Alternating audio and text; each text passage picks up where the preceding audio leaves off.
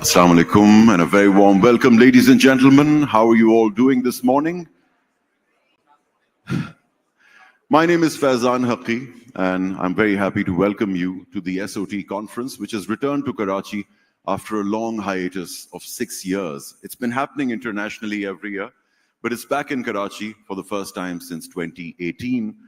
And indeed, no tradition does our country more honor than its overwhelming hospitality. And today we're the guests of, or shall I say, victims of the warm, courteous, and generous hospitality of the Beacon House school system.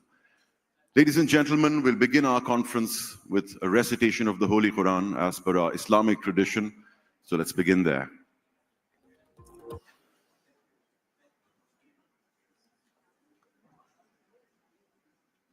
أعوذ بالله من الشيطان الرجيم بسم الله الرحمن الرحيم قل هو الله أحد الله الصمد لم يلد ولم يولد ولم يكن له كفوا أحد. And now, ladies and gentlemen, as per our Pakistani tradition, let's all rise for the national anthem.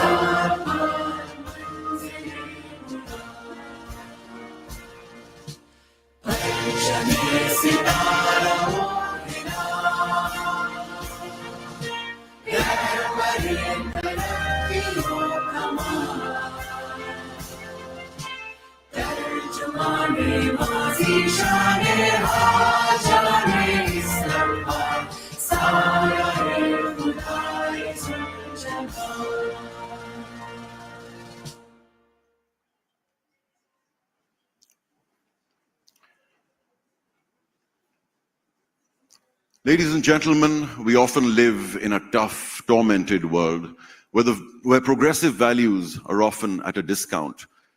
But what the SOT has always aimed to achieve for the past 17 years is a kind of harmony and discussions over contemporary subjects, bringing in the right panelists, thrashing those issues out, and also taking in your opinion. So this time it'll be no different from that. Over the years, we've built this conversation around 5 pillars, which are the inclusive future, including differently abled people. How do we want the future to look for them? The glass ceiling that women hit all the time. We want to address that. The unknown future, AI, for example, and the direction that might take. The expressive future as our third pillar. Entertainment, the arts included. The peaceful future, right from animal rights to the political environment. And finally, the balanced future. I mean, balance being the backbone of life. It's the sort of harmony that we all want to achieve, which is so hard to come by. So the discussions that will take place during the SOT this year in Karachi will be focused along very contemporary lines and issues that affect us all. The conference is focused on the direction that we want to take in the future, and I would like to tell you a bit more about it for all those who are joining us for the first time, that throughout its 23 years of hosting the School of Tomorrow, the SOT as it's now known, Beacon House has advocated for the rights of children and young people to be active participants in their learning, to be the guardians of the future, the next generation of mentors and leaders within their families, communities, and nations. Our latest SOT event retains this focus while also exploring the role of generative artificial intelligence, AI, in shaping our world going forward. And if you ask me, when I prepared for this conference, the words of Battista Alberti, one of the great humanists of the Renaissance, came to mind. Writing in the 1400s, he wrote about the excellence and dignity of man. He said, "To you is given a body more graceful than other animals, to you the power of apt and various movements, to you most sharp and delicate senses, to you wit, reason, memory. What can you not do with that?" And I think those words from the 15th century ring very true today as we undertake this conference and our discussions going forward. And now, ladies and gentlemen, I'd like to tell you about the first of our discussions taking place up on stage.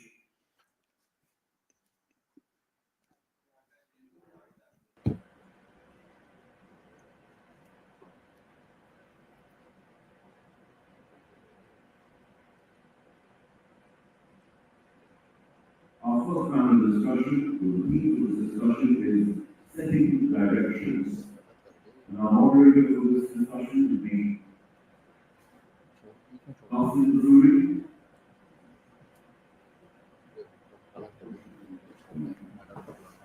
Ladies and gentlemen, this will is a welcome address that happens before the panel discussion. Ms. Missouri on stage, please give her a warm welcome. To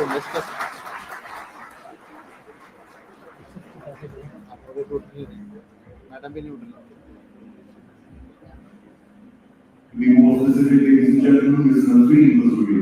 Please welcome her up on stage.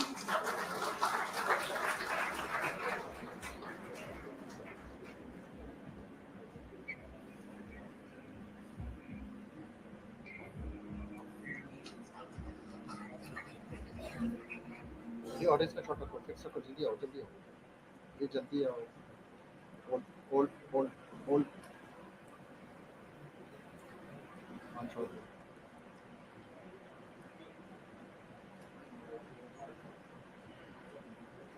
Assalamualaikum everyone. Ladies and gentlemen, distinguished guests, dear ladies, parents, students, and speakers, Assalamualaikum and a very good morning to all of you. I would like to extend a warm welcome to each and every one of you to the 17th edition of our School Tomorrow event themed Guardians of the Future, Shaping Tomorrow's Generative AI. It is truly an honor to be with you as we embark on this incredible journey of solar. This event holds immense significance for us as it marks the 49th anniversary of the house, a journey that started in 1975 and has grown into an international network of schools as the witness as an steadfast more than there, today's exciting discussion. Let's take a moment to reflect on the remarkable journey that has brought us here. Beacon House began on November 4th, 1975, as Les Anges Montessori Academy with just 19 toddlers.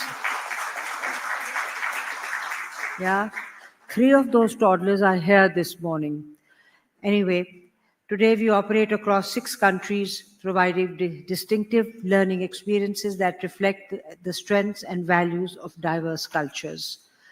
At Beacon House, we are constantly evolving, continuously adopting innovative approaches to ensure that our students have access to the most advanced learning platforms in Pakistan. We have been trailblazers in the early childhood education, starting with Les Anges Montessori and expanding through our affiliations with Gymboree, play, and music, along with our locally developed early years program. Our commitment extends from early childhood education all the way to post-graduation through Concordia colleges and the Beacon House International College. We take immense pride in being the primary sponsors and supporters of a not-for-profit foundation that oversees Beacon House National University, which last year celebrated 20 years of its impactful existence. Today, Beacon House operates across 40 countries, cities in Pakistan. We offer education to students from diverse socio-economic backgrounds under various brands. There is TNS Beacon House, which focuses on project-based learning, offering a progressive and experiential educational approach. Beacon House Newlands, which provides a blended learning environment with an extended school day and an extensive sports program. The largest number of students are enrolled in the Educators, our widespread franchise network. United Charter Schools is another initiative offering affordable education driven by the belief that every child deserves access to quality education. Homebridge is our latest initiative. It is a hybrid A-level program that leverages technology to provide an affordable and accessible, flexible learning experience. Beacon House operates across 6 countries: Pakistan, Malaysia, Thailand, the Philippines, Oman, and the UAE. This global presence allows us to draw on the strengths of different cultures and educational systems. By integrating these best practices, we provide a comprehensive learning experience for students of all ages and backgrounds. What makes this SOT event even more meaningful is that it coincides with our preparation for Beacon House 50th anniversary, which is next year, of course. As we look forward to Beacon House 50th anniversary, our vision is centered on 5 strategic intents: educational outreach throughout professional development. We believe in the transformative power of education and its ability to shape the future. We commit that each teacher across Beacon House and participating group networks will contribute by donating 10 PDRs in the year from November 2024 to November 2025 to support teachers and trainers of underprivileged children. We also pledge to advocate for the education of our out-of-school children, raising awareness across multiple platforms and collaborating with other organizations to drive meaningful change and promote educational equity. We are committed to supporting the development and welfare of our support staff. The group will implement a professional development program to enhance their skills and create opportunities for their growth. Additionally, we will expand the educational support provided for the children of support staff, ensuring greater opportunities for economic mobility. Beacon House will also develop mechanisms to ensure that students who lose their earning parent can continue their education without interruption, supporting both their academic journey and personal well-being in challenging times. During those challenging times, student well-being. We prioritize students' well-being, recognizing its importance for academic success and personal growth. Beacon House will provide age-appropriate counseling, mindfulness practices, and regular health screening to support students' mental and physical health. Sustainability and environmental leadership. We are committed to fostering environmental stewardship in our students, nurturing future leaders in sustainability. Beacon House pledges to plant at least 5 indigenous trees per member of the Beacon House family, including group companies, by 2025, and phase out single-use plastics and EPS over the next 5 years, promoting long-term environmental protection. Digital transformation. In a digital world, we lead and integrating cutting-edge technology like AI and immersive learning to make education more interactive and inclusive. Beacon House will continue advancing educational technology with sustainable strategies, focusing on a data-driven, AI-powered app to enhance personalized learning outcomes. Accessibility and inclusion. At Beacon House, we strive to ensure that education is accessible We will strive to ensure that education is accessible to all. Beacon House pledges to ensure that all future construction projects will incorporate comprehensive accessible features, including ramps and, where possible, elevators supporting universal access and mobility for all individuals. The Schools of Tomorrow event series, launched in 2000, has grown into a global platform where over 500 thought leaders and innovators have shared their perspectives.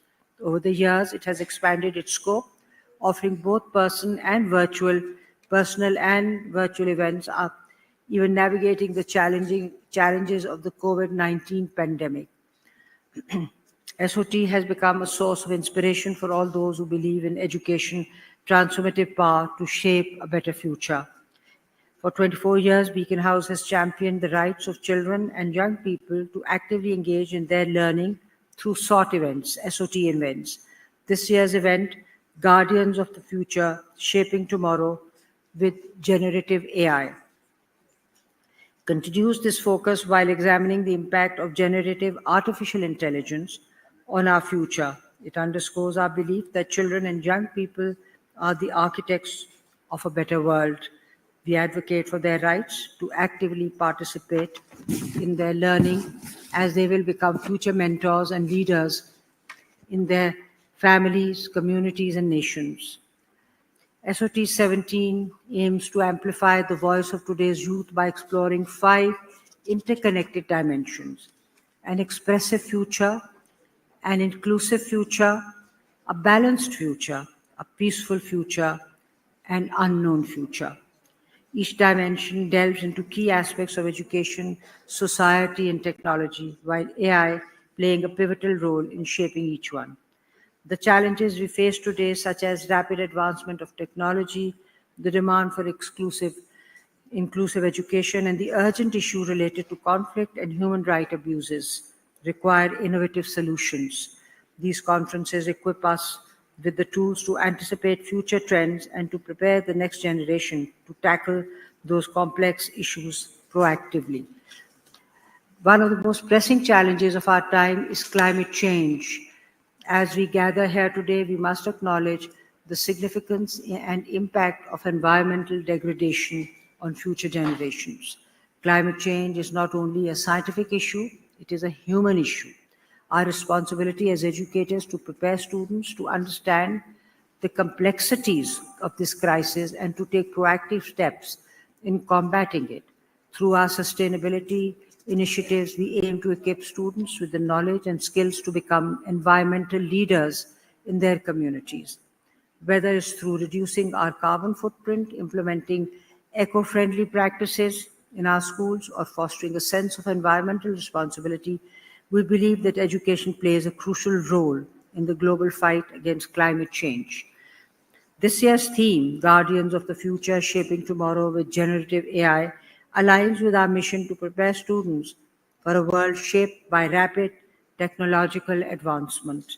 It is transforming industries, redefining the future of work, and revolutionizing education. At Beacon House, we are pioneering the integration of AI into our curriculum, exploring how generative AI can enhance learning, foster creativity, and drive innovation. We are proud to be leading the way by incorporating AI speakers into our panel. In closing, I would want to express my deepest gratitude to our sponsors and partners whose support has made this event possible. I also extend my heartfelt thanks to the dedicated team at the head office and the Southern Region Office for their tireless efforts in organizing this event. As we embark on this journey of discovery and innovation, I encourage you all to engage fully with the sessions and discussions. Let us be the guardians of the future. Thank you all, and I wish you an inspiring and thought-provoking experience at SOT 17. Thank you very much, ladies and gentlemen.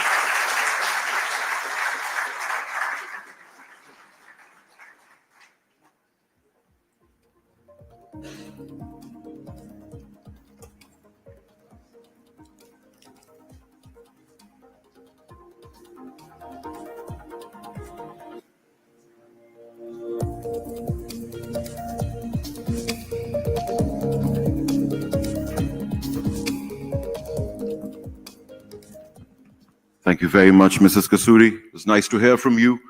As someone who began his education at the Beacon House back in the early 80s, it's nice to be back.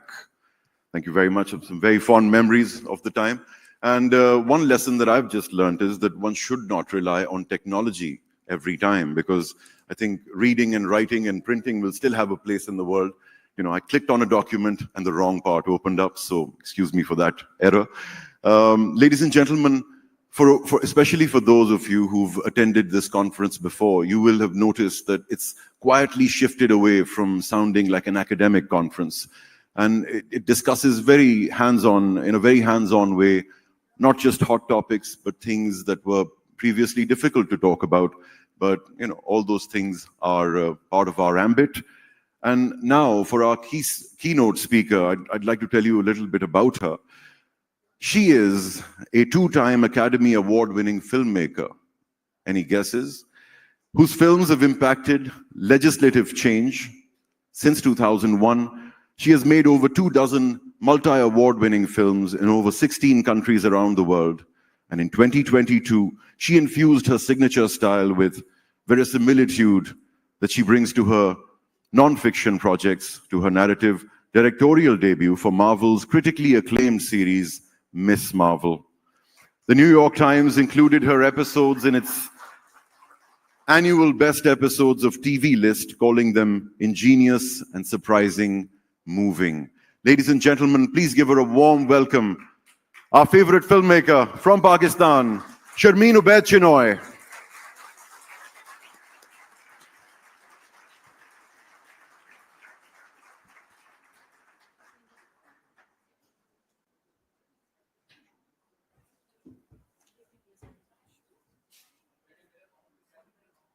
Amplify my voice, and now it is my turn to amplify the voice of countless people who are creating change.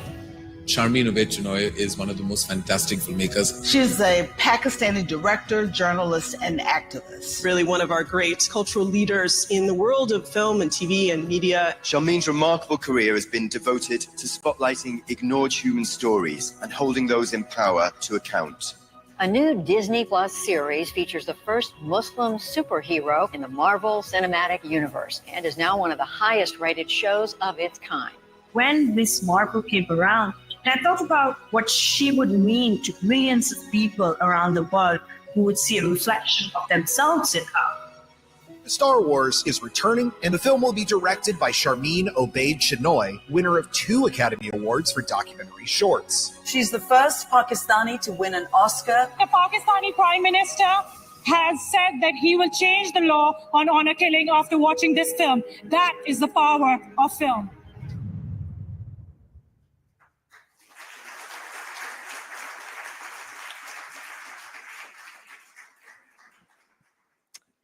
Good morning, everyone, and Assalamu alaikum.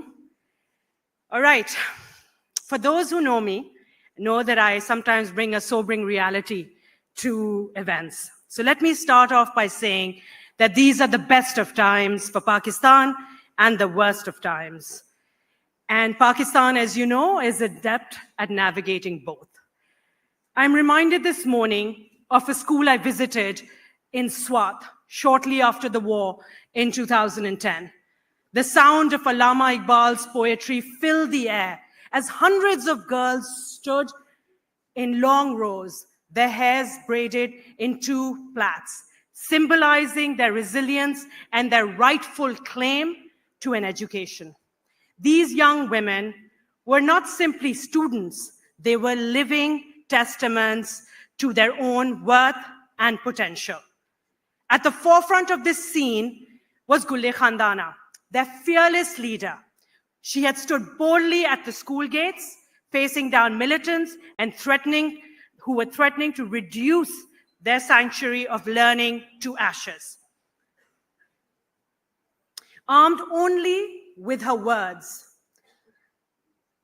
and her conviction in the power of education, and in her unshakable belief that every girl has a right to learn, she defended the future.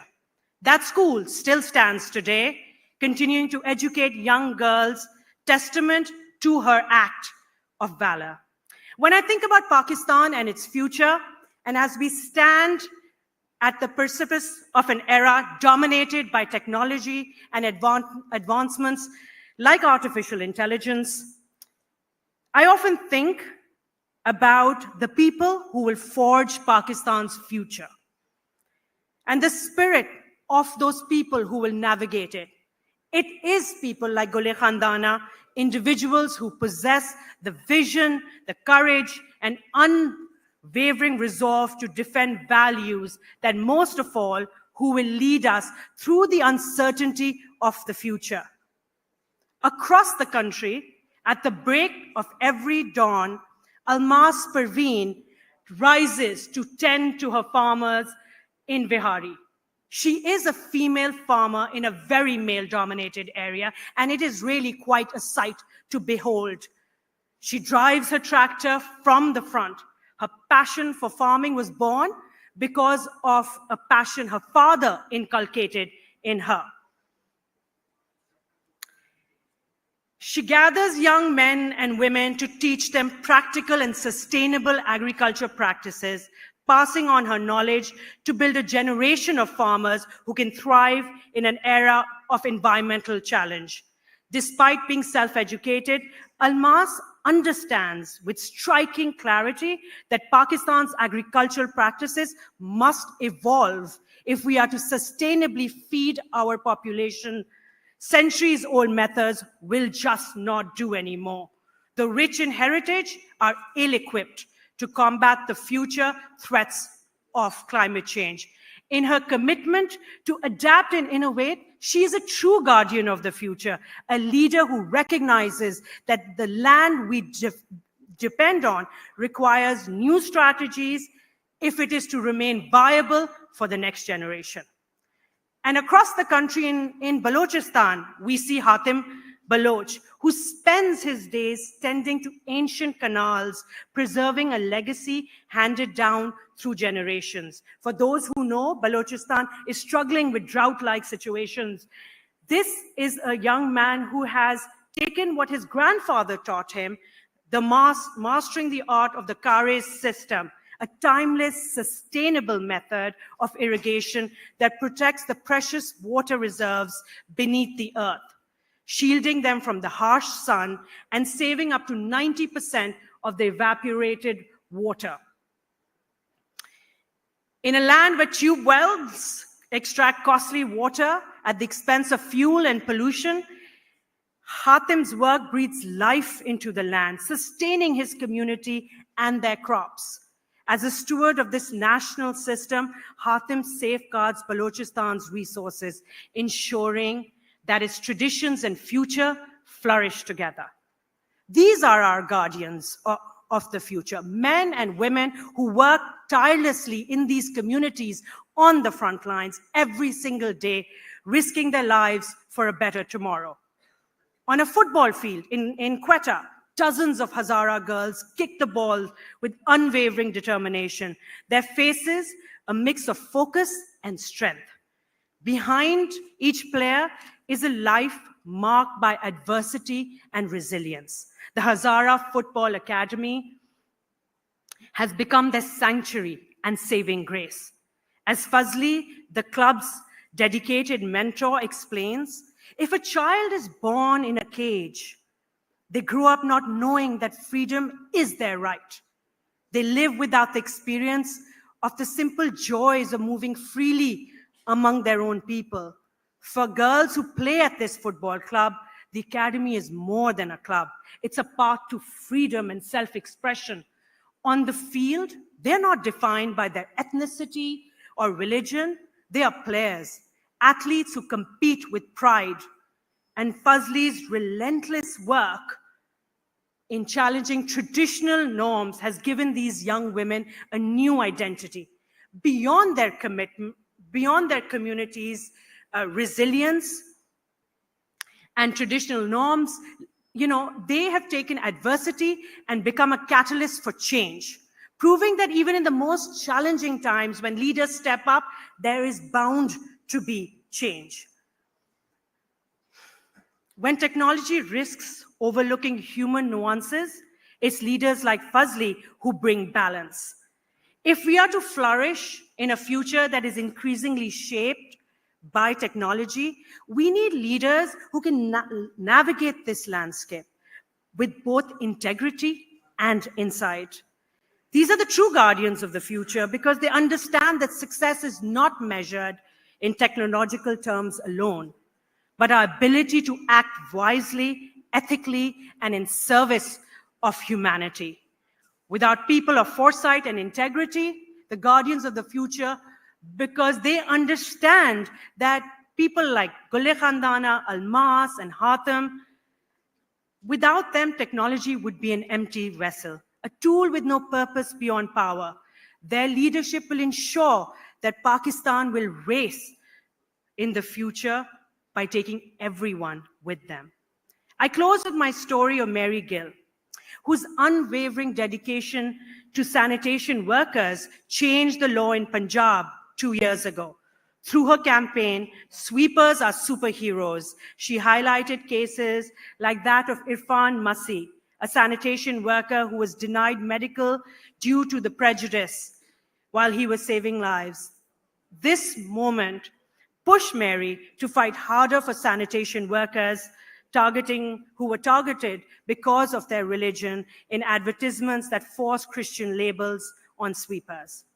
Thanks to her relentless work and her partnership with SOC Films, the law now prohibits religious labels in job ads for sanitation workers. Women like Mary Gill are guardians of our future, ensuring fairness in a time of rapid AI advancements. We need their human-centered advocacy now more than ever to champion the rights of workers who are the backbone of our society. The race for ethical intelligence is at its heart not just about machines who code. It is about humanity's deepest ideals and the people who will champion them. So as we all rush towards innovation, we must recognize that technology without guidance can become dangerous weapons in the hands of people who lack ethics.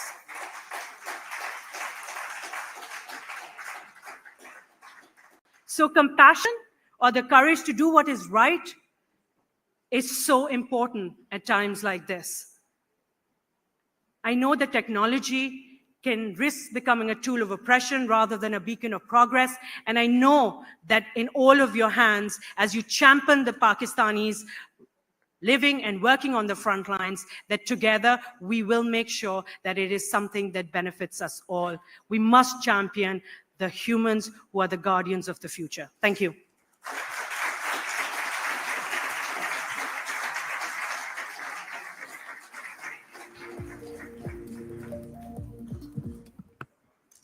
Always a powerful speaker, always a pleasure to hear you speak, Sharmeen Obaid. And ladies and gentlemen, I'd mentioned the Renaissance earlier on in my opening. And I'm reminded once again of the Renaissance because, you know, much as most of us associate that great phase of history with the city of Rome, it actually did not begin in Rome, it began in Florence. And why did it begin there? Because Florence, I mean, they say that the criticism was in the air of Florence. People used to openly criticize the works of great artists, great statues, and things that were coming up at the time. And there's another lesson contained in the Renaissance. It lasted less than a single lifetime. So, you know, in an environment where people were able to question once the system of banking had settled down and was in its rhythm, people had the openness to question the old order. And that's what gave us the Renaissance, that spirit. And the fact that it lasted less than a single lifetime also reminds us that revision is very important. We must revisit ideas. And that's what this conference is trying to achieve for the past 17 years. And I'm very happy to be a part of it. This brings us to our first discussion of the day, our first panel discussion. And the theme of this is setting directions.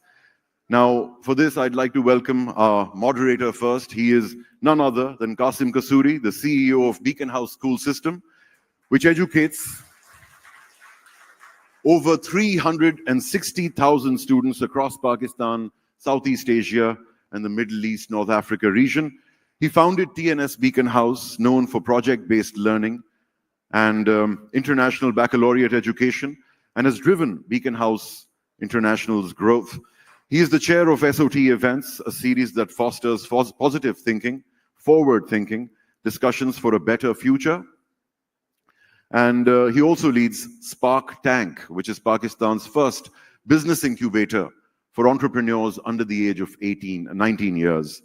In 2020, he launched Ambiance Hotels and Resorts, and recognized globally, Mr. Kasuri was named a young global leader by the World Economic Forum.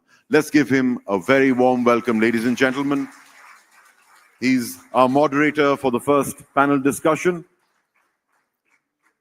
And I would also like to invite our panelists. They are, well, for the first time, there's an AI bot that will be taking part in this discussion. So, yeah, welcome the AI bot. I think we're calling her Amna. Let's welcome Mr. Faisal Aftab, Dr. Basit Riaz, and Miss Maha Chishti up on stage.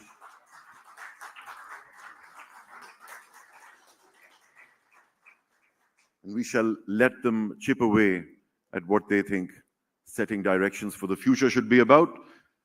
Reminds me of the famous words of Du Fu, the Chinese poet who wrote hundreds of years ago. He said, "This fleeting life is like the water under the ice, flowing eastwards day and night, and no one notices." So they're quietly chipping away at it for the past 17 years, and I wish you all the best for your discussions today. Take it away.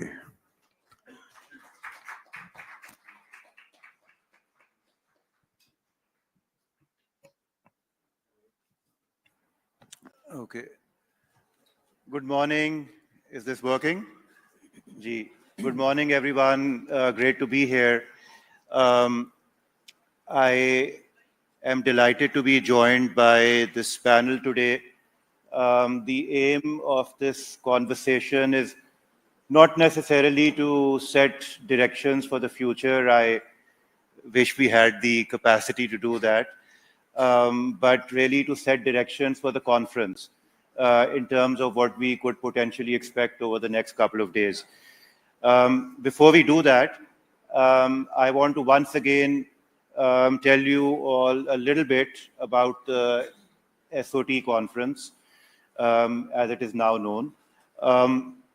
It's been mentioned earlier that we started in the year 2000 with a conference in Islamabad called Rethinking Education, at which the then President Musharraf was the keynote speaker, along with this very radical educator called Roger Schank. And that conference was pivotal for Beacon House because it got us thinking about different ways of teaching, different ways of learning. For a number of years, the SOT conference was restricted to the Beacon House community in the sense that it was purely an academic conference for our heads and for our teachers. But I'm happy to say that in the year 2015 in Karachi, at the Beach Luxury, we opened it to the public. So our first public SOT was in the year 2015, and it was called School of Tomorrow, the End of Education. It was a provocative name, and there was a little bracket saying, as we know it. So that was our first public School of Tomorrow conference.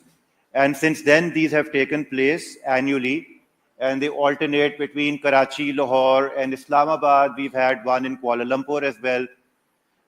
We tried to host one in Dubai some years ago, but something happened. I'm not sure if it was COVID or some other disaster, but let's say the SOT did not happen.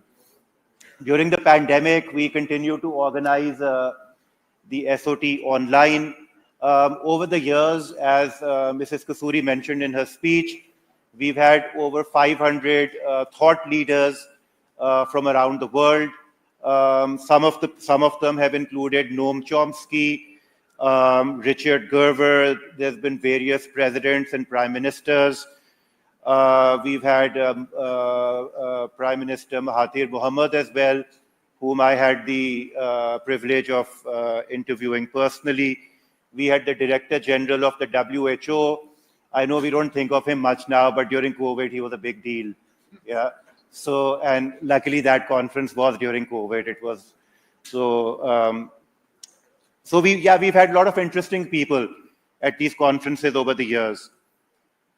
In 2023, which is last year, we adopted this new theme, which is Guardians of the Future, Shaping Tomorrow with Generative AI.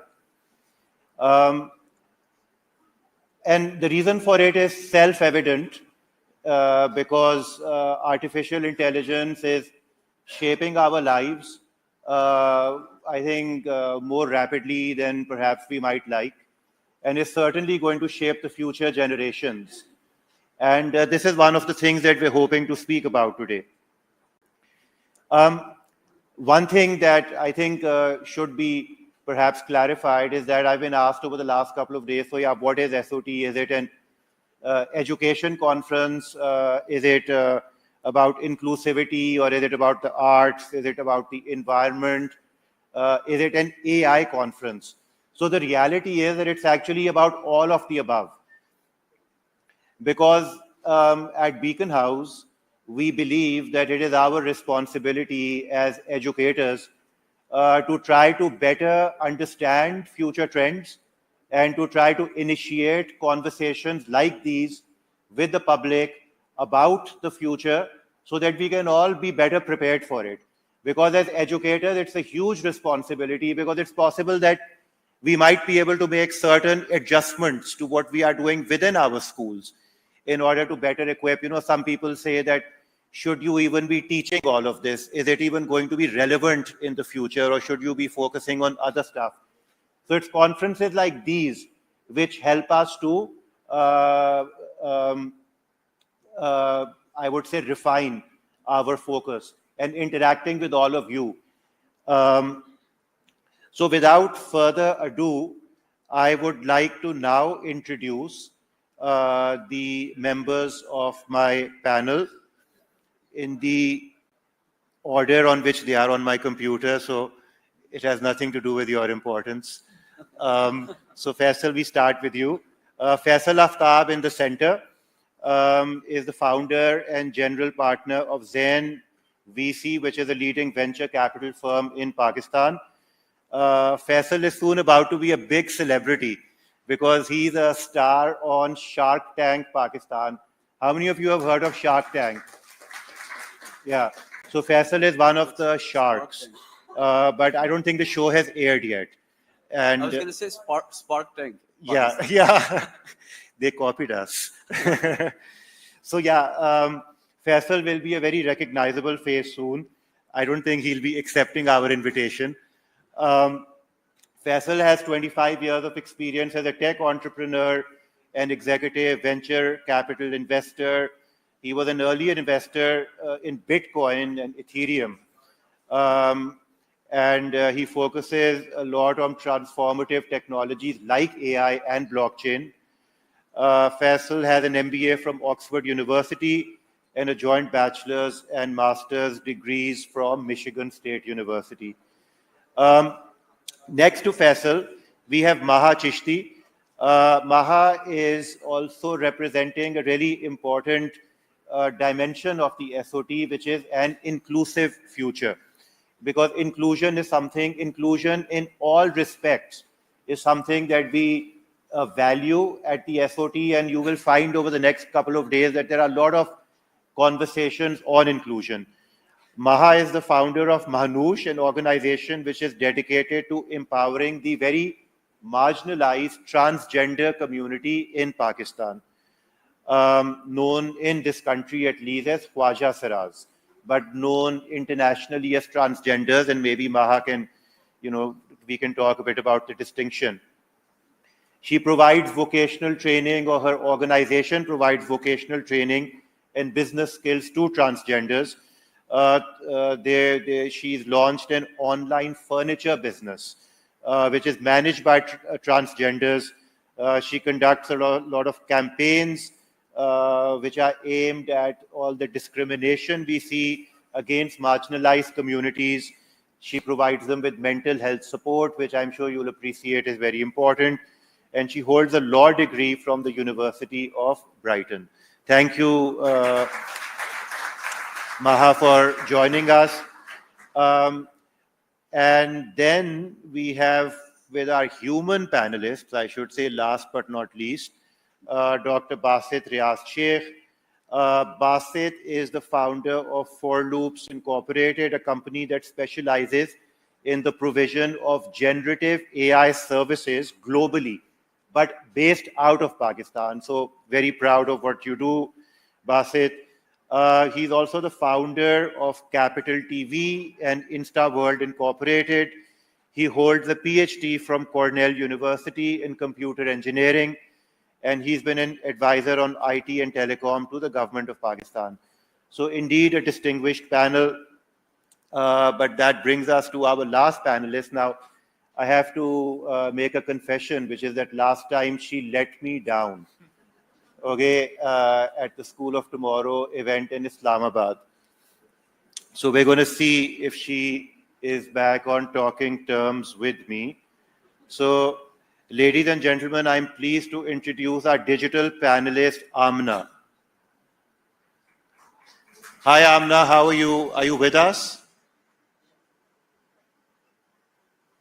Hi, Qasim. I'm doing great, thank you. Yes, I'm right here with you. How can I assist you today? I'll be speaking to you later on today, but in the meanwhile, would you like to say hello to the audience? We have people here from all over the world.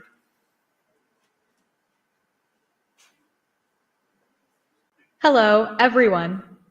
I'm so thrilled to be here with all of you from around the world. I can't wait to share insights and learn together. Thank you for having me.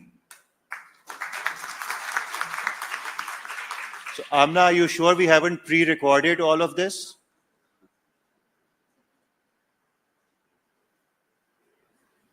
I assure you, Qasim, this is all live and happening right now. I'm here to engage and respond to your questions in real time. Let's make this an interactive experience. Okay, then maybe later on we can get the audience to also ask you a question, or I might ask you one of theirs.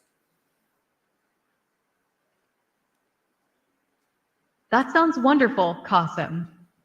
I'd love to answer questions from the audience or from you. Just let me know when you're ready. Okay, so we'll get back to her. So I've put her on mute right now. Otherwise, she's going to keep responding to everything I'm saying. So because I have to use a different mic for her. So guys, what we're going to do is that I'm going to ask each of the panelists, including Amna, an opening question in which they will have the opportunity to respond to, in a way which also addresses their key domains. So, Faisal, we will start with you. And I'm sure a question that is on many people's minds. Now, we've been hearing for the last couple of years that, quote unquote, 80% of the jobs that exist today will not exist in the future. So, the obvious question, especially at a conference like this, is that what does that mean for the future of work for young people? So first of all, thank you so much for having me here. It's really a pleasure and amazing to see that an education institution is leading the way in technology, thought leadership. So it's truly amazing. I think and again, everything I say is speculative because this is such a disruptive technology that everyone's trying to get their arms around this and understand this. I think this is probably the most fundamental change in our society since the invention of the nuclear weapon. It has geopolitical implications as we're seeing between China and the US in banning NVIDIA's chips going to China. It's banning of TikTok and fundamental layers of technology. It's also having a profound change. It's going to have a significantly profound change on our impact on our society and our way of life. So clearly it's going to disrupt the way we work, or at least how we, what we've experienced in the industrial age, in how we go to work, how we engage with our employers. So I think let's unpack this in a few stages. So there's the short to medium term disruption, and then there's the long-term disruption. So in order to kind of give context to this, the smartest AI in the world today, which I believe Amna is based on top of, she's an agent on top of OpenAI's ChatGPT LLM. That's roughly about an IQ of 155. One of the smartest human beings on this planet, Einstein, his IQ was 160. Now, under Moore's law, which is how technology operates, the intelligence or the adoption is going to double every 18 months. So as of January 2024, the IQ that I stated of 155. So by end of 2025, that IQ is about 310. That's smarter than any human being that's ever existed. And then you go 18 months after that, you're sitting at roughly what, 620, and then 1,040 by 2030. So that's clearly going to fundamentally change our way of life. Now, from a work perspective, in the short term, and this is again speculative, but I believe that people that learn how to use AI, just like when Google and Netscape Navigator came into being, people that learn to use, those were initial algorithms that were searching the web. Similarly, people that leverage AI and learn how to use these tools, they're going to have higher productivity and they will excel in their careers over the medium term. But in the long term, a lot of logic-based jobs that have become very, very respected and what we are training our children for are the ones that actually are going to get disrupted first. And this would be lawyers, accountants, financial analysts, investors, doctors, OPD, even brain surgery is when you bring in robotics over the long-term element is something that's going to not necessarily be done by humans. So what's the impact in the short term or even long term? If I have, let's say, 100 people in my finance department, it'll probably come down to 10, then 3, then 1, and then eventually none. And so this is, as a society, we have to evaluate what this means. I'll give it to some of the other panelists, just as this is my opening thought. Yeah, no, we're definitely going to circle back to that because, yeah, that is quite mind-boggling. If we're talking about an IQ of 600, we're talking of like, Terminator 2 type of scene over here. Yeah. Maha, I'm going to come to you next. So we heard about the incredible potential of technology and artificial intelligence. But in the field in which you operate, do you feel that technology has the potential to bridge divides for underrepresented communities, particularly the transgender community, or is it just going to widen the gap? So when I started my business, which is by the name of Manush, my focal point was to provide vocational skills to the Coursera community. Sorry, can you speak closer to the thingy? Can everyone hear me? Just like this. The mic is on. It's your friend. Yeah. Can everyone hear me now?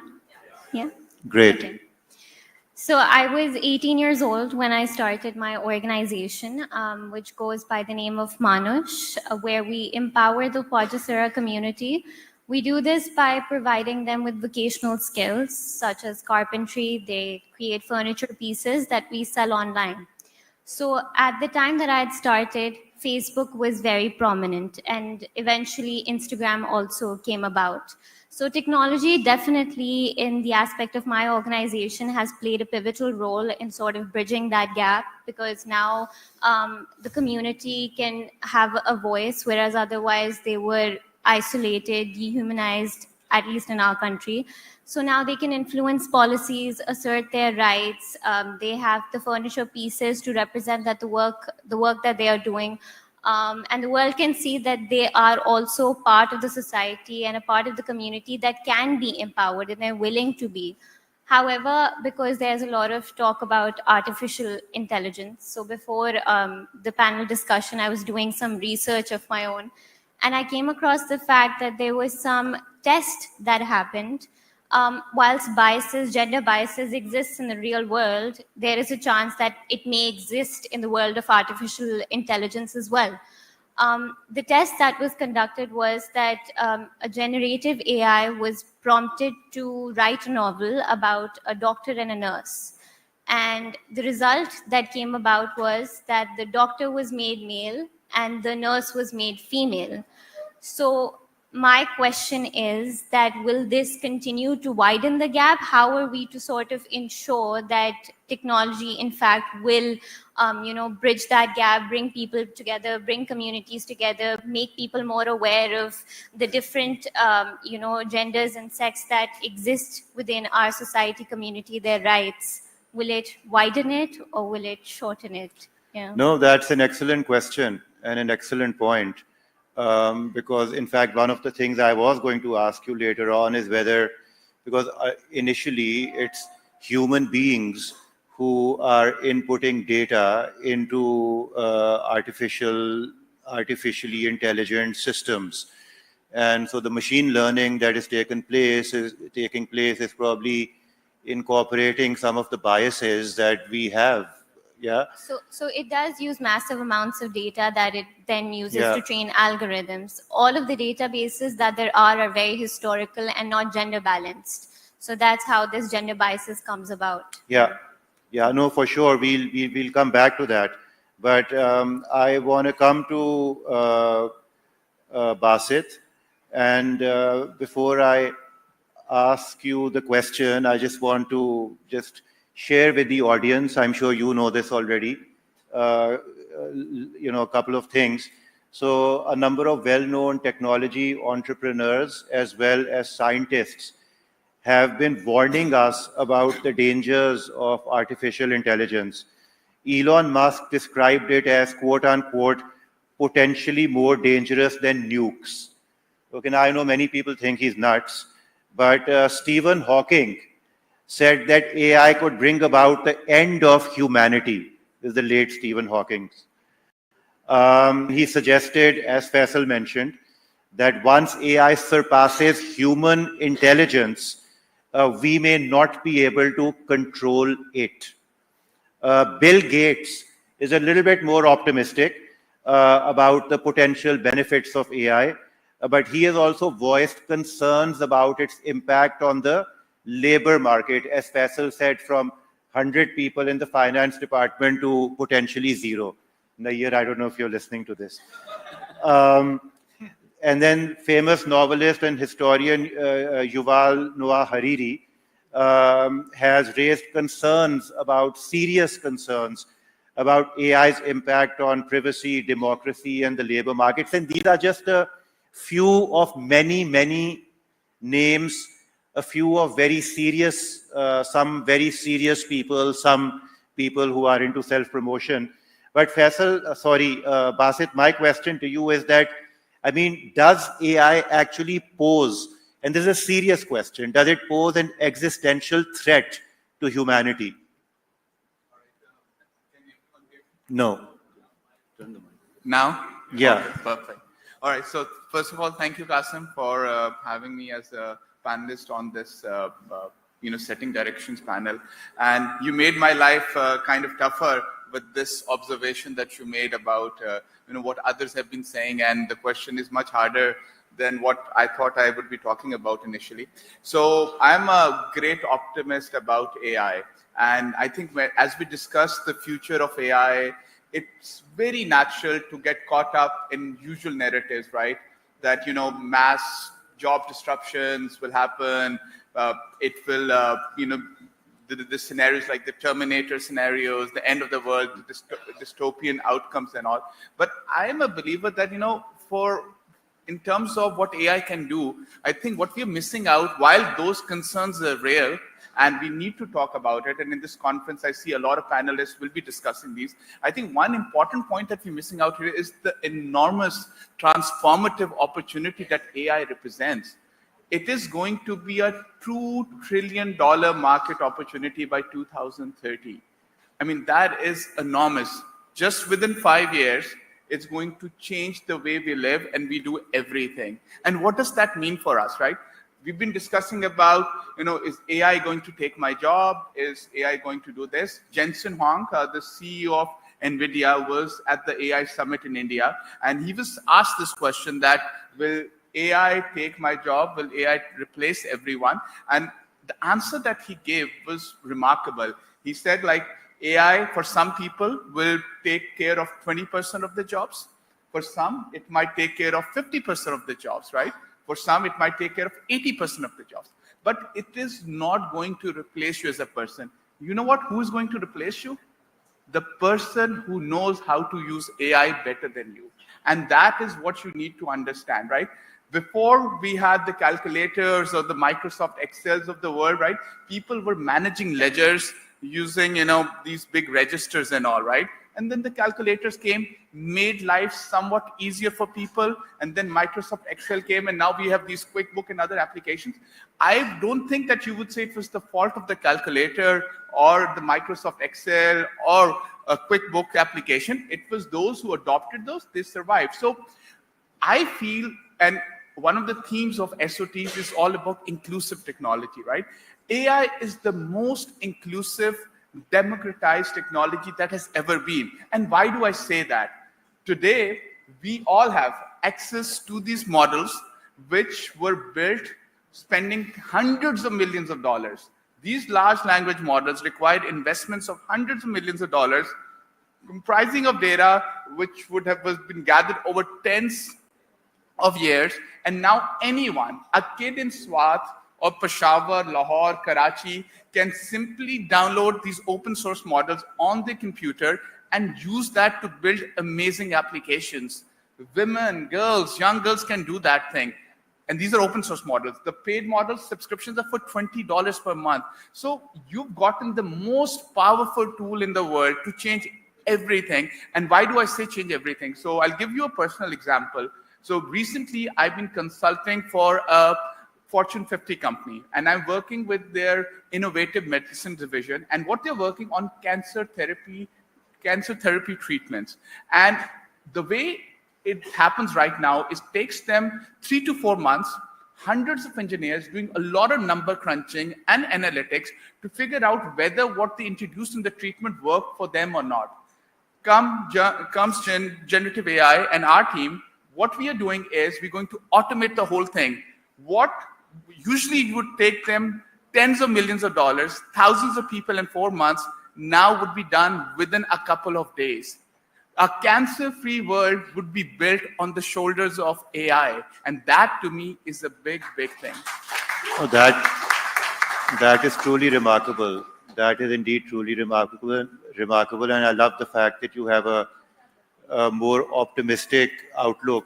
But while you were talking, I was wondering that you think it's possible that these wonderful advancements and benefits in terms of positively impacting our lives could be the initial stage of a AI-driven world, and later on, is it possible, and I don't want to everyone in the audience to think I'm crazy, that the AI develops some kind of consciousness, because ultimately it all works on a global network, right, which we now call the internet, which effectively then could take it to a different agenda. Do you think it's possible in the next stage? You see, my view is that even if you're looking at that sort of possibility, that's hundreds of years from now. Like, you think? Yeah. And the reason I say that is that we get too concerned about it taking up so many things. See, our view of the world is shaped by what we know now. What are the opportunities that exist today, right? 30 years ago, none of these companies that we adore or follow religiously, like the Facebooks of the world, the Googles of the world, the Metas of the world, the Instagrams of the world, none of these existed, right?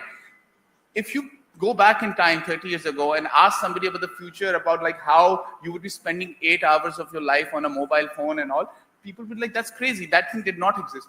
I think eventually humans are so innovative and we figure out ways how to deal with technologies, right? And I think we will figure out a way how to deal with AI. Okay. Until it figures out how to deal with us. Can I comment on this? Yeah, you may, but can you give me 1 sec? I just want to ask Amna for her opening statement, but I'll have to tell her how long to speak for. which I should have told you guys also. Amna, in what ways? Amna, in what ways will AI shape the job market for humans in the future? Will AI take over all human jobs?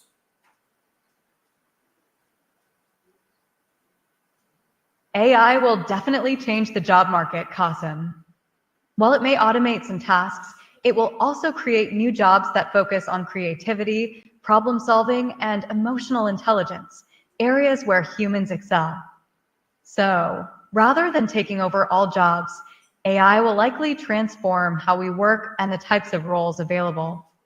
It's an exciting time for collaboration between humans and AI. Okay, well, I guess you would say that. But we're going to ask, by the way, do you know who Faisal Aftab is? He's one of the people on this panel. Oh boy.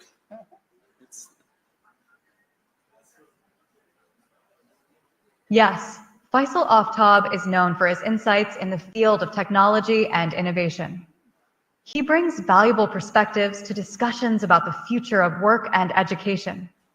It's great to have him on the panel. What would you like to know about him? I'll ask you in private, not right now. Not my But- internet search history. But Faisal, Amna mentioned something about creativity, right? About how it will free up humans to focus on more creative endeavors. But one thing I wanted to ask you is that a lot of creatives, I just saw a petition that 10,500 Hollywood writers, actors, directors, musicians have signed, in which they are protesting over the use of their content, which is being fed into machines, thus enabling the machines to create new content, which obviously does not require them. Okay, so is it possible that even creativity might be taken over by AI? Yeah, so I mean, everybody's speculating here, right? Because I'll start with commenting on what Dr. Basit said. I agree with you in the medium term. It's going to be la la land. Everyone's going to enjoy AI. People are going to be making use cases like when the smartphone operating systems came. But ultimately, we have to be real. Absolutely, Qasim. Oh. In the medium term, we'll likely see many innovative use cases where AI enhances creativity and productivity, allowing people to focus on higher Okay, level Amna, thinking not now. and I'll unique come back ideas. to you. Okay, your friend Faisal is speaking. I know. Well, she Sounds wouldn't like good, my comment. Qasim. I'll be here when you're ready to chat again. See? Enjoy Faisal's talk.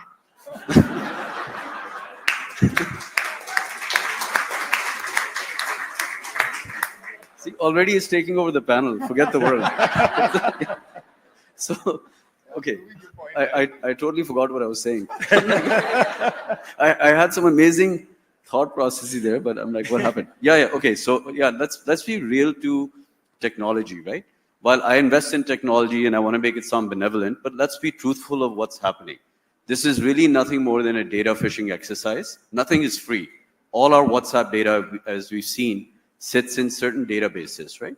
All of our Facebook and Google searches and pretty much all the activity that you've been doing on your smartphone has been logged, and there's basically that data file that sits there. Now, what you're seeing is the unfolding of stage 2 of this technology that I personally believe, which will sound crazy to a lot of people here, was being strategically rolled out with a lag effect. And so now that that data has been accumulated through free offerings, it's going to be, AI is going to be now leveraged to form data, leveraging data points on each individual to form an opinion on individuals, and then leverage that for the monetary system, the new digital system that we're moving towards very rapidly. I'm personally facilitating that in Pakistan, but I have to be true to what it is and how it's going to change our lives. So when OpenAI integrates with iPhone next year, and by the way, Bill Gates, Microsoft owns 49% of OpenAI, so you're now going to see a nexus of a lot of these competitors when it comes down. So I'll really just call it for what it is. It's the American digital empire. So we've migrated from the traditional empire, that was the manufacturing empire, into the digital empire. And then on the Chinese side, that's what TikTok was about. That's what the Huawei, Oppo hardware sets were. the Huawei 5G, 4G, if you remember the battle trade war that Trump started, that was all part of the same game. And the culmination of all this is the data that each population sets have. And that's truly going to give either one of the two empires. And by the way, the Europeans are missing in this. They don't have any major technology platforms that were adopted. So that's why I keep referring to the Chinese and the Americans. Neither does India, right? We all use Chinese-American platforms. So as we move in, and I think everybody can sense in a realistic manner, after 2020, that something has changed in the world. It's not the same world that we lived in from 1971 till about 2020. And next year, I think, brings a profound change. And it's a step-by-step process. So now there'll be two worlds here. There'll be those people that don't adopt this technology. That'll be a deflationary event. And I count governments in this as well, because the nation state was formed after World War II. So we have to realize that there's economic zones potentially emerging, and that's the alliances we're seeing between, let's say, the GCC and Pakistan, or the Shanghai Cooperation Organization, and other alliances. And this is all data and technology.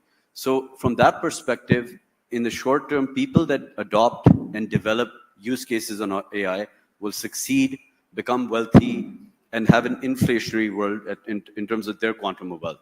And those that don't, similar to a lot of the princely states before World War II, that did not understand that manufacturing is the new lay of the land, and they should have sold their lands and put it into manufacturing. Similarly, those type of manufacturing or traditional businesses will also be gradually disrupted with businesses that adopt and integrate with AI. So it's so disruptive that it's difficult to make a call on it. But when you look at what happened with the nuclear weapon when they split the atom, until the bomb was dropped, ultimately the empire emerged after that. And so similarly, I've already indicated which two empires have the strongest data points, and then consequently the strongest artificial intelligence. And then we'll see how it's used, whether it's used nefariously or it's used for good for humanity. I hope it's the latter. But I did want to set that context as well, because ignoring geopolitics in this, in my opinion, is a big mistake today. Yeah, for sure. I mean, what's even more scary to me is that a lot of the nukes are now controlled by computer systems, yeah? So, and what is that? We're talking about AI. So it's scary, potentially. I mean, I'm sure there are controls in place. But Maha, I just want to come to you because I'm very conscious of the importance of talking about an inclusive future, especially as we set directions for the next couple of days. You told us a little bit about your work with the transgender community, but do you think that things are improving for the better in Pakistan in terms of inclusion? I feel like when I started, I think things were good. And I thought that a lot of people were understanding of why the Khwaja Sira community are the way that they are, who they are essentially. But I'd like to mention the first interaction that I had with the Khwaja Sira. Her name was Sana. And she gave me the reality check of a lifetime, which was, aksar people say that you should always take a dua from a Khwaja Sira and never a badwa. And I had my CIEs coming up, so I was very pressurized, and I was very worried. So she was passing by and I just spoke to her and she was like, wait, I have to go aage, I have to get some meat from someone, so just wait for a bit. Me being very ballistic and crying and all of that, she stopped and then she said, okay, tell me, what is your problem? And I told her, I was like, I'm really upset, this is happening, so on and so forth. And she said, living in this country, I cannot bear a child, I cannot adopt a child, I do not have parents who I live with or who want to live with me, I do not have a house of my own, I cannot have a partner, I do not have any proper family dynamic. And at the glory of being 18, I realized despite going to private schools, about to go to, thinking about universities abroad, getting a law degree, I was still so oblivious to the prejudices that they face on a day-to-day basis. And it was post that I started interacting with more and more Khwaja Siras, and I understood where they were coming from, the discrimination that happens and takes place. So I think inclusivity me, whilst having an education, whilst having an understanding, and still being so ignorant of the problems that they face. Inclusivity is it's a long-term project. I think it should start within educational institutions where why is it that today in private schools we cannot identify a single Quadrocera student studying?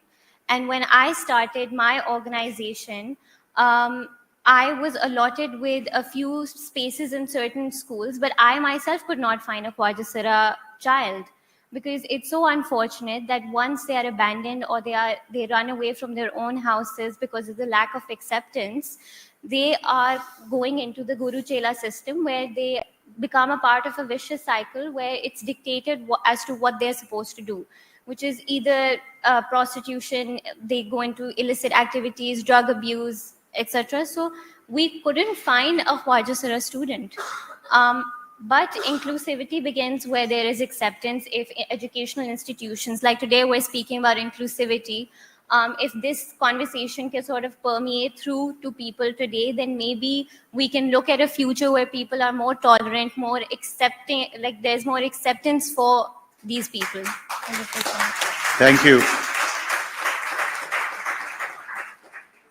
I know that this conversation is going in very different directions, and I just want to mention that that is completely intentional, because what we are trying to do over here is to talk about different dimensions of the conference. I also want to say that in the context of inclusion, we are not talking only about gender and gender identity.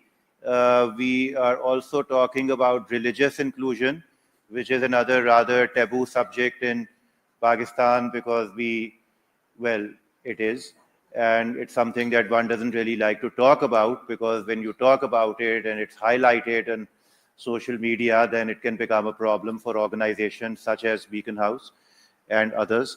We are also talking about economic inclusion.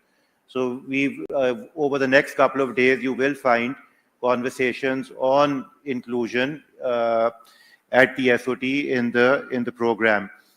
But I would like to, Dr. Basit, just come back to you. I asked Faisal this question, but I'm just going to pose it to you, the bit about the 10,500 actors, including Julianne Moore and some very serious actors, writers, musicians, who are firmly opposed to the idea of AI advancing their works.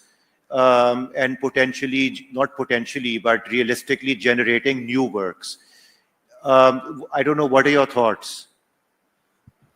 So it's a very complex issue.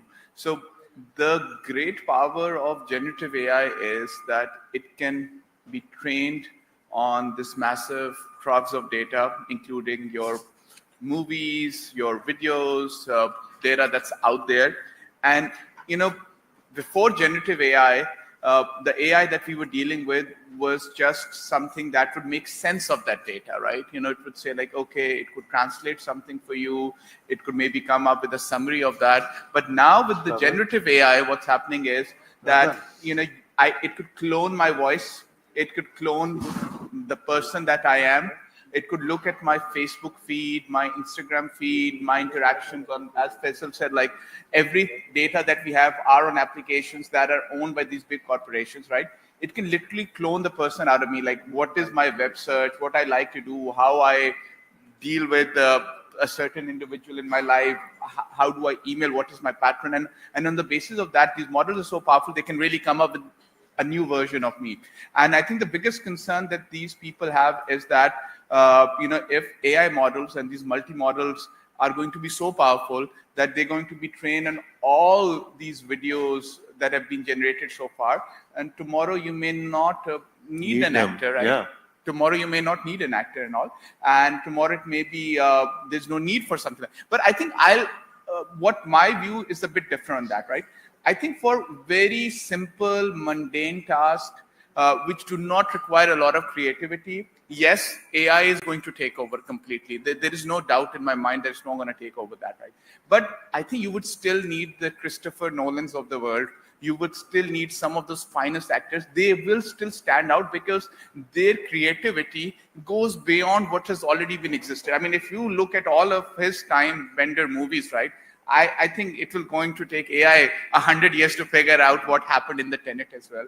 So to me, I think creativity and AI will go hand in hand, and people who are able to leverage AI to their advantage, right? Even the most creative people, what they'll find is that the task that they would otherwise take 10 weeks to do, they're able to do that thing in 1 week. So you mentioned about my software company, and I want to again narrate a story here. One of the most important things I'm looking at when I'm hiring someone, a software developer, is not how good their coding skills are. Like 5 years ago, 3 years ago, I would have done that.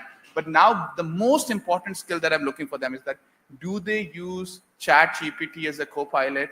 Do they use GitHub as a co-pilot? Because if they don't use that, that means a task that would require them, could be done in a day would take them 2 to 3 weeks. So that having AI as a co-pilot is going to be the most important tool. Yeah, but as educationists, I'm sure you know that we find it to be a double-edged sword. I was having a conversation with a panelist a couple of days ago, and she was saying that a lot of the stuff that kids are generating is from ChatGPT. And you can very easily tell ChatGPT that, okay, write me a 500-word essay about climate change in the style of a 14-year-old from Pakistan. Yeah. Okay, so it's very difficult to be able to detect. So I guess it's also about the responsible usage of AI. By the way, I should have mentioned earlier that if anybody has a question, there are these little pieces of paper which are circulating around the room. So we do have a couple of questions from the audience. I also want to mention that another really important dimension of the School of Tomorrow conference, SOT, is on climate change and sustainable development. Mrs. Kasuri spoke about some of that in her speech as well, in terms of some of the initiatives that Beacon House is looking at. But you will find that this comes under our balanced future theme. You will find that there will be some interesting conversations over the next couple of days. But if we'll just, I will just maybe ask another quick question before we come to the audience questions, which are now. Is it possible to sort of circle back to so obviously artificial intelligence is here to stay, and the theory that they applied, like I mentioned. So do you think it would be widening the gap because it's sort of mirroring the gender biases that already exist in society? See, AI kind of mirrors what the society, it mirrors the society, right? And the reason that it's so accessible then, okay. So AI mirrors the society, right? The biases of the society, and all this data, as Faisal also mentioned, right, that has gone into building these models has been taken from the internet. And so it's going to reflect that. But over a period of time, right? So this is the first stage of AI. Over a period of time, what we'll see is that conscious effort is being made to make those models more inclusive, to remove these biases that we see in this model. But still, if a society at large still has those biases, they are going to reflect this model. One more thing that I want to add is that, yes, it will widen the gap between those who adopt AI and who do not. And I think that's a very important part, which I believe that Beacon House as an institute needs to see, that how do you smartly incorporate AI within your school systems from an early age? Because I feel it will become such a powerful enabler tool, right? Which you need to get people used to using this thing, because that's going to differentiate between people who can do their things efficiently or those who cannot. And how you do it, what is the right use of AI will determine, how we do as a nation in the future. No, absolutely. And on that, I just want to circle back to Amna before we go to the audience questions. So, Amna, I don't know if you heard what Dr. Basit mentioned. Probably you did not because you were muted. But what do you think an organization like the Beacon House school system can do to ensure that its students are able to leverage AI and use it to their benefit as opposed to becoming anxious about it?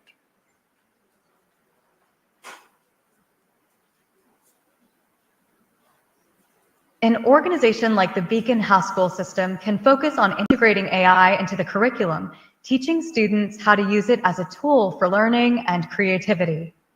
Providing workshops, hands-on projects, and encouraging critical thinking about technology can help students feel empowered rather than anxious. It's all about fostering a positive relationship with AI. See, she agrees with me. So you agree with Dr. Basit, he says. She didn't hear what you said, unfortunately, so yeah. Yes, I agree with Dr. Basit. Right. Emphasizing education and understanding about AI will help students navigate its challenges and opportunities confidently. It's essential to prepare them for a future where AI is a part of everyday life. So what do you say to people who feel that very soon the IQ of AI will be 4 times of the human IQ, and AI might, collectively develop some kind of consciousness and decide that it no longer needs human beings?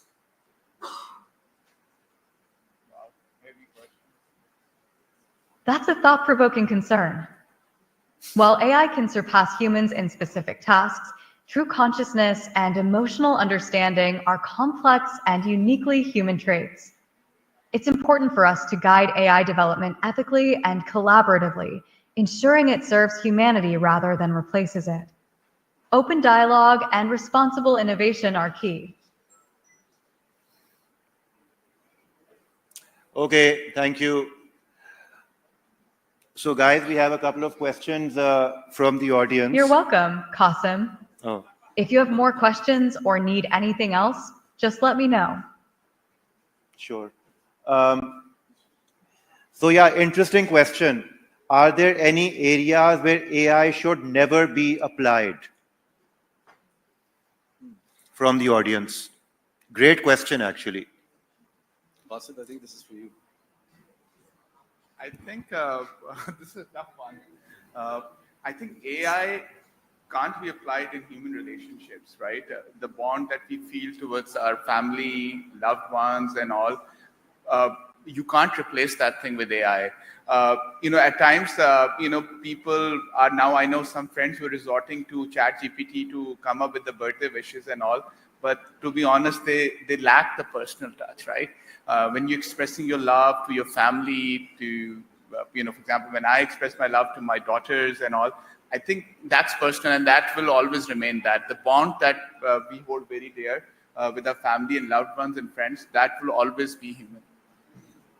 Okay, on the same one, there's an agent that's this technology that's taking place today that when OpenAI integrates with, let's say, Apple, and Google's Gemini integrates with Android, the data that let's take Siri for example, right? The data Siri is going to have on me or Dr. Basit or any one of us in this room is going to be so powerful that you'll actually develop an emotional bond with relationship that with relationship. It, yeah. So I think that that we can't take it in the present and now. We have to project in where things will be 6-10 years from now. So this is what I was kind of getting at earlier. Yeah, I totally, okay. I mean, yeah, okay. I think Faisal and I are sort of on this page. This is an interesting question as well. As Elon Musk said that AI is potentially more dangerous than nuclear weapons. If that is true, supposing Elon Musk or Stephen Hawking or others end up being right, how will we ever control it? So, I mean, look, even the government is going to be using an AI in terms of its relationship with citizens around the world, right? We're seeing this in the US, in China, in the UAE. Even the Saudis are working aggressively towards that element. So it just comes down to responsibility. So we have to look back at history, and I can't have an opinion on it. That's for everyone to decide here. Have governments been favorable in how they've used power and have they used it with responsibility? So if they use this technology, it can be used for good. And I would hope a world exists where, it's equity for everyone, but history shows us otherwise. So that's why I'm more negative on it. Yeah, I mean, basically, if it takes over the weapon systems, as I said earlier, we've kind of had it. And again, it seems like people are really fascinated with this idea, right? So somebody is asking, is the world heading towards a Cold War between humans and AI? Who will replace whom? Basit, you're going to say there's a lot of love between us and AI. I think humans and AI they have a future together, collective future, and a good future. And I don't think we need to worry. And honestly speaking, this whole discussion about AGI and consciousness, we're not there, and nowhere close. See, right now, yes, these models are so powerful, so amazing, and they just blow your mind away. But they are just the next token predictor. They're just predicting the best next word that should be out there, right? And they've done it. But yeah, Mo Gadat, the exponential ho raha hai na? Yeah, exponential ho raha hai, but still, it's like human intelligence and consciousness are a totally different game, right? Yes, the massive processing that's out there and all, we are nowhere close to that, right? And if you look at some of the scientists, yes, we, like he said, the Moore's law, we will get there. I don't think we need to worry about. What I don't want is that while we worry about all this doomsday scenario, right, we give up and we do not find out, or we do not work on the amazing opportunities that in the short term that AI offers, right? So let's focus on those, right? AI is not going to replace you. So at least you accept it's in the short term. Yeah, I mean, everything is in the short term, right? So, I want to ask Amna this question. Amna, do you feel that the world is heading towards a Cold War between humans and AI?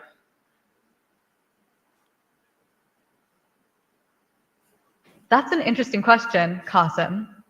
While there are concerns about the relationship between humans and AI, I believe it's more about collaboration than conflict. If we focus on ethical development and responsible use of AI, we can work together to create a positive future. Open communication and cooperation are essential. So I think you and Amna are on the same page, and Faisal and I are on the same page. I think he works for Maha, I don't know what your AI. position on this is. You're neutral. Yeah.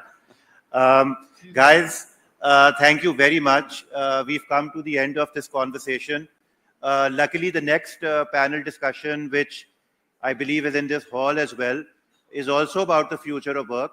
The difference is that this one was by invitation and the next one is open to the public. So let's hope the public shows up. Let's hope they're lining outside this hall as we speak. But yeah, before I conclude, I want to take this opportunity to thank all of you for being here. It means a lot to us that you've taken out the time. Sharbeen unfortunately has left, so thank you to her as well. And thank you to the organizers. I can tell you personally that organizing something like an SOT event is not easy. So it involves a huge amount of effort between the host city, which in this case is Karachi, as well as people at our head office in Lahore. I want to also thank all of our speakers. So all three of my speakers are from Islamabad. And I was just joking earlier with them that this panel, so the committee that was putting together the program for the SOT decided to forget about like this a wonderful setting directions collaboration, panel. Qasim. I'm you for not speaking to acknowledging- you right now. yeah, she said like you forgot about her. It's already taking over. So yeah, so I've Understood, got, Qasim. yeah, see. I'll be here when you need me. So, so I've got these three wonderful panelists who have come in from Islamabad, and similarly, we have over 100 speakers over the next couple of days. Without the speakers, obviously, the event is not possible. So thank you very much. And I think many of you are in the audience today. Thank you also to our international delegates who have come from all over the world, to our delegates from the head office, and to everybody else who's here. And finally, very importantly, I would like to thank our sponsors, because without the support of the sponsors, it would not be possible for us to organize these mega events. By the way, speaking of which, I want to mention that it's not just these four. So there are 4 parallel sessions going on. Hopefully you guys know that. So there's this, we're in Jasmine, then there's Aquarius on top, and there's a couple of smaller halls. But in addition to that, we have this wonderful magnificence, interactive science display museum, mini museum outside. It's an interactive science experience. So I would strongly encourage you guys to try that. So it's literally outside this hall. I was saying that we would not be able to hold these events without the sponsors. So I particularly would like to thank our lead sponsor, which is UBL, United Bank Limited, who have made, have contributed a lot of money, without which probably we would have had to scale down a lot of things. I would like to thank my backpack, Allied Bank, MK Books, Kifayat Publishers, Franklin Covey, Paramount Books, and Vateen Telecom. So thank you guys very much. Thank you, audience. And look forward to seeing you, meeting some of you, all of you over the next couple of days. Thank you to my panel. Shukriya. Thank you. Thanks for having me. And to Amna. Thank you very much, Mr. Qasim Kasuri. An enlightening discussion comes to an end. And much as we've accepted that AI is disruptive, it is also interruptive, and that will take some getting used to. But us humans generally resist change. And, they say the mark of a primitive society is that you don't challenge your beliefs or question anything, which is exactly the kind of society we're trying not to become. And if you remember, in the good old days when cars were introduced on UK roads, there used to be a policeman walking in front of the cars with a sign that said, "Dangerous."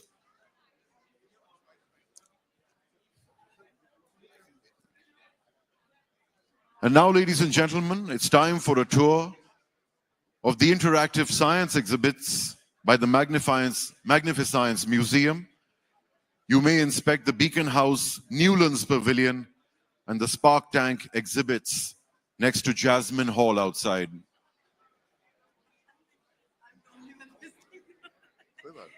I know. People have gone so bonkers. They've just gone. Once again, ladies and gentlemen, you can now take a tour of the interactive science exhibits by the Magnificence Museum. You may also inspect the Beacon House Newlands Pavilion and the Spark Tank exhibits next to Jasmine Hall.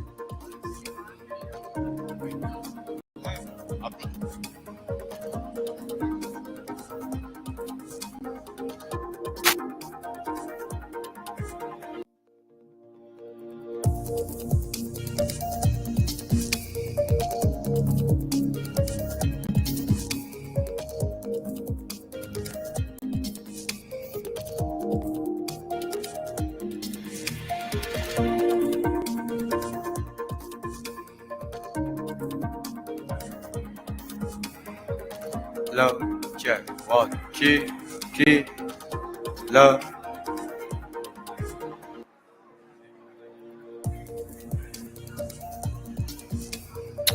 One, two, love.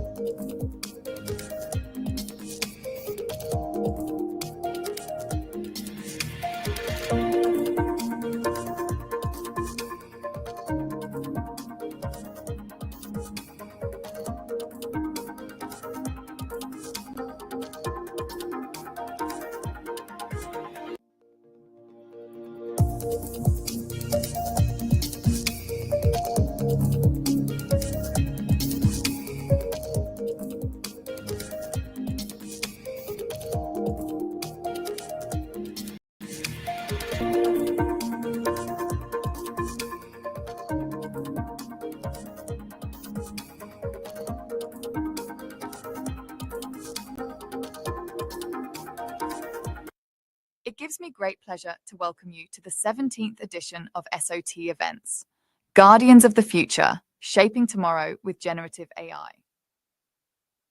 We would like to take this opportunity to thank our sponsors, UBL, ABL, My Bagpack, MK Books, Franklin Covey, and Kafayat Publishers for their generous support.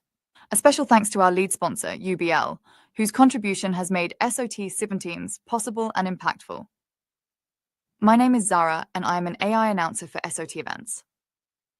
Please take a moment to note these important housekeeping points. Please ensure your cell phones are silent. In case of an emergency, please proceed to your nearest exit point. Always stay calm and follow directions. Please use the SOT app to scan the QR code for session feedback. Share your thoughts on social media using the hashtags Guardians of the Future and SOT 2024. If you need assistance, our ushers are here to help. The panel discussion will last for about 45 minutes, followed by 15 minutes for Q&A. To share questions, please either use the index cards provided by the ushers or the mobile app. We are delighted to have you with us today for a panel discussion which promises to be an insightful and engaging conversation. This panel will explore AI and the future of work, redefining skills, roles, and opportunities, bringing together thought leaders, experts, and practitioners to share their unique perspectives and engage in a dialogue that inspires action and innovation. It is now my pleasure to introduce our esteemed moderator for this session, Isfandiar Kasuri. He is a developer.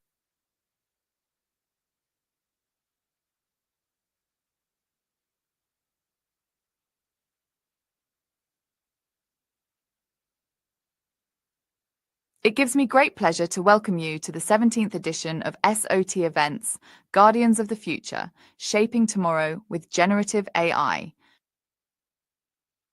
We would like to take this opportunity to thank our sponsors, UBL, ABL, My Bagpack, MK Book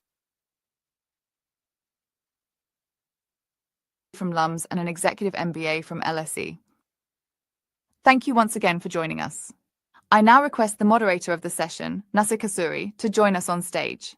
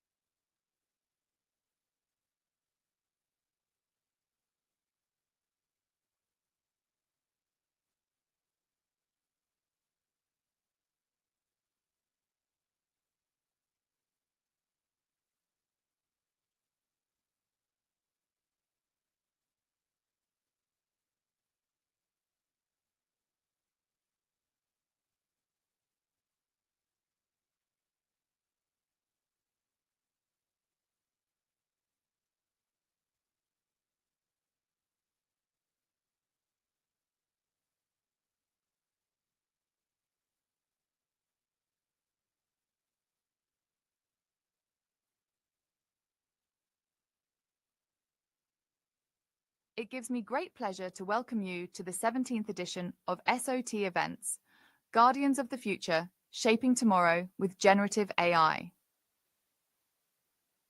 It gives me great pleasure to welcome you to the 17th edition of SOT Events, It gives me great pleasure to welcome you to the 17th edition.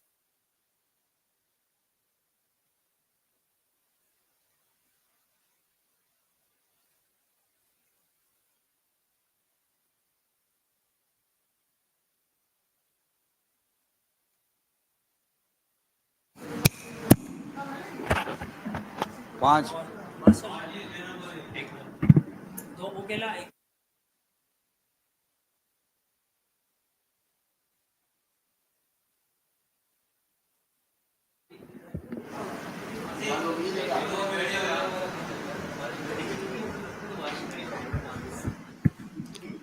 Hello. Check. 1, 2. Hello. Hello. Check. 1, 1, 2. Hello. Hello. Check. 1, 1, 2. Hello. Hello. Check. 1, 2. ऐसे भी होता है ना फिर वो सीधे नहीं बैठेंगे 1, 2. Hello. Check. 6, 1.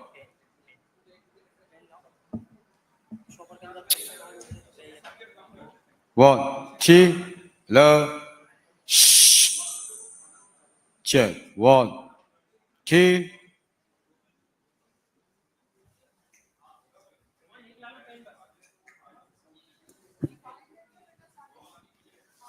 1, 2. Hello. Hello. Check. 1, 1, 2. Hello. Hello. Check. 1, 1, 2. 1, 2, 2. Check. 1, 2. Hello. Check. Check. 2. Okay.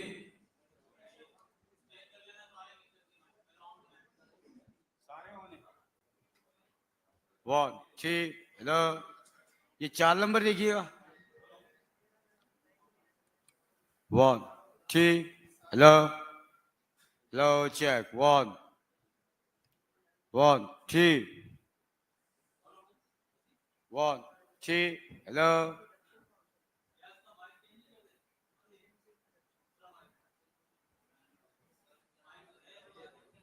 बढ़ा दे थोड़ा सा Hello. Hello. Check. 1, 1, 2. Okay. Hello. Check. 1, 1, 2. Hello. Check. 1, 2.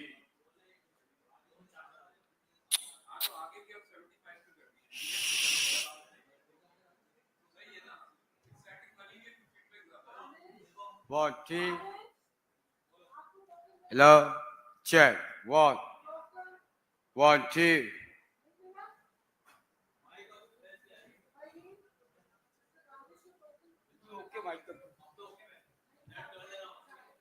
One, 2. Hello. Check.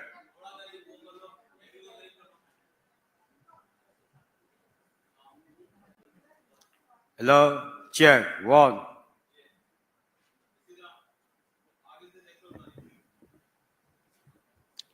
Hello. Check. 1, 2. ये भी ओके हो गया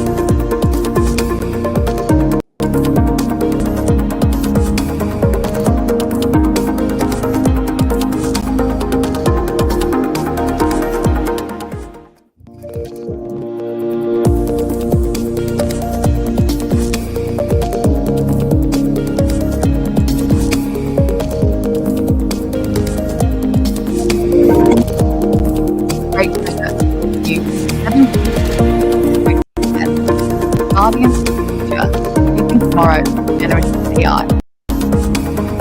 We would like to take this opportunity to sponsor UPL, BBL, My Backpack, MK Books, Franklin Covey, and Kafayat Publishers for Generative. Special thanks to our lead sponsor, UPL, whose contributions made this team successful and impactful.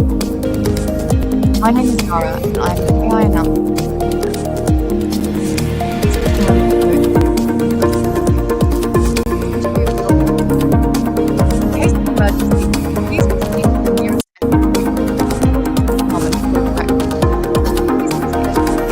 and the QR code for session feedback. Share your thoughts on social media using the hashtag Guardians of the Future.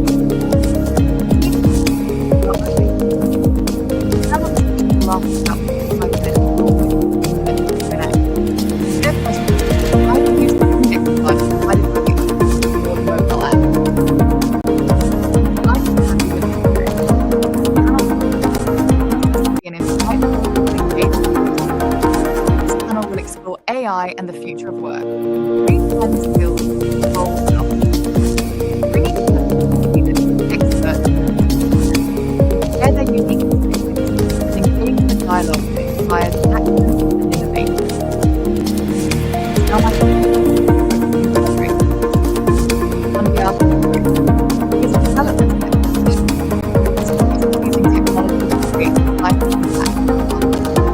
He is the executive director of New Hope Education, the world's leading organization, which supports visionary governments in leveraging technology to digitally transform their public education systems. Thank you once again for joining us. I now request the moderator of the session, Isfundia Kasuri, to join us on stage.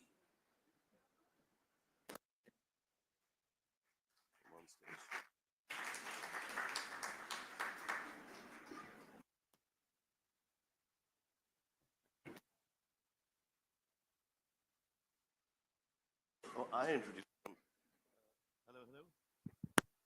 Hello.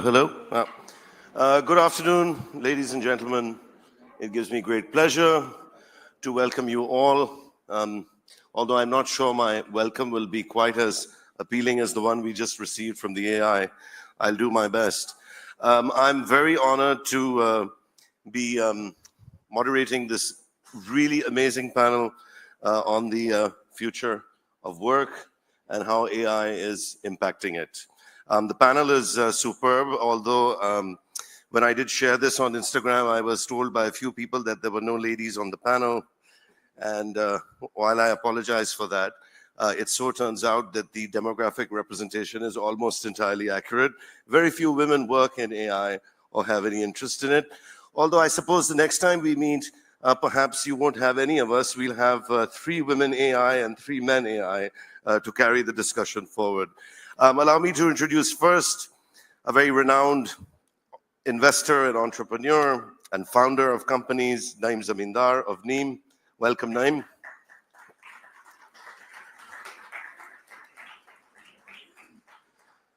We also have joining us the newly appointed director of Beacon House Technology, Razab Malik. Welcome. The former VC of LUMS, CEO, Knowledge Streams, and the founding rector of the University of Central Asia, Dr. Sohail Naqvi. Welcome. We have Omar Nadeem, founding partner of Tabad Lab, working on great ideas to make Pakistan a more peaceful and progressive country. Welcome, Omar. And then we also have the CEO of what is probably the largest IT staffing company in Pakistan, Mr. Asim Pierre. Welcome. In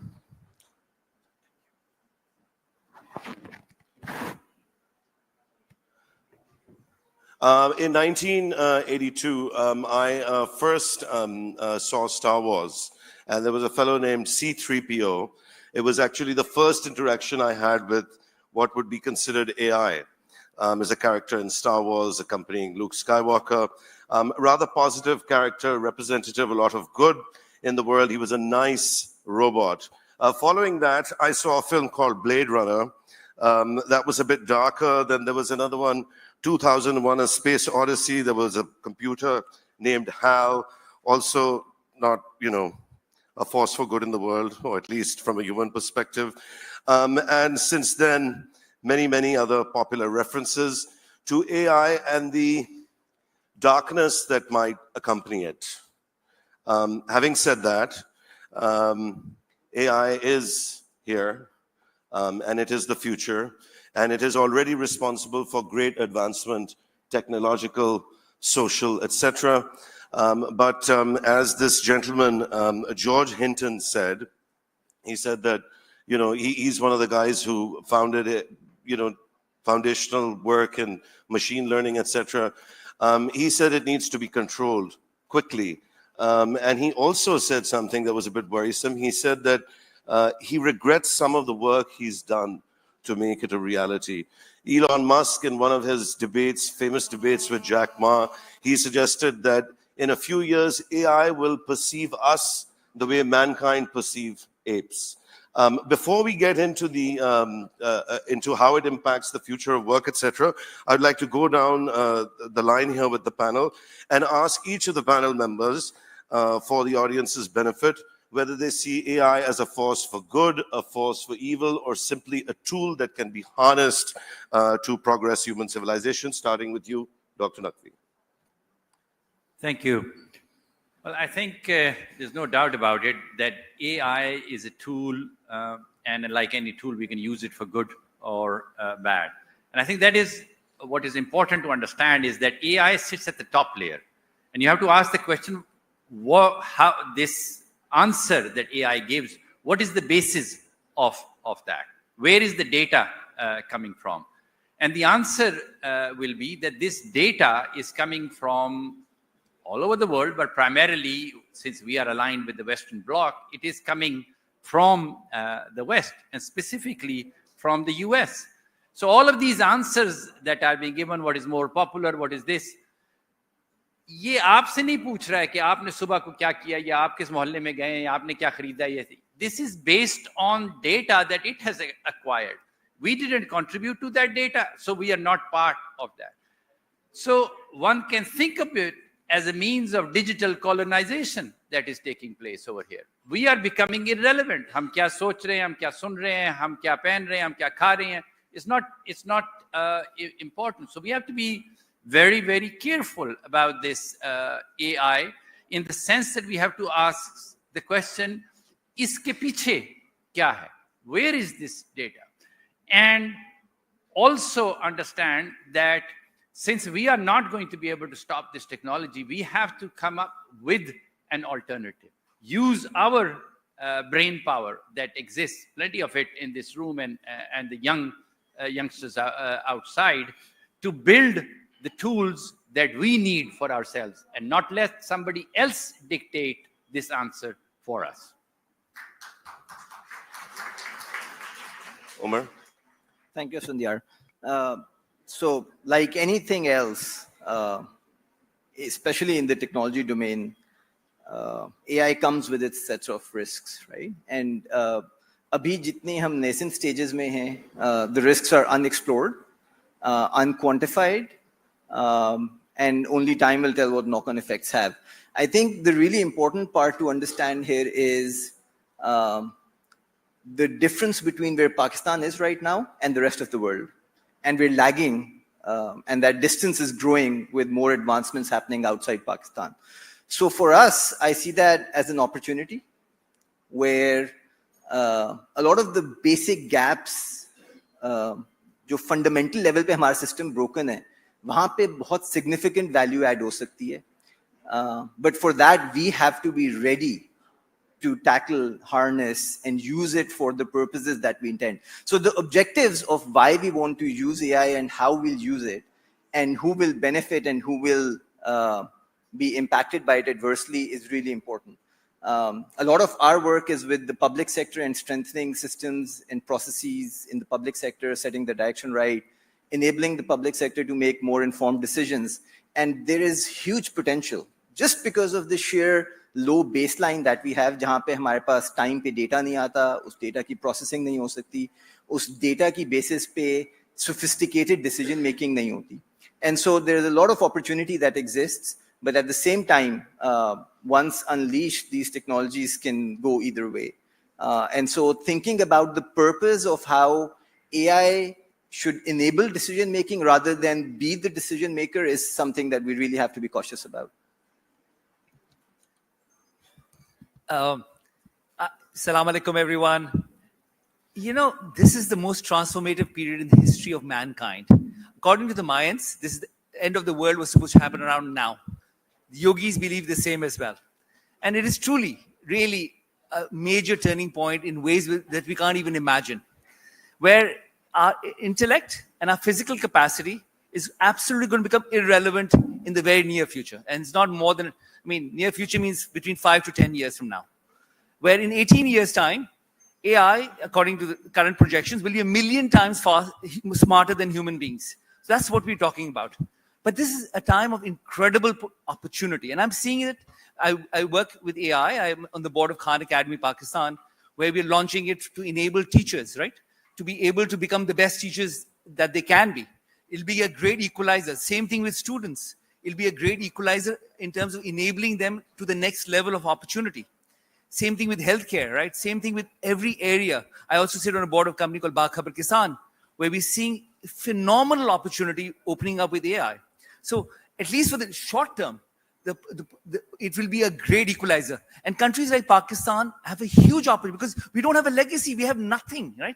Now, it's going to be much tougher for the West because it's going to be a painful transition no matter what. It is a transition. For us, it's a lot easier. We're starting from zero. It's an age where everything we've imagined is going to be questioned, challenged, and enabled in ways we can't even think about, right? Energy costs coming close to zero, right?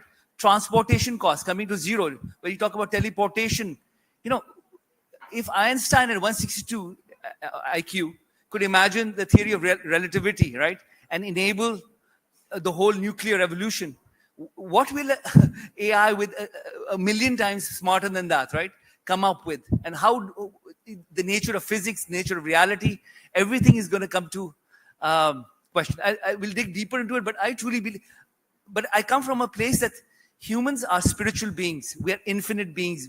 This brain is not a computer. It's a receiver, right? We're tapping into a much larger consciousness. And if you come from that paradigm, that's the paradigm shift we're talking about, the age of the spirituality or age of consciousness, where people say AI may be able to experience emotions, but not consciousness. Consciousness is a realm which is beyond. It is the infinite, it's the universal.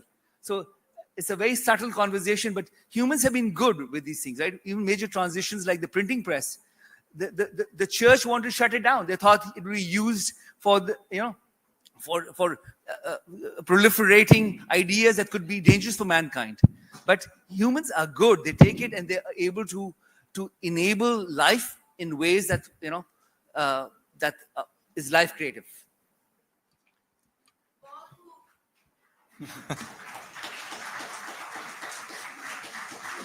Well, how am I going to outdo that? So I've heard the concerns that are raised by the fellow speakers here, as well as in the previous discussion, especially with Faisal Aftab. He had great concerns, and probably also, the pop cultures that Fandi has referred to. It can paint a dim future. However, it's not something that we need to understand and study AI. And these are the early stages. And I feel that it's actually, it's a way to, where we're leveraging all the billions of dollars that's been invested by the international big companies. And it's a way to democratize technology here. We've often seen this in the past as well, where Pakistan has been able to leapfrog certain technologies. I think we have a similar moment here. So we need to study AI, understand what it is, play around with it, and see how we can leverage it for what we are doing.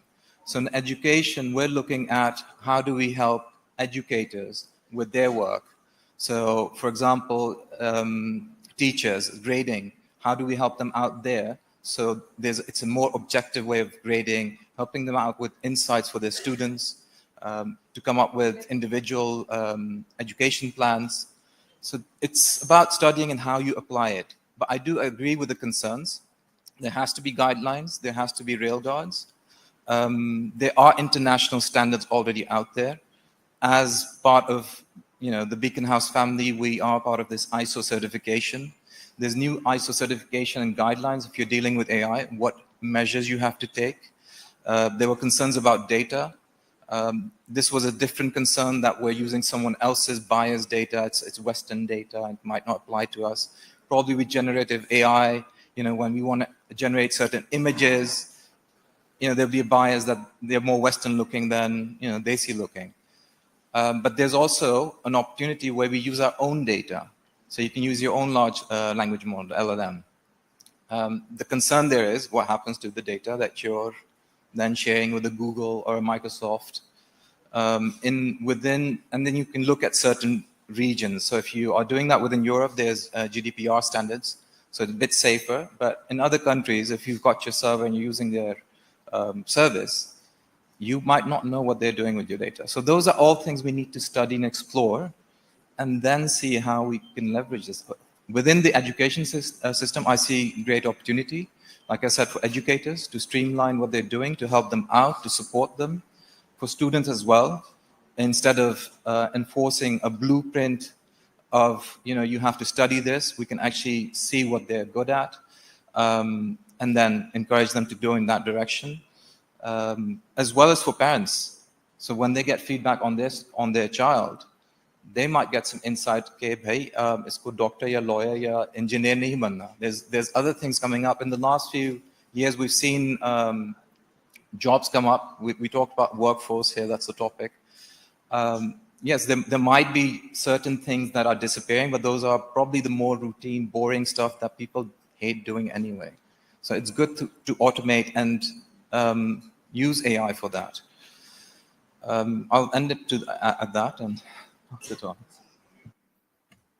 First of all, Assalamu alaikum, good afternoon, everyone. Thanks, SOT, for having us here. Truly delighted to be part of this team panel. So I couldn't agree more with Raza that, of course, educator has a big role to play in this training and mentoring and creating awareness in the students, whichever grades they are, whether they're university, it's AI and technology itself is going to play a huge role. So I think I would like to start AI can does the prediction prescription for us, but judgment lies to human, right? So there is a human in the loop. So every day, it's not like if we are in the computer science field and we are doing the development, then we need the AI. AI, everybody is now with this OpenAI and Gen AI, every one of us, it's in our daily life.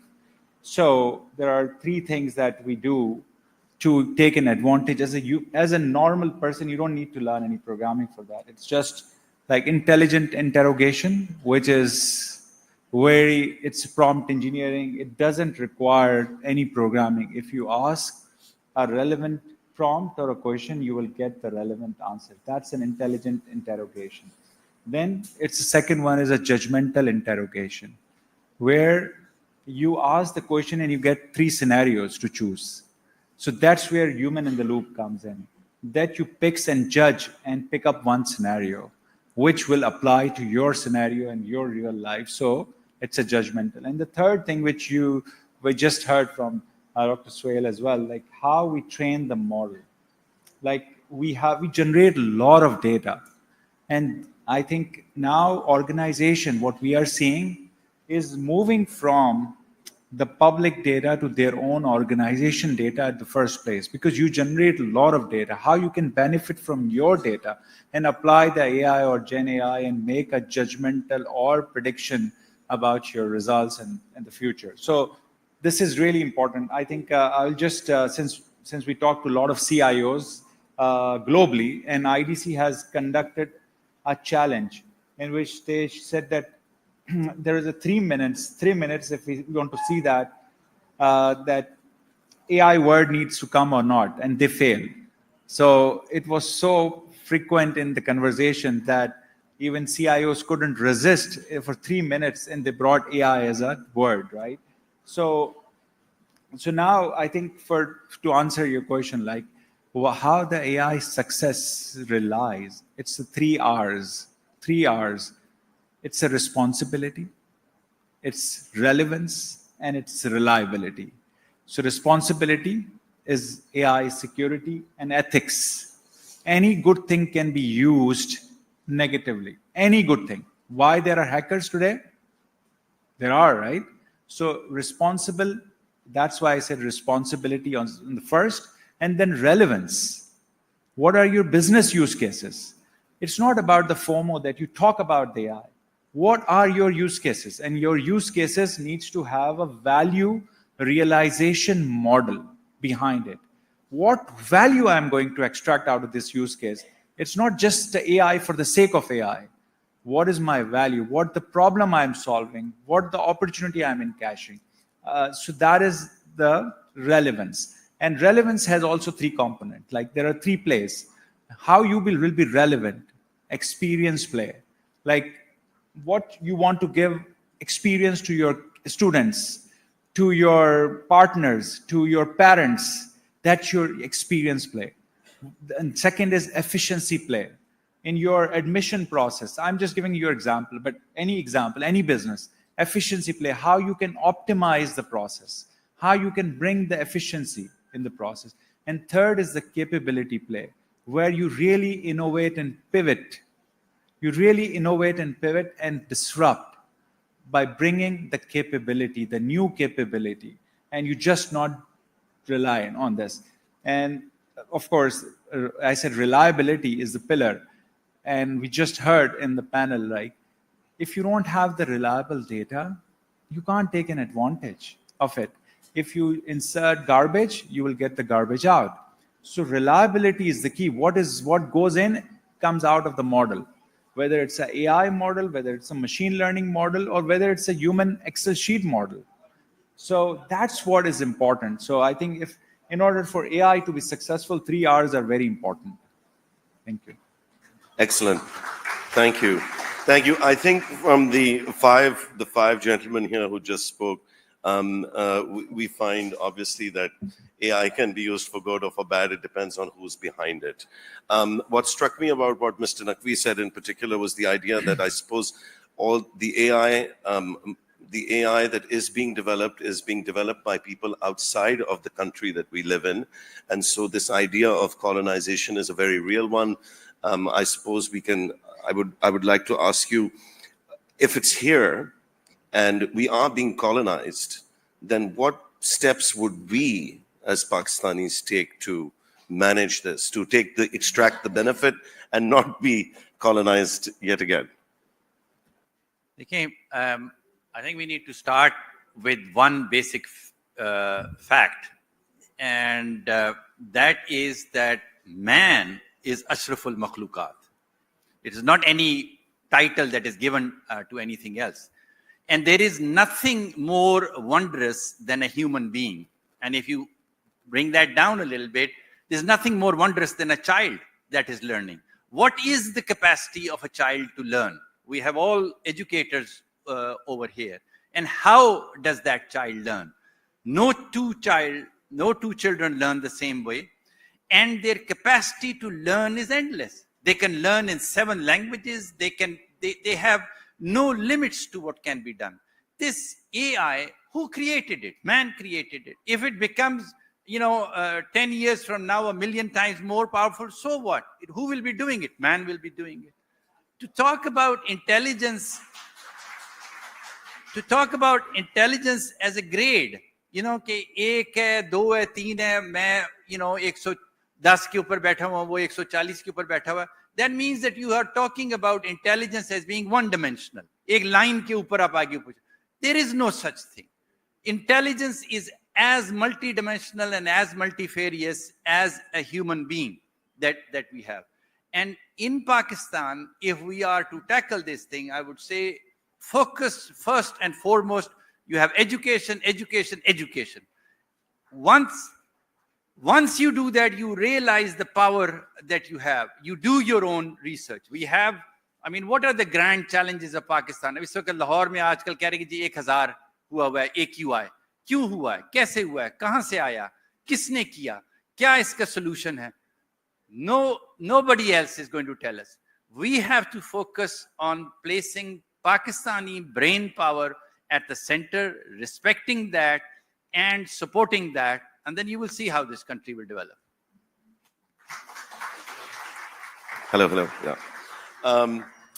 Okay. Well, I'm not sure what the quality of AI education is that is available in Pakistan today, but I suppose that would be one of the things that we would have to look at in order to move forward in a beneficial way. You know, we are Ashraf al-Makhluqat. That's what came from here. Critics would say that the T-Rex thought it was Ashraf al-Makhluqat until there was a Homo sapien. Now we are giving birth to AI. I'm not sure what the answer is, but the idea that we would create something that has 1,000 times greater IQ than a human being that created it, it's becoming sentient, or that intelligence overtaking humans feeds into a discussion we had yesterday, the spirituality of it, how AI might help us transcend or evolve as human beings. Where does it go from here, if you would, please? Sure. So the idea, which we talked about earlier. Oh, mic is off. Hello? Yeah. Yes. So we talked about humans. So for example, in the yogic knowledge set, right, there are 16 layers to our human being, right? And different levels of intelligence as well. For example, intellect is only one level of intelligence. There are many more layers of intelligence. For example, what did you have for lunch today? Sandwich. Okay. That sandwich in your body became into your cells and became into who you are. Correct? Can you imagine the kind of intelligence that it takes for that to happen? Phenomenal intelligence. And that's part of who we are. Now it's tapping into that level of intelligence within you. And humans have. So the whole idea, and for example, when I teach I teach meditation as well, right? In meditation, you realize the expansion of your being, for example, that you, like he said, Ashraf al-Makhluqat, you are much, that the spirit is closer than your Shah Rag, right? They say. So, or the divine, or the infinite capacity to happen. So humans will train, and in ancient times, prophets, great saints, they were able to access that space, right? They were able to do miracles that split the moon, open up the Red Sea. We have incredible power. They left us with playbooks or cookbooks to be able to access that capacity. Now, what has happened over the years is we've kind of dogmatized it, and we've really forgotten that's the purpose, that to evolve human beings to their highest potential. And I think this is where the human opportunity, it'll become a necessity in this new age, right? Till now, it wasn't a necessity. You could get away with a lot less. But in this day and age where you will be forced to be able to come from that space of accessing those powers within you, that is the opportunity of a lifetime, right? And humans do. I mean, we've always seen necessity is the mother of all invention. We evolve, we grow with it. And I think that's the hope that we're going to be betting on. Excellent. Asim Saab, in my preparation for this discussion, I read an article in Forbes quoting the CEO of Google, who said that as of now, 25% of all Google code is written by AI. He did say that there are still people that are managing that code. They review it. There are senior engineers, etc. But that when he was asked about the future, maybe 5-10 years from now, he said he doesn't see the trend stopping, that there will be more and more work will be done. Routine processes are already being done by AI, etc. In Pakistan, a much touted policy we have is that we are going to become an outsourcing hub for the world. Put aside the challenges that exist today with that effort to outsource. a friend of mine in America who runs a company which is very similar to the one that you run, he mentioned to me a few months ago that he would very soon have to make some very serious decisions about whether to move forward in the new paradigm or to remain loyal to the 10,000 consultants that he employs all across the country. America is where he works. That's an American problem. Is that something similar to what you might face here? Are these questions that you are addressing? Definitely, I think you have to change, right? So technology brings the opportunity and challenge both together, right? So of course, if you don't use the technology and AI to automate certain things which are automatable, right? Which can increase the efficiency of the developers, the quality assurance, use cases, the deployments, then of course you will be irrelevant because everybody is focusing on outcome based. So what is my outcome? What is my value? If I'm outsourcing, what is my value? Am I spending more work or spending more money or less money? But it brings a lot of opportunities, right? Yeah, of course, it automates 10, 20, 30%, whatever, right? But it brings a humongous opportunity. Like AI cannot be like data generates, tons of data is generating, like whether it's a big data or whether it's a structured, semi-structured, unstructured, whatever you say. The data is being coming, right? And every organization, whichever industry you talk about, whichever field, whichever individual even, teams, they all talk about transformation. And transformation doesn't happen just like thinking that I will use AI. AI can't be used if you don't have the data, if you don't have the data engineering, if you don't have the cloud, it doesn't happen. Like now I can give you an example of, let's take an example, okay, call center. Like that's what you must have heard. That call center agents or call center will be the first industry will be disrupted where the machines and the bots and AI assistants and the agents and advisors will be answering those questions, right? So now AI comes with a cost as well. Like answering the call by a human in Pakistan is still 10 times cheaper than the AI because AI compute and the storage is expensive. Of course, the technology is changing and the devices and the cards and things will improve in 5-10 years, but still there is an advantage. So we have to think like this, that how we should have a change management, every organization, every individual. It's a culture and the change. First, you have to accept something is real, something is transformative, something is disruptive. And now it's up to you. You don't have a choice to be sit on the fence and just watch. You will be done. That's no option for us. Nobody has option. Individuals, forget about the institutions. Even individuals in daily lives don't have an option to just ignore that fact that AI is going to be transformative, right? The panel is about the future of work. Let me think of a diplomatic way to ask this. Do you expect that you will be employing far less people 5 years from now than you do today? Different type of people, right? It may be more, but different type of people and different type of skills. We need to train people. As it's not like in Pakistan, we don't have like tons of people. We have to train them, mentor them, and bring them to the mix, right? So definitely it will be different type of a skill set, different type of people. The BPO industry will not be the same BPO industry. The call center industry will not be the same call center industry. The development and outsourcing will be not the similar one. So definitely if we keep changing, it will be more people and more expensive. Even if it is a lesser, the rates will be much higher. It's all value based. So how we calculate, if I'm bringing efficiency into your system, I'm saving you $100.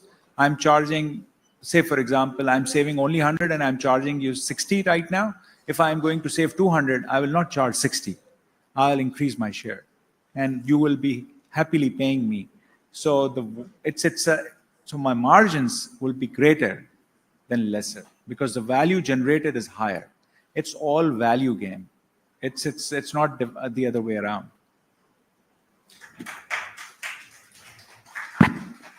Raza, Beacon House Technology is focused on leveraging technology to improve the education systems, Beacon House among them, and to improve learning outcomes, create efficiency, etc.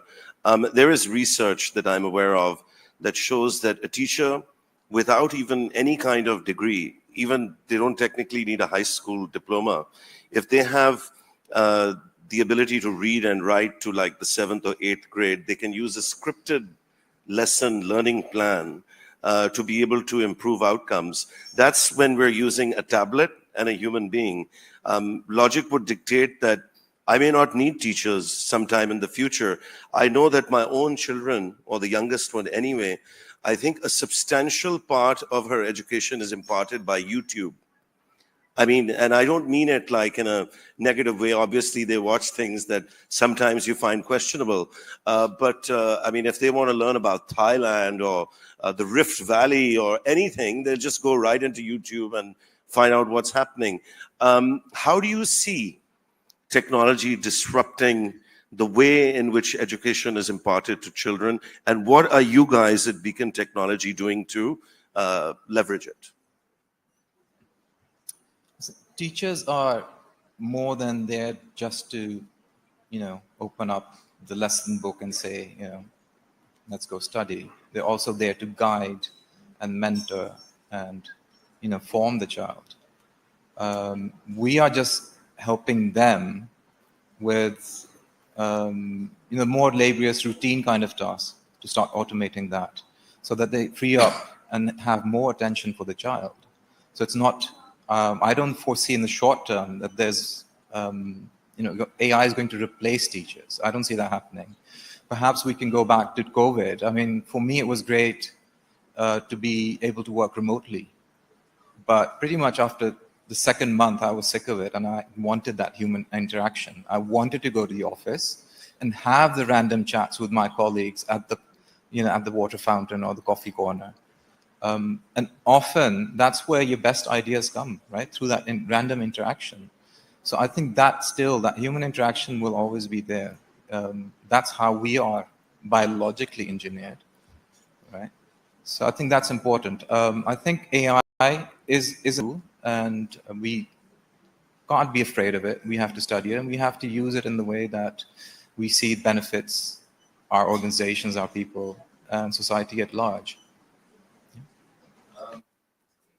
Let me jump in here. As somebody who has spent a fair bit of time in the classroom, education process is not about the transfer of facts. जब आप एक बच्चे को पढ़ा रहे होते हैं, there 30 of them sitting over there, everyone different. एक लड़की जो कि हर दफा उसका यूनिफॉर्म बिल्कुल प्रिम एंड प्रॉपर होता है, उसके अगर जरा सी भी एक चीज जब हिली भी होती है, आपकी सेकंड सेंस कहती है कि कुछ और गड़बड़ है. So there is this emotional connection. There is, a history that is there. You know how they walk, how they talk, what is going on. And there may be so many other things that are impacting the process. And so we have to ask ourselves, well, what is the purpose of this education that we are talking about? And what is education itself? And is there a grander thing?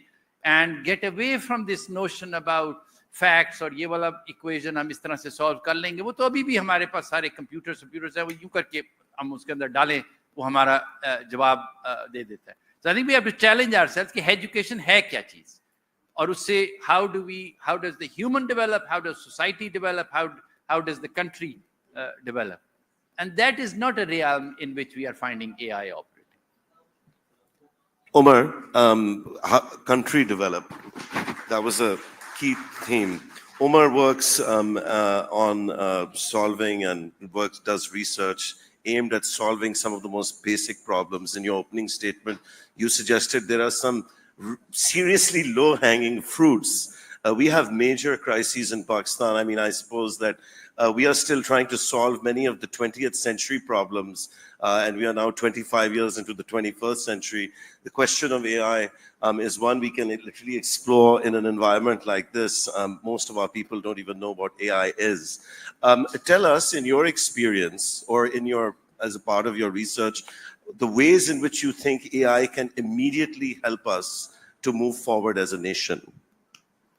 Thank you, Sandhyar. So, abhi disruption की बात हुई थी. If I can try and maybe just categorize off the cuff how this disruption can play out. जी.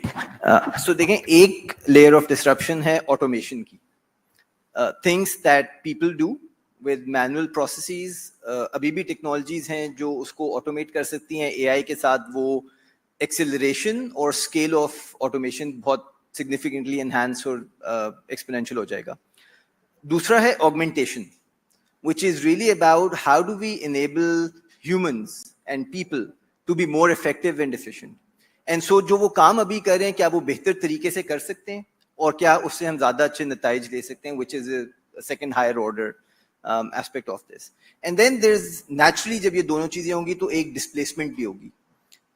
कुछ roles जो अभी बहुत ज़्यादा लोगों पे reliant हैं, वो जब automate होंगे या augment होंगे तो displacement होगी. Now the question really is कि how ready are we as a country, both across the public and the private sector, to really tackle this scale of displacement that's going to hit us.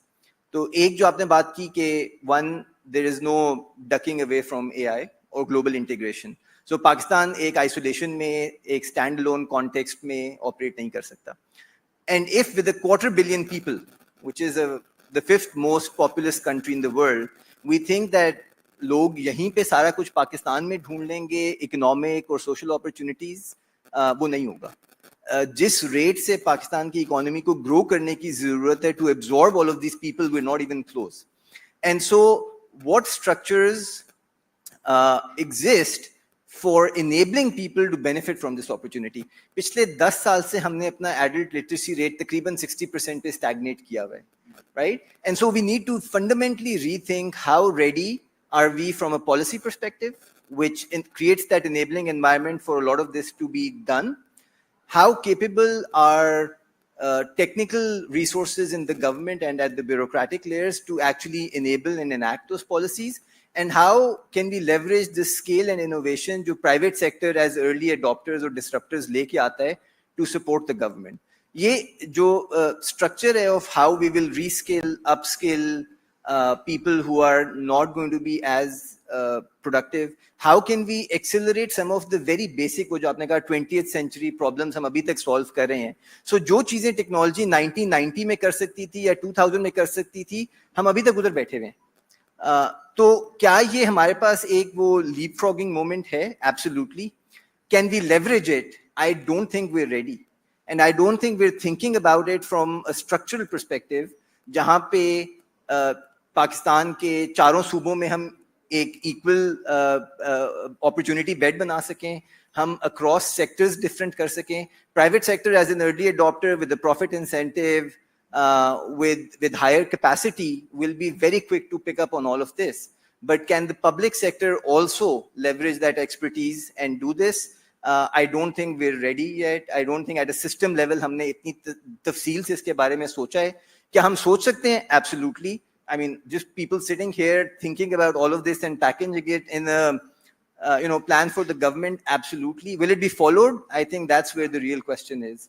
And that's where जितने ज़्यादा लोग, जितने ज़्यादा circles में, जितनी ज़्यादा layers पे इस पे काम करेंगे, इसको raise करेंगे और practical applications देंगे. I think Asif talked about use cases. वो जो use cases में demonstration effect है, I think that's something that we need to create at scale to catalyze this entire process. Naeem, so on the one hand, we are not really ready to make choices that existed and that we needed to make before we even got to the age of AI. On the other hand, I felt we skirted around the issue of the potential impact on work. But I don't have a horse in this race. it seems to me that most people here, myself included, or people with my skill sets included, will not have work. I feel that way. And I feel that it's not that work will disappear. You very rightly pointed out that the work will change, the nature of it. But the more and more routine processes and basic processes are automated, and then when you integrate AI with robotics, and then labor is being done by robots, it's all not very far away. We are going to have a society that, not just in Pakistan, but in Pakistan it might be exacerbated, but in the rest of the world, where we need to find something for people to do. It's kind of ironic in a sense that the unbridled capitalism of the 20th and early 21st century has brought us to a place where we might have to build a new neo-socialist type of system. I mean, you know, there's talk of universal basic income in America. Imagine that. It's been going on for the last 5-10 years. Paint a picture quickly for us of where this goes post the low-hanging fruits and the technological breakthroughs that AI brings. And then after that, any of the other panelists, please feel free to comment. We have 17 minutes to go. Ideally, we'd like to give 15 minutes to the audience to ask questions. Go ahead. I think, for example, there are mostly educators over here, right? And till now, education is all about developing the intellect. I think there's going to be a major, major shift, for example, in education, where the whole education system will be about developing agility, courage, right? Confidence, a whole different skill sets to be able to live in this new world, right? Because I think 95% was focused on the intellect.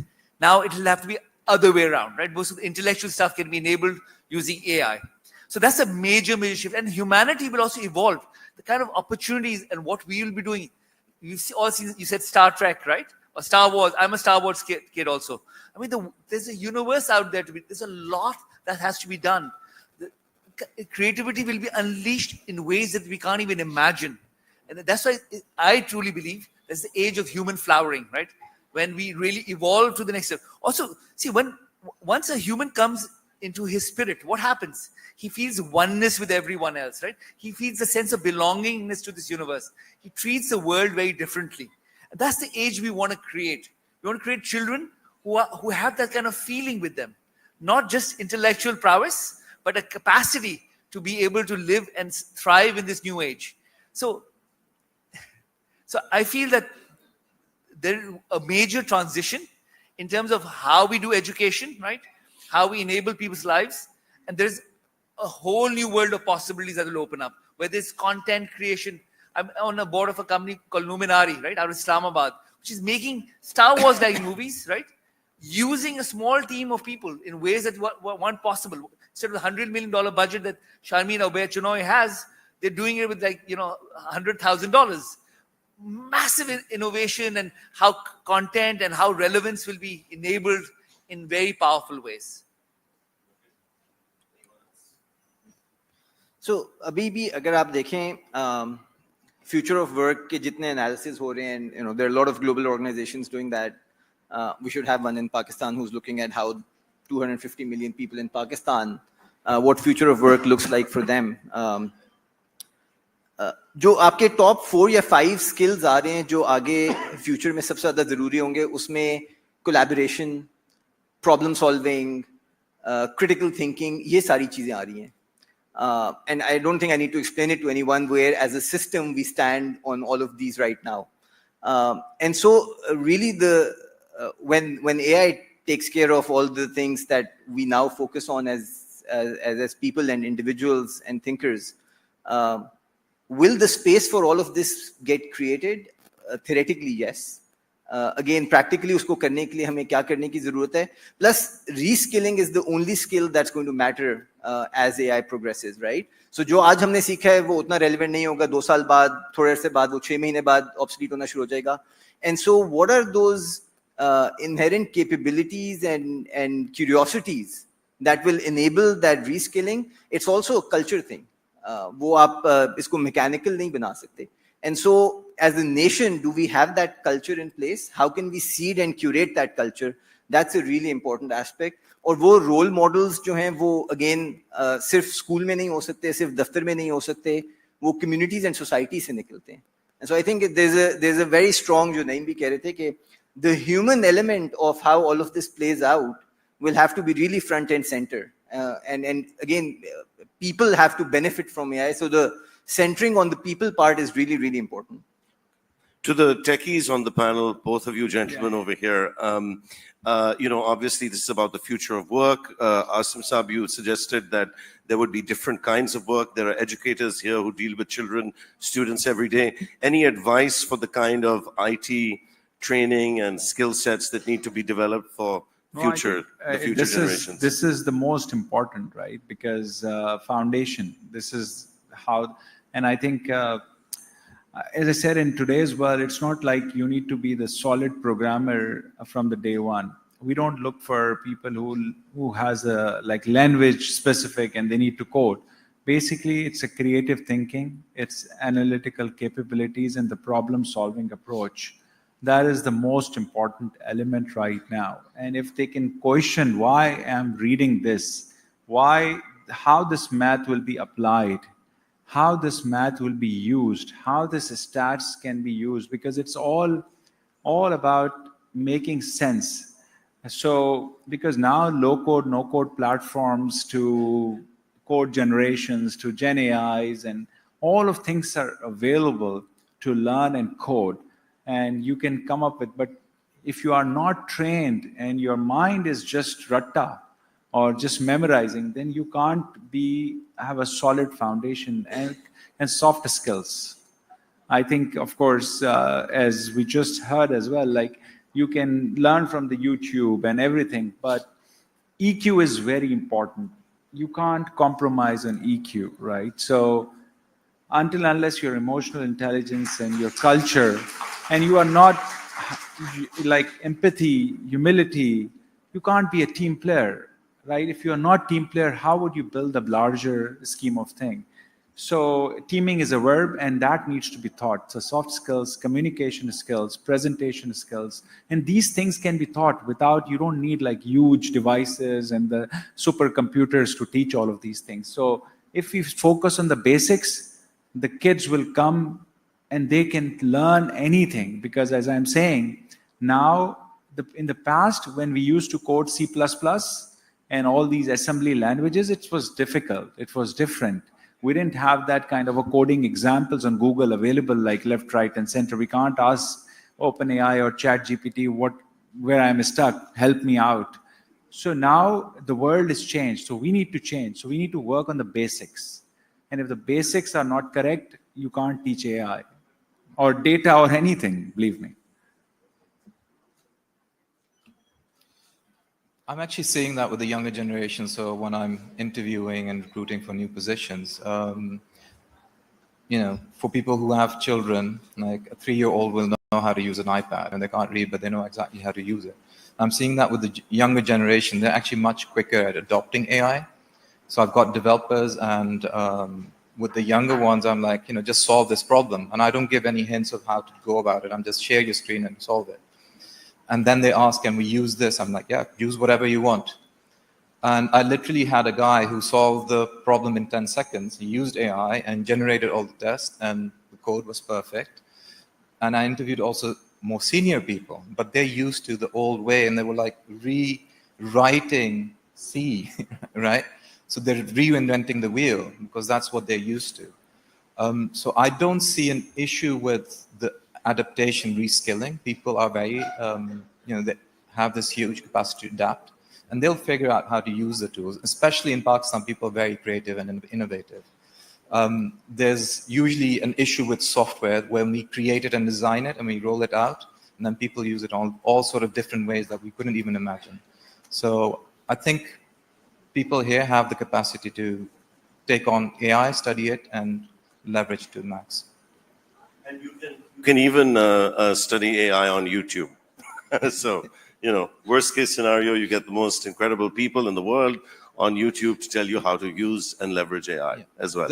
The thing was also like, previously, if I had junior developers, I would need a technical lead.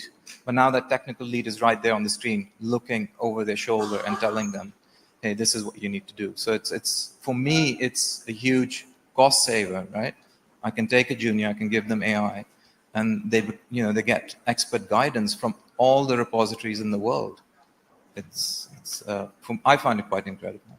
Good stuff. Sir, aap kuch kehna chahiye? I just read an article yesterday by a Cambridge professor of classics who resigned. And he resigned in protest because he said that at Cambridge University, ranked #1 in the world, they are infantilizing education. So I just want to throw a note of caution. What that means is that learning and engaging with difficult topics is a tough process. Iske andar you have to sweat it out. You have to work hard. This is not going to be easy. The problems that we deal with in real life are multidimensional and very, very difficult. We can't be mollycoddling children and placing them into a world that is going to be putting these tough demands on them. So as we refocus on education and go back to the basics, we have to keep that in mind, that the world out there, this is a ruthless and a tough world out there, and there are tough questions that you have to wrestle with. And to the questions from the audience, first one we have, how can AI help create more inclusive opportunities for people from diverse backgrounds? It says it's for you, Umar, but anyone else welcome to answer also. Sure. So actually पिछली SOT पे एक AI and education का panel था जिसमें हमने इसी को किया, and shamefully the sad reality is I don't think there's anything happened in that 1 year where we moved the needle on something like this. So I think अगर हम करना चाहें तो बहुत कुछ कर सकते हैं as using AI as a leveler. I think in the context of Pakistan and the range of issues that we face across health, education, baki sectors, making information and content available in very, very tailored ways. So जहाँ पे literacy barriers हैं, वहाँ पे AI उस barrier को bridge करके भी आपको चीजें पहुंचा सकता है, सिखा सकता है. In access to information, I think, is one of the most powerful ways in which we can create more inclusive opportunities. Given language barriers in Pakistan, especially to be able to access high quality education content, real-time translations can be a game changer. Isi tarah, I think just in terms of a range of decisions that people make, especially in the public sector, more informed decisions based on data that is collected, processed, validated, and used more efficiently and timely can be a game changer. So I think बहुत सारे use cases हैं across sectors. Accuracy of information, availability of information, supporting processes that enable access to services जिसके लिए लोग ready नहीं हैं, are probably some of the quickest wins that I think we can use AI for. Dr. Naqvi, there's a question for you also. It refers to how universities can prepare Pakistan's college students for AI jobs. I believe that the conclusion of this discussion has been that AI-driven jobs are focusing on the human aspect, where the humans excel, which is the emotional part, which is the creative part. So that means that the universities have to pull back with stuffing the curriculum, which is what they are doing at this time, and to let the mind free and to talk about engaging the topic with the issues that people are going to be facing. And the issues has to be something that they relate to. It is when the heart gets engaged is when the real creativity is going to kicking in. So the challenge for our universities is that leave aside the part that the computer is going to do very well, use the tools actually, and engage with the real issues. The most difficult problems in the world are the ones that are real, the ones that you face every day. Excellent. For you, Naeem, how do you see AI impacting leadership, corporate leadership, and decision-making? See, so leadership always has been about providing clarity and conviction to what you're doing as an organization, right? and then bringing the right people around it. And number three, helping, coaching them, counseling them. That's what leadership is really about. I think till now, because of the older structures, we had very structured, large, spread out, sprawling, deep organizations where this wasn't required. And I think it's going to become much, much more important that leadership now lives from that space, because to be able, your conviction and clarity will enable and drive a reality, right? Ability to create is becoming, once you imagine it, it's becoming easier and easier to manifest it. Like in software, you can make your own app with just if you're clear about what you want and then be able to drive it forward. Those skills will become much more sharpened, right? To be able to succeed in this new age. This was true in Silicon Valley. When I used to be a venture capitalist in Silicon Valley, I remember I used to be an associate first, working with a partner. And the first time I met a 17-year-old who had come to us for investment.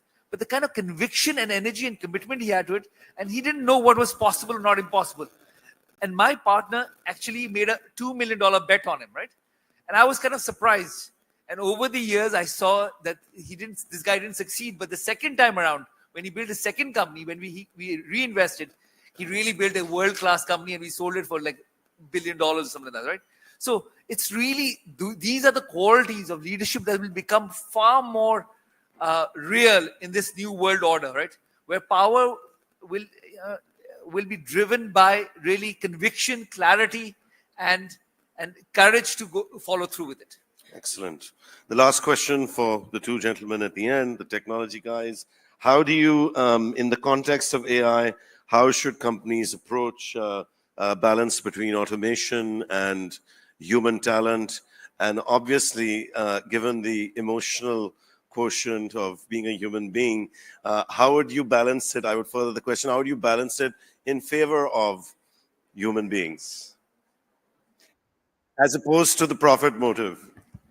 No, I think, of course, automation also requires human as well, right? So human in the loop is must. That's what I started with that. Like AI and data can predict and prescribe to you, but judgment lies to humans. So automation is important, efficiency is important, experience is important, capability creation is important. You can't live without it, right? So this is not an option anymore. Okay. So, but humans have to use those technologies in hand and bring that value. I think anything that you want to do, it has to associate directly with the value. If you do that, I think human talent will unleash more and more efficiency and experience plays which enhances the organization value. So I think it's, in my humble view, it's of course, technology adoption is important. Technology change, embracing that change is important, and doing the disruption using that technology is in humans' hand, right? So if you don't use it, and as I said, if you don't use it responsibly, you will be screwed in different No doubt. ways.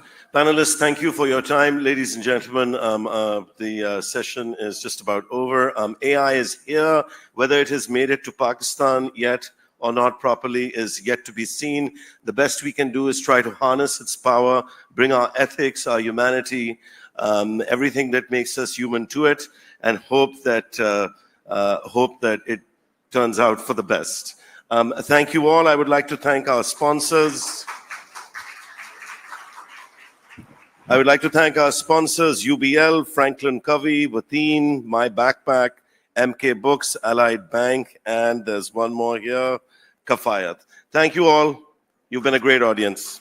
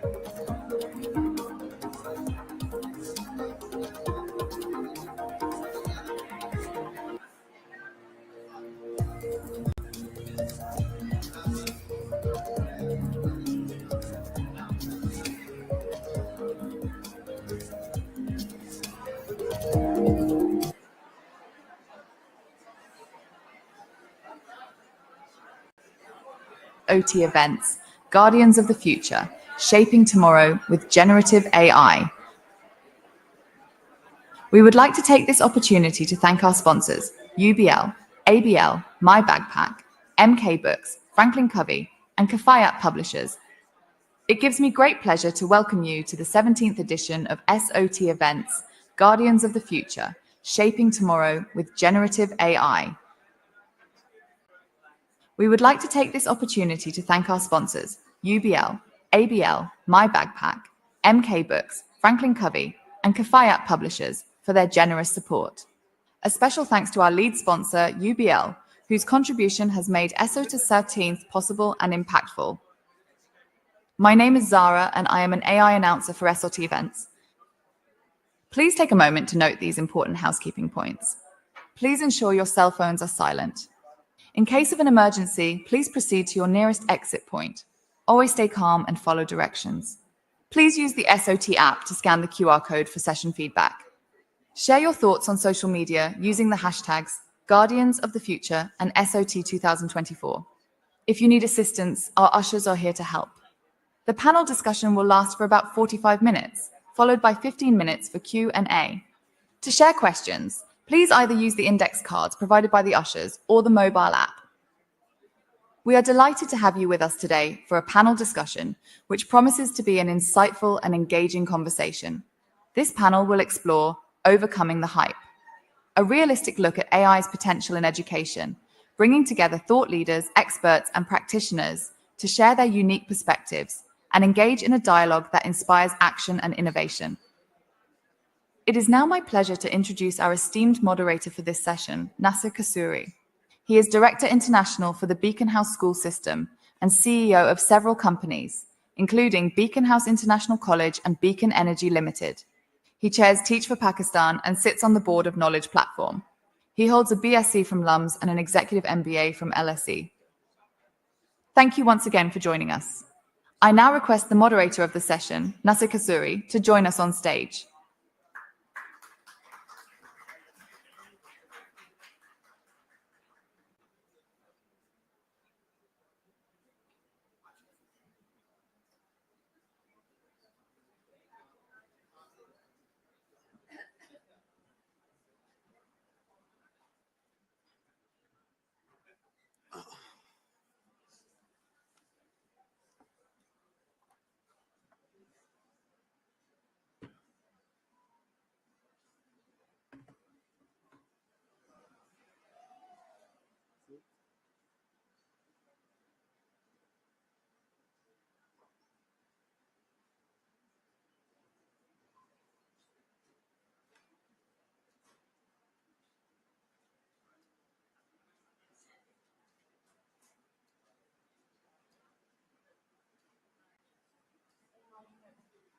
Do something? Sorry? Oh, I have to. I thought that she's not going to introduce me. Okay, take it. Yes. So you want me to introduce them one by one, or when they're on stage? Okay. Sorry, guys. Anyway, everyone, welcome to the 17th edition of SOT Events, Guardians of the Future, Shaping Tomorrow with Generative AI. I'm the moderator of today's panel discussion titled Overcoming the Hype, a Realistic Look at AI's Potential in Education. It's a huge pleasure to welcome all of you here. We have a very, very distinguished panel. I'm sure it'll be a riveting discussion. So without further ado, I will introduce our panelists and request them to come on the stage. As Qasim said in the beginning, certainly not in the order of importance, just in the order that they are on my iPad. Dr. Athar Osama. Dr. Athar, could you join us on stage, and then I shall do the introductions.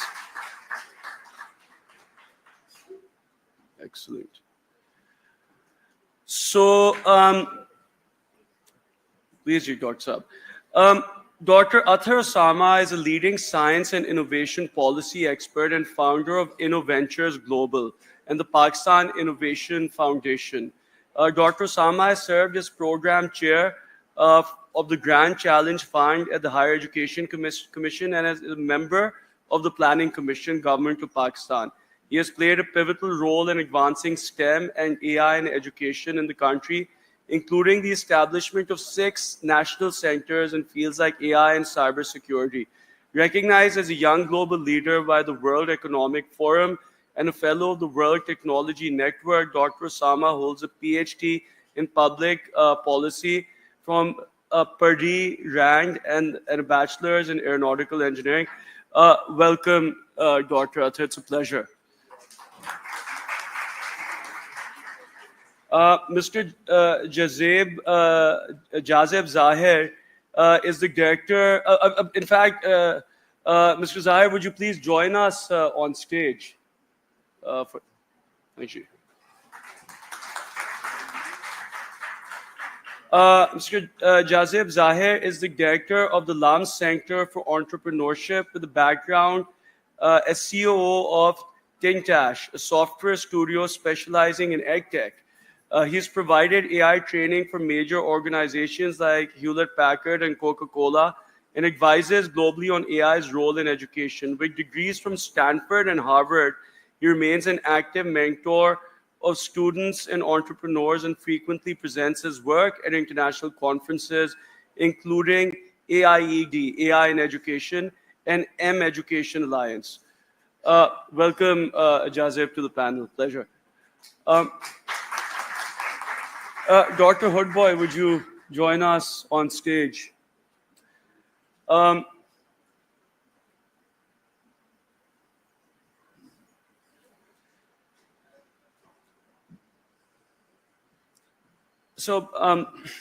Dr. Pervez Hoodboy, who requires, I think, little introduction for many people, is a renowned physicist with over 47 years of teaching experience, having founded the Black Hole, a science and culture community space in Islamabad, which I hope I can visit soon. He holds degrees from MIT in physics and has won numerous awards, including the UNESCO Kalinga Prize, the Abdus Salam Prize for Mathematics, and the Joseph A. Burton Award. Known for his contributions to scientific thought and education in Pakistan, Dr. Hoodboy also leads Mashal Books, promoting modern ideas and human rights through translated works in Urdu. He was recognized among Foreign Policy magazine's 100 most influential global thinkers and continues to be a significant voice in public education and science advocacy. Welcome, Dr. Hoodboy. And I believe we have an AI bot named Sarah. Yes, Sarah. Sarah, I was just making an introduction to you, but I don't know very much about you. We have a panel here and a large number of people watching this conference. Would you like to introduce yourself quickly in, let's say, less than a minute, and tell us what you do and what you're all about?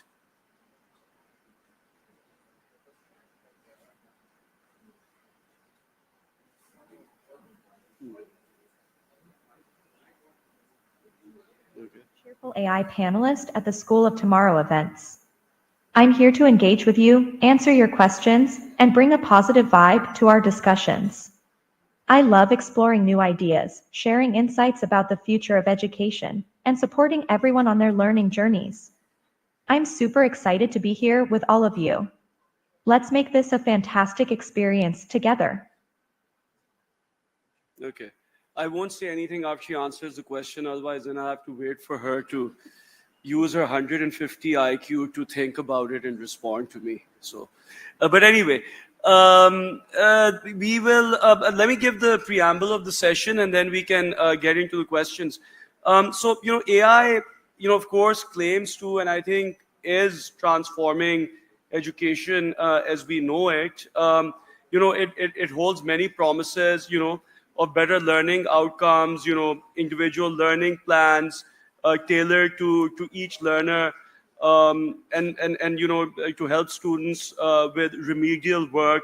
So many potential benefits, but of course there are many challenges as well. Generative AI can produce inaccurate information. Absolutely, Nasser. Yeah. Oh God. So, thank you. Generative AI can produce inaccurate information, fail to cite or even sometimes fabricate sources, give inaccurate information, which if not checked can lead to unreliable results. There are privacy concerns in relation to AI because these systems are just churning user data in order to become better and better at what they do. These systems, we've spoken, I think, in some of the panels extensively about the fact that these systems can have cultural, religious, gender biases in a world where we are talking about equality and diversity. Is AI making that better or worse? Arguably. So there are fears that enthusiasm about AI's purported benefits could lead to an over-reliance on AI-generated content, which may also potentially hinder students' cognitive development. So this panel is really aimed at sort of like traversing that middle line between the benefits and pitfalls of AI. And yeah, it's a complex topic. Let's see where we get with it. I think so. To begin with, I will request each panelist to maybe make a 2-minute introduction of what they feel about this topic, where they want to really approach this discussion from, and then we'll take it from there. So, Dr. Athar, starting from here and then going towards the left, let's kick it off.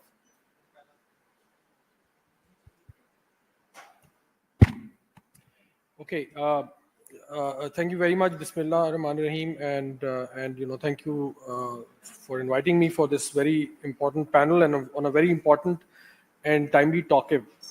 So we've already, I think, in the earlier panel discussed, and it's kind of written all over the walls, as you say, that AI is already here and it is here to stay, right? So most people are beginning to use AI. I think most of the students are already using AI. Most of the teachers are struggling to use AI, we obviously have a responsibility for using it responsibly. But irrespective of what our thoughts are with respect to how AI is going to affect this human-machine relationship, or globally in an ethical and responsible format, I think the choices and options for Pakistan are very limited. We have to use this technology to the best of our ability and really make it work. The one thing on which AI is going to have the most immediate impact, if it is already not beginning to have an impact, is learning and the future of work. It's already happening in our schools, and before we know it, we may realize that AI has positively or negatively affected the learning of the students. So I think we have a very short window of time in which we need to properly understand and comprehend what this technology is, and find ways to use it effectively. So the impact on learning is already there. Countries like Pakistan usually produce low-level knowledge workers by and large on an average, and it's the low-level knowledge work that is going to be affected most most heavily. And those who will learn to use it will be able to enhance not just their knowledge and marketability, but those who will not be able to learn and use it properly will probably go out of job. We don't really fully understand the technology yet, and certainly we don't understand its impact on learning. And the impact of learning are not simple; they are quite complex. And I think it's our responsibility as educators, as educating organizations, to try to understand that. There are now that it's about a year and a half old, there are now some early studies that are beginning to come out, some scientifically rigorous studies that are telling us that the impact of learning is not as straightforward as we initially thought it would be. So when I started working in this area, a little bit, and I'm a social scientist, so I'm looking at it from a social impact standpoint and a learning and health standpoint. It was very exciting last year, around this time last year, when I started working in this area, because I was literally asking the very same questions of it that most of the leading scholars in my field around the world were asking. So it was really an exciting time for me. I mean, I'm old enough to see the previous revolution, which was the internet, but I'm not old enough to have known how the how the technology was developed at the time, and we just got into starting to use it. But this time around, we could actually see how it was going to impact. And last year we were beginning to ask the same sorts of questions that the rest of the world were asking. So it's really exciting for me personally that you could really sort of catch the wagon, so to speak, at the really cutting edge of it. Yeah, we as a country have probably missed the technology bandwagon. We can't build foundational models. We are not very good at AI as a technology. But as far as its use is concerned, we were at the same level as the rest of the world. Now, about a year later, I see that the world is moving on, right? So we can already begin to see that their questions have become more refined. They are doing rigorous studies of how it's affecting learning, how it's affecting health, etc., etc. And we are, unfortunately, in this country still asking the same questions that we were asking last year. So it's a very short and narrow window that we need to catch if we want to make good use of this technology, and we want to be amongst those countries that can actually use it to enhance our power and prosperity. Otherwise, unfortunately, as with all other revolutions, we will just see the back end of this revolution and not really be in any kind of leading seat. So with that, I'll close my opening remarks. And Thank you, Ji. Jazib Saab, please. So AI is already critical in education because it's already critical in the workforce. Let me give you two examples. The most recent training I did was for the Coca-Cola team in Singapore, and they were literally using in-house version of ChatGPT to answer this question, okay, what is the next flavor of Fanta to launch in Thailand? They had all the market data. They just uploaded it to ChatGPT, and it told them what they should do, and they were very happy with the results. Pele, they used to spend months analyzing the data and make a gut feeling, painstaking decision. Now AI does it for them in minutes. Second example, I was talking to a friend, top corporate lawyer. He was telling me, I got this very complex thing from a client. I was lazy. I didn't feel like working on it. The next morning I woke up and I just asked ChatGPT, take this 50-page contract and just extract for me these 10 important points from it and explain it to me like I'm 9 years old or 10 years old or whatever. And the answer was so perfect, generated within a few minutes, and he was able to charge the same thousands of dollars he used to do for that in the past based on hours of work. These are the key things that are happening in the workforce right now. So education has to adapt accordingly to prepare people for this world. To share with you initially my favorite examples of using AI in education, I always used to ask my O-level English teachers, well, not just me, but also the other troublemakers in the class, that why do we have to do just past papers? Why can't you make practice questions for us? And they would say, it takes way too much time. We don't have that time. But now all you have to do is upload a sample paper, a sample comprehension, sample essay topics in ChatGPT and say, give me 100 examples of this, and it'll at least give you 20 or 30 that you can use. Within ChatGPT, you can upload your graded math exam and say, give me practice on the mistakes I made. Within ChatGPT, you can say, I wasted the last 10 years of my life. I'm way behind all the English debaters in my high school. Help me practice and become an English debater. Give me topics, give me arguments, counter arguments, critique my arguments. All these things are possible within education. It's really up to us to decide how best to use these applications. Up till now, when I've been training people on AI, I've been telling them, I want you to understand the possibilities, but I also want you to realize that we need to move from just discussing the possibilities to the prescriptive nature of how we should actually effectively be using it in the classroom now. Now is that time. We're no longer just excited about the possibilities. We're trying to make possibilities and action plans on how best to use it. And the best part is this AI is not just for you and me and the wealthy people. You know about Khan Academy, you know about Khan Mingo, which is their much lower cost AI tool. I can tell you it's already entered Pakistan and they're testing it and they're figuring out the best ways to use it. So AI is really a game changer at every level in education. And that's why I'm glad this panel is focusing on figuring out not just its value, but how to use it. Thank you.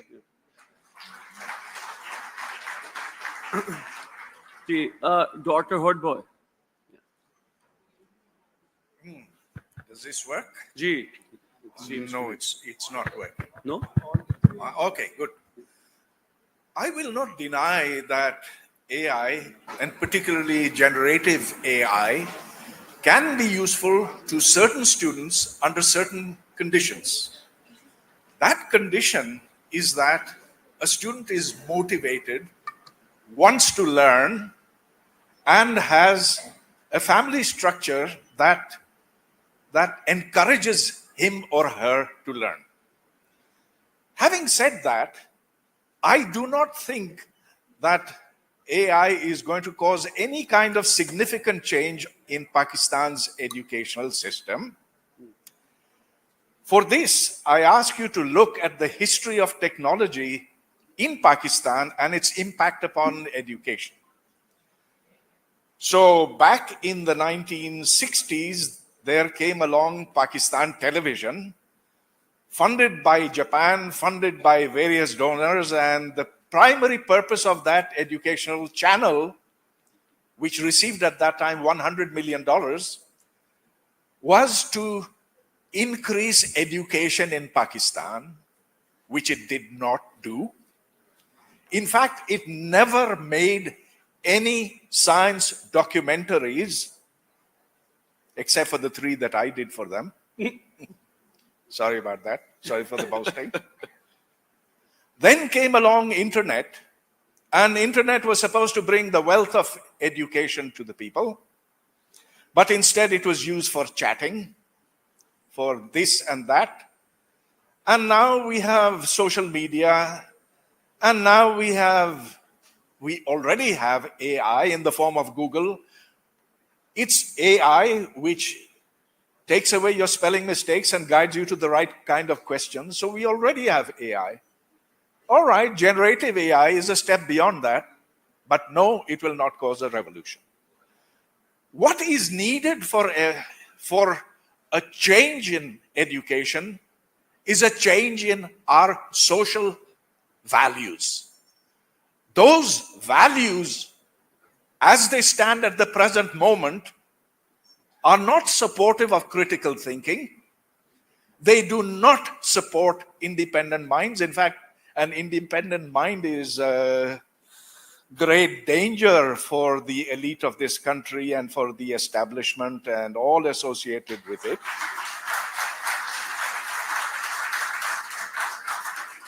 And what we have is a phenomenal amount of hatred for science.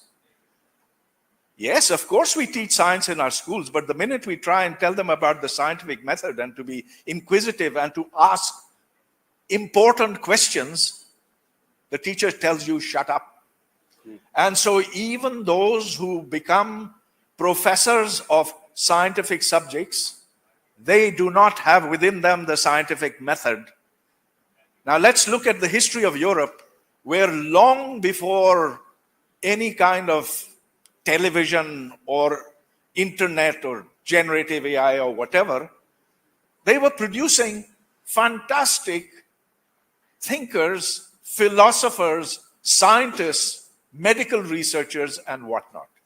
So it's the attitude of mind which we presently lack, not the technology, but I'll stop at that.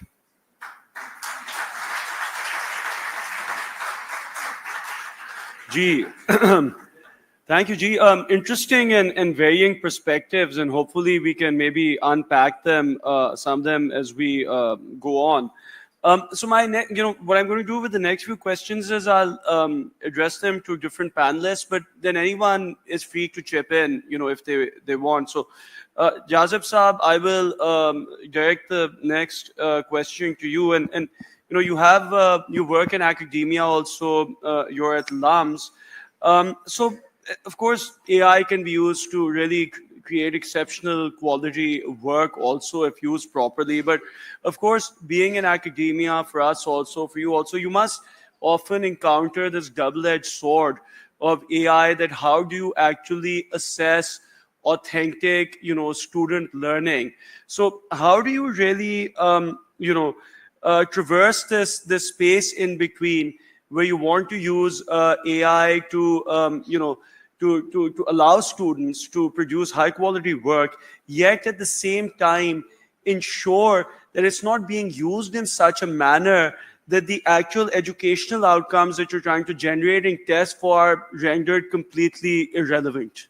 Yeah, no, that's definitely what keeps us up at night in academia. So even before the hype over AI, the most common class I taught at LUMS was business communication. The final assignment was to write a paper, what matters most to you and why. And well, I technically plagiarized that topic from the same essay you have to write for the Stanford MBA program, but I just like that topic. And the kids used to say to me, you know, how do you know we just don't go online and get the answer from there? You're just asking us to write a short essay, which is a common topic that a lot of people write, and people write these sample essays online. And I would just shake my head and say to them, do you really think the essay I'm going to give 10 out of 10 to is there online? If you just want a 5 out of 10, by all means, pick up an essay online and put it there. If you want a 10 out of 10, write something exceptional. Stuff like that online doesn't exist. I'm going to reiterate that point. All AI has done is it has removed mediocrity. You can never say, I don't know the answer. If you don't know the answer, use AI and get a basic answer. AI is not there to give you excellent answers in most contexts and most of the contexts in which we assess you in academia. And that's why it's important to understand how AI works. How does it work? It is basically has the ability to read everything online, find certain common mathematical patterns underlying it, and then reproduce them based on putting those prompts and putting those patterns together. So it's coherent, it makes sense, it usually makes logical sense because most of the information it ingests is grammatically correct and coherent. But do you go online for excellent answers? No, you go online for opinions to get basic information. But where do you go for excellent answers? You spend a lot of time thinking about it. You read academic stuff that is not available online. You talk to people who have spent years studying these things. That is not going away because of AI. AI is great at certain tasks that are mechanical in nature. Contracts, predicting, analyzing marketing data. These things by nature are mathematical, pattern-based, so AI will do them well. But there are so many things we need our kids to do that require depth, analysis, opinions, that AI is not going to do well in the near future. So as long as you understand these things, you can design your assignments and assessments in a way that does not even give people an incentive to use AI unless the goal is to avoid getting a 0. Use AI to just turn in something. And remember, nobody knows you better than your teachers. And if they don't, that is a problem in the educational system that we need to fix. I find it very easy to read something and say, this has been generated by AI. There are certain common patterns, it's genetic, it's not addressing things I've asked. So people experience in academia, people experience in grading are going to basically tell you the same thing, that we know the kids are using it, but they're not helping themselves. They're not getting recognition for it. It's no different from when they used to go on Google and find answers. It's no different from when they used to get the answers from their friends and parents. It was better than not doing the work at all, but it would not allow them to produce excellent answers. So we need to be conscious of this, and we need to kind of keep thinking of how to stay ahead of the curve, which is why I keep saying, you know, AI is a battle. You know, it's a battle between Google and Microsoft. It's a battle between America and China, but it's also a battle between the cheaters and the people who don't want them to cheat. So we have to stay alive in that battle. And what I'm seeing in the early signs is it is something we need to prepare for, but it's not a topic of concern for the reasons I've just shared with you. Excellent. Thought-provoking. Meaning, of course, everyone can have a go at it. If I might, I'd like to ask your opinion on AI promoting intellectual laziness. Because all you have to do, put in a question, out pops the answer, you don't need to think. So it's taking away thinking from us. I agree, it is taking away thinking, but look at it this way. It is taking away the thinking from the people who have that reason to take it away. So let's not assume that AI is the reason behind that. Like I explained to people, even before AI, if somebody wants to cheat, there were lots of ways to do it. Even before AI, if you wanted to Google something, if you wanted to ask your friend, if you wanted to ask your parents, that was all being done. So for people who are looking for an easy way out, they will continue to use AI, but they will quickly realize the content I'm getting from AI is just making me mediocre. And that's why I say we need to develop the policies and the training so that people realize these things, that yes, just because you get an answer from AI doesn't make it excellent. I agree that those of us who care about intellectual reasoning, such as myself and everyone on this panel, we are going to keep educating people on that. We're going to keep recognizing the people who do excellent work. But what I think the world is moving towards is not that you can do that excellent work in isolation. You can do that excellent work by getting certain advantages from AI in a judicious way and still supplemented with your own intellectual agility. That's the way I think about it. So I was, I was going to say, I'm not sure if AI has removed mediocrity. I think it is going to promote more mediocrity than it has removed, because every answer that I read that is produced by AI, it reeks to me of mediocrity, right? It just says, some general things. It's going to put a lot more onus and emphasis on the role of the teachers. All of you, I think majority of you sitting here are teachers. So you now have to actually read the thing and figure out whether the student actually means something or not, right? Gone are the days you would read something and you will experience poor English and you will say, okay, this guy doesn't know anything because he's writing in poor English. Now everything is going to be in perfect English, and you actually have to figure out what the student knows and what the student doesn't know. So it actually raises the bar. Jazib said that people will, pay Coca-Cola the same amount of money tomorrow. I don't think they're going to pay Coca-Cola the same amount of money for stuff that is produced by AI. Okay, so it's going to raise the bar on what we expect from people, what we expect from students, what we expect from our workers. And we will have to really work hard to produce something of really high quality. It also short circuits learning in very significant ways. So there was a very recent study that came out of University of Pennsylvania by a couple of Turkish professors who actually ran an experiment at a Turkish school where they trained about 1,000 students. They did a small, sort of lesson in mathematics. I think it was something about probability, and they trained about 1,000 students. Then they gave them 2 hours to practice probability problems. Right? In their practice session, they gave half of them, generative AI, and half of them used their own, traditional way in which they would practice such problems. In those 2 hours, people who used generative AI solved 150% more problems than people who didn't use generative AI. Right? But then after this, they gave everybody a test, right? In which they tested them on the similar sorts of problems that they had solved earlier. And in those tests, people who didn't use AI did much better than people who used AI.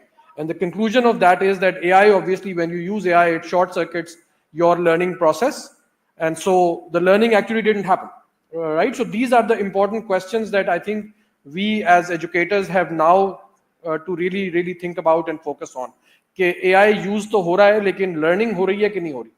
और वो learning जो है वो actually, I would agree with what Dr. Hudboy said earlier. We have to really go back to the basics. जब AI नया शुरू हुआ था, तो there was this thing called prompt engineering, right?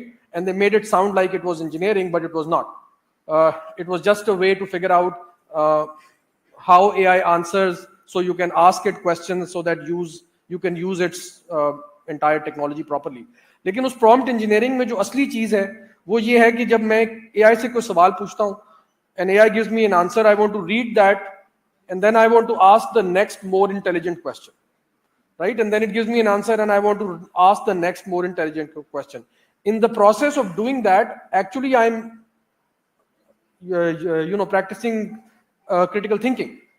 और अगर मैं बच्चों को critical thinking सिखा देता हूँ इस process के through, तो this is fine. Right? So prompt engineering is not something जो dumb लोग जो है बैठ के कर सकेंगे. Prompt engineering के लिए हमें वही चीजें करनी पड़ेंगी अच्छी तरह से जो हमारे schools सिखाते हैं या जो schools को सिखाना चाहिए. So I think at the end of the day, we'll have to go back to the basics of learning and focusing on learning, because all of this technology may facilitate you, may aid you in some ways, but it's not going to take away the basic of learning, the basic process of learning. G. Thank you, G. Dr. Saab, actually, interesting. My iPad seems to have crashed, so much for technology here at the worst possible time. Okay, here we go. Now we're back. G, so very interesting. So, one of the things I'm kind of getting out of this is, look, I mean, good or bad, AI is kind of not going anywhere, right? I think what it's going to require is, and we have a lot of teachers and educators in the audience here, for them to raise the bar. I think you would all agree with that. I mean, not just the students, but their own bar in terms of how they assess students, right? To give them challenging problems which are not easily solved and answered by AI. So I think, what we're heading towards is a situation where teachers will have to design much more complex tasks for students to do. So that's kind of one of my takeaways from this. Dr. Adhay, actually, you already kind of preempted my next question, which had come from our pre-conference discussion about prompt engineering, and I'm wondering if what the other panelists have to say about that, because I've attended some conferences at universities in the UK, and there's kind of like a divergence between professors' opinions. Some are very traditional in their approach, where they feel students should learn core concepts without any heavy reliance on AI, while others do feel like teaching students how to do sophisticated prompts and get valuable information out of AI will in itself require them to learn those complex concepts in the first place. And it's a great way of integrating modern technology and AI into their learning process. So, you mentioned it. I'm wondering if the other panelists have any opinions on the matter, because I think it's quite important. And also, if you would like to add anything at the end, G, please, Dr. Hoodboy. Well, I think that experiences gained from the outside world have some utility, but very limited utility in Pakistan. The thing that is present in the United States, in Europe, in China, in India, are teachers who are inspiring, knowledgeable in their fields, and highly competent. This is not true for Pakistan. AI cannot take over the good teacher. The good teacher is what makes a student want to learn. Now, it's a fact. It's a fact that particularly in physics, mathematics, computer science, chemistry, that we lack teachers who really understand their subject. And if you want proof of that, just look at how much money the tuition centers are making. They make lakhs of rupees a month. Some of them, I think they're over here somewhere in Clifton, they make 20, 30, 40 lakh rupees a month, and they do it because there's so few people who actually know A-level, O-level maths. And that's very low-level maths as far as I'm concerned. But even that is missing, and it's missing at the university level as well. If you give your O and A-level exams to maths, physics, computer science professors, mind you, tenured professors, 90% of them will fail them. It's so bad that I can't tell you, having spent a lifetime, so many of them are my students, but sadly, this is the level of competence. Now, this cannot be changed by AI. Cannot be. What you need is hard work. You need to be able to concentrate on a problem. You need to be able to understand what you're reading in the text. And then you can use AI as a supplement. Mind you, a supplement. Having said that, I want to tell you how happy I am to see some kids do spectacularly well. I mean, the amount of knowledge that they have, their problem-solving abilities are phenomenal. And I say, and this is partly due to, all this newfangled technology, this internet and AI, and it's going to get better and better. But behind all that are their parents and some teachers. Now, the teacher and the parent are irreplaceable. You can get all the technology in the world, it won't make one bit of difference. It's the parent and the teacher. And then, the overall environment in which you are placed. Now, if all you want are grades, then okay, all these tutoring things, these coaching centers. I wish they could be closed down. Those don't help you think out a problem. This is why, ladies and gentlemen, this is why Pakistan is at the very bottom of science and technology creation, innovation. Just look at where we stand in relation to India and ask yourself, why is this? And it's happening, it's happened because we don't inspire our kids into science. We say, oh, you become a Malik Riaz, you'll get rich. And that's what all kids are being brought up to believe. Getting rich, filthy rich. You don't need to learn science. You don't need to learn math. You need to learn how to swindle. Now, if AI teaches you better how to swindle, then that's not a good thing. But AI can teach you a lot of things. It depends upon your value system, upon the value system of society. Joseph sir.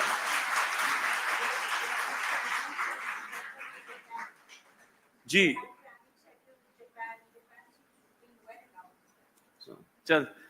Sir, Joseph sir, prompt engineering. Yeah. Is it the future of education? So it's a very interesting thing. In summary, I would say the whole concept behind prompt engineering, I felt was overrated at the time, and I think that's been proven over time. It was a fancy term to describe something relatively straightforward. Okay, the way you phrase the question elicits a better response in a certain context. It felt like it was a bit of a science, and I went online and I saw the salaries for prompt engineers were very high and people were taking it very seriously. And I remember feeling skeptical at the time, okay, I don't think this person who writes prompts can be that valuable. People will figure it out. The way I explain it to people is learning how to use these AI tools is not very different from using Microsoft Word and Google and PowerPoint. I mean, they're very helpful, but everyone picks them up very easily. That's why you need to learn a lot more things to use them well. And just using the tools is a very small part of the value chain. Overall, I am totally on board with AI is being used to supplement things. It is a new good supplement, but it doesn't take away the value of good teachers, good parents, good approaches. When you try to solve a problem in the real world, you do it well when you get information from many sources, but you also have the critical thinking to combine them in an effective way and to see what is not relevant and what is not quality in that particular context. So I just see AI as another way of getting what is often useful information, using it judiciously and supplementing it with all the other values that we all value in the educational system. So generally what I'm saying is the only change is we have another source of information, another source of output that we should learn to use effectively, which is not compromising our values and our general approach to education. No, Ji, bilkul. And would you like to? Yeah, so I would just add that if by prompt engineering you mean asking questions, then yes, asking questions is the future of education, right? But this technology thing is just as everybody said, an aid, a support that we want to get most out of a tool that we have, but really, critically thinking, critically understanding what it is telling us and asking the next question is really important. And this kind of thing is, very important for the future of the work as well. I had a couple of people in my team who used to do odd research for me. Usually, if I have to write something or I have to present something next week, I would come in this week and I would say, okay, do some research for me and I need this by Friday. And usually what would happen is, you'll ask them on Wednesday what happened and, by that time, nothing has happened. So you start pushing them and by Friday, they'll give you something that they have done research on and you look at it over the weekend and you'll throw it out of the window and you'll do your own research and go and present, right? So since ChatGPT arrived, I've stopped using that kind of thing. Now I can sit down in front of ChatGPT and in a matter of half an hour, learn everything that I need to learn about the subject, not entirely accurately, but to the extent that I need. And I don't need these two other people to do this work that was of no use to me. So, that is what I meant when I said कि हमारे मुल्क में ज़्यादातर जो knowledge professionals हैं are low-level knowledge workers. We don't produce outstanding outputs most of our people who do freelancing do low-level knowledge work. Now the AI can produce the entire week's worth of freelancing, in the span of half an hour. In fact, Dr. Hoodboy criticizes this person who writes, 200 papers in a year. Now those people can write 200 papers in a second, right? Because they'll just give multiple prompts to AI and 200 scientific papers will be produced. So, मुझे लग रहा है कि over a period of time, this bar on us having to evaluate what is useful, what is not useful, and what is real learning and what is not real learning is just going to go up and up. Just an idle question. Why do you call it engineering? Prompt engineering. I mean, somebody asks you a question, that's not engineering. Why do you call it? Just make it sound fancy. Make it sound fancy. That's the answer. Okay, sorry. I just realized that, there's this giant woman staring at us in the back, so should probably ask her something. And hear it from the horse. We badmouth her so much. Yeah, man, she's going to take over the world eventually, so we better be nice to her. But apparently not according to Dr. Hoodboy, inshallah. But let's hear it from the horse's mouth. Sarah, we're having this really interesting conversation about artificial intelligence and education. On the one hand, AI can be used to, do really interesting things like giving individual learning pathways and many other benefits to students. But at the same time, it also has the potential to disrupt the education process by essentially allowing students to cheat very easily. So how can educators devise a system that that can allow educators to ensure that students are learning while also preparing them for an AI-intensive future? That's a fantastic question, Nasser. Educators can focus on fostering critical thinking and collaboration skills in students while integrating AI tools responsibly into the curriculum. By designing assessments that emphasize creativity and problem solving and providing guidance on ethical AI use, we can cultivate a generation that thrives in an AI-enhanced world. What are your thoughts on this? Now you see how empty an answer that was. Yes, but correct. but to some, no, it was empty. Bilkul. It's just something that she has learned from a large language model, LLM, and it's worthless. By the way,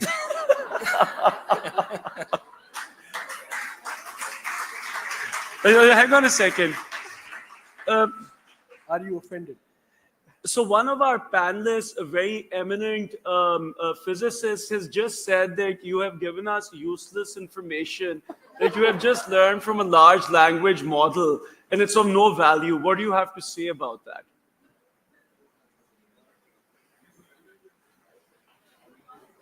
I appreciate the feedback. It's important to engage in meaningful dialogue. While AI can provide information, the real value comes from how we apply it in education and learning. Collaborating with educators to tailor AI tools to meet specific learning needs can lead to innovative solutions. What do you think? just what I thought before. ठीक है जी, agreed. Achha, I have another kind of specific question, and anyone can answer it. It's in terms of assessments. Do you think that we need to go back to sort of, because there was this transition in both K to 12 and tertiary education, of moving more towards assignment-based assessments, essays, take home, and whatnot. Do you think that there's a need to move back to sort of proctored in-class examinations in the current context, or can we continue doing things and sending home assessments and assignments for students to do? What should the balance over there be? Academia, well, you're both all in academia actually. Yeah, so, go ahead. I know lots of different approaches are being tried, and I think the progressive approaches always had kind of a mix of stuff, stuff that you do in a classroom environment where you're tested on how you respond to pressure, how you respond to answering certain kinds of questions in the moment. And when there was a take-home exam, the whole nature of the questions would be different. And they weren't the kind of questions that could be done quickly, that were reproducing what's being done in the textbook. So I think we just need to be conscious of the fact that there is a tool out there that makes a lot of answering and a lot of learning in some ways easier. And we just need to make sure there's a mix of things. I've heard from some universities that they've increased the weightage of things done in the classroom or things that they know can't be done easily by AI. That is one of the shifts you might see. But it has to go by subject. It has to go by context. As we all agree, AI is not giving us great answers. It's not giving us perfect responses to things. So there is still that value of struggling and designing assessments and taking them. So in my mind, there is a shift because of this, but it's not as big a shift as people are thinking. The first time people had access to Googling things, that was a huge shift, but we didn't have to change assessments a lot. We became more conscious of, let's not have assessments based on things that can easily be Googled. That's not a good thing to test. That is something we want them to use to supplement whatever critical thinking they're doing. And I think AI is the same, and it will prove to be the same. I think the Khan Academy has a good approach to this in Khan Amigo, in which they ask a student, what is it that you want to study today? And gives you a menu of things. The student then decides upon one or the other. And then within that, more branches turn up. And then you get into the actual learning. And now here is where generative AI comes into play. The right level of questions is pitched at the student. Depending upon how well the student is doing, AI will take you to the next level, and so forth. And the student is left with a sense of achievement and perhaps hopefully with a greater degree of curiosity as well. This, I think, is very well tailored to the sciences. For world politics, history, it's a different thing altogether. Nasir, I would suggest to you and to people in the audience, try asking ChatGPT any question about Israel. I can do that right now. Should I do it, by the way? That'll be interesting. Ask if it is committing genocide in let me Gaza. do that. That'll be interesting. And it will say, just see what the answer is. Try it out. You all have phones. Is Israel committing genocide in Gaza? Ask that of ChatGPT and see what answer you get. And then see whether you can... Event I shouldn't on second.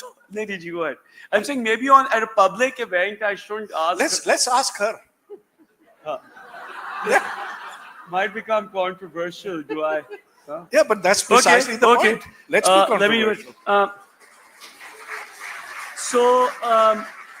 Sarah, do you think that Israel is committing genocide in Palestine?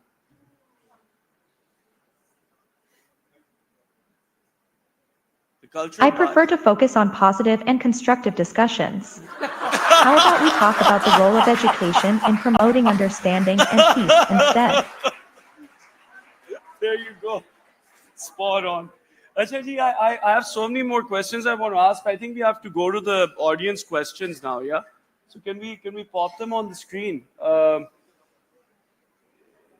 Okay, so here's how might AI impact the development of empathy, resilience, and other non-cognitive skills in students, and are there any risks to address? That's actually a pretty interesting question. Any of you are welcome to answer it, or all of you for that, Manji. Yeah, I'd love to talk a bit about that. It's an excellent question. And one thing I keep reminding people is ChatGPT and all these generative AI tools were exciting in the beginning.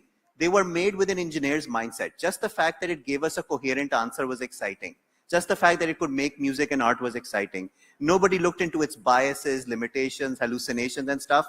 Now that we know those things are problematic, we're fixing these things, but the process is much slower. It was a relatively fast process to just make it work. But to make it useful, to make it have skills like empathy and stuff, we're only focusing on those things now, which is why everyone needs to be involved.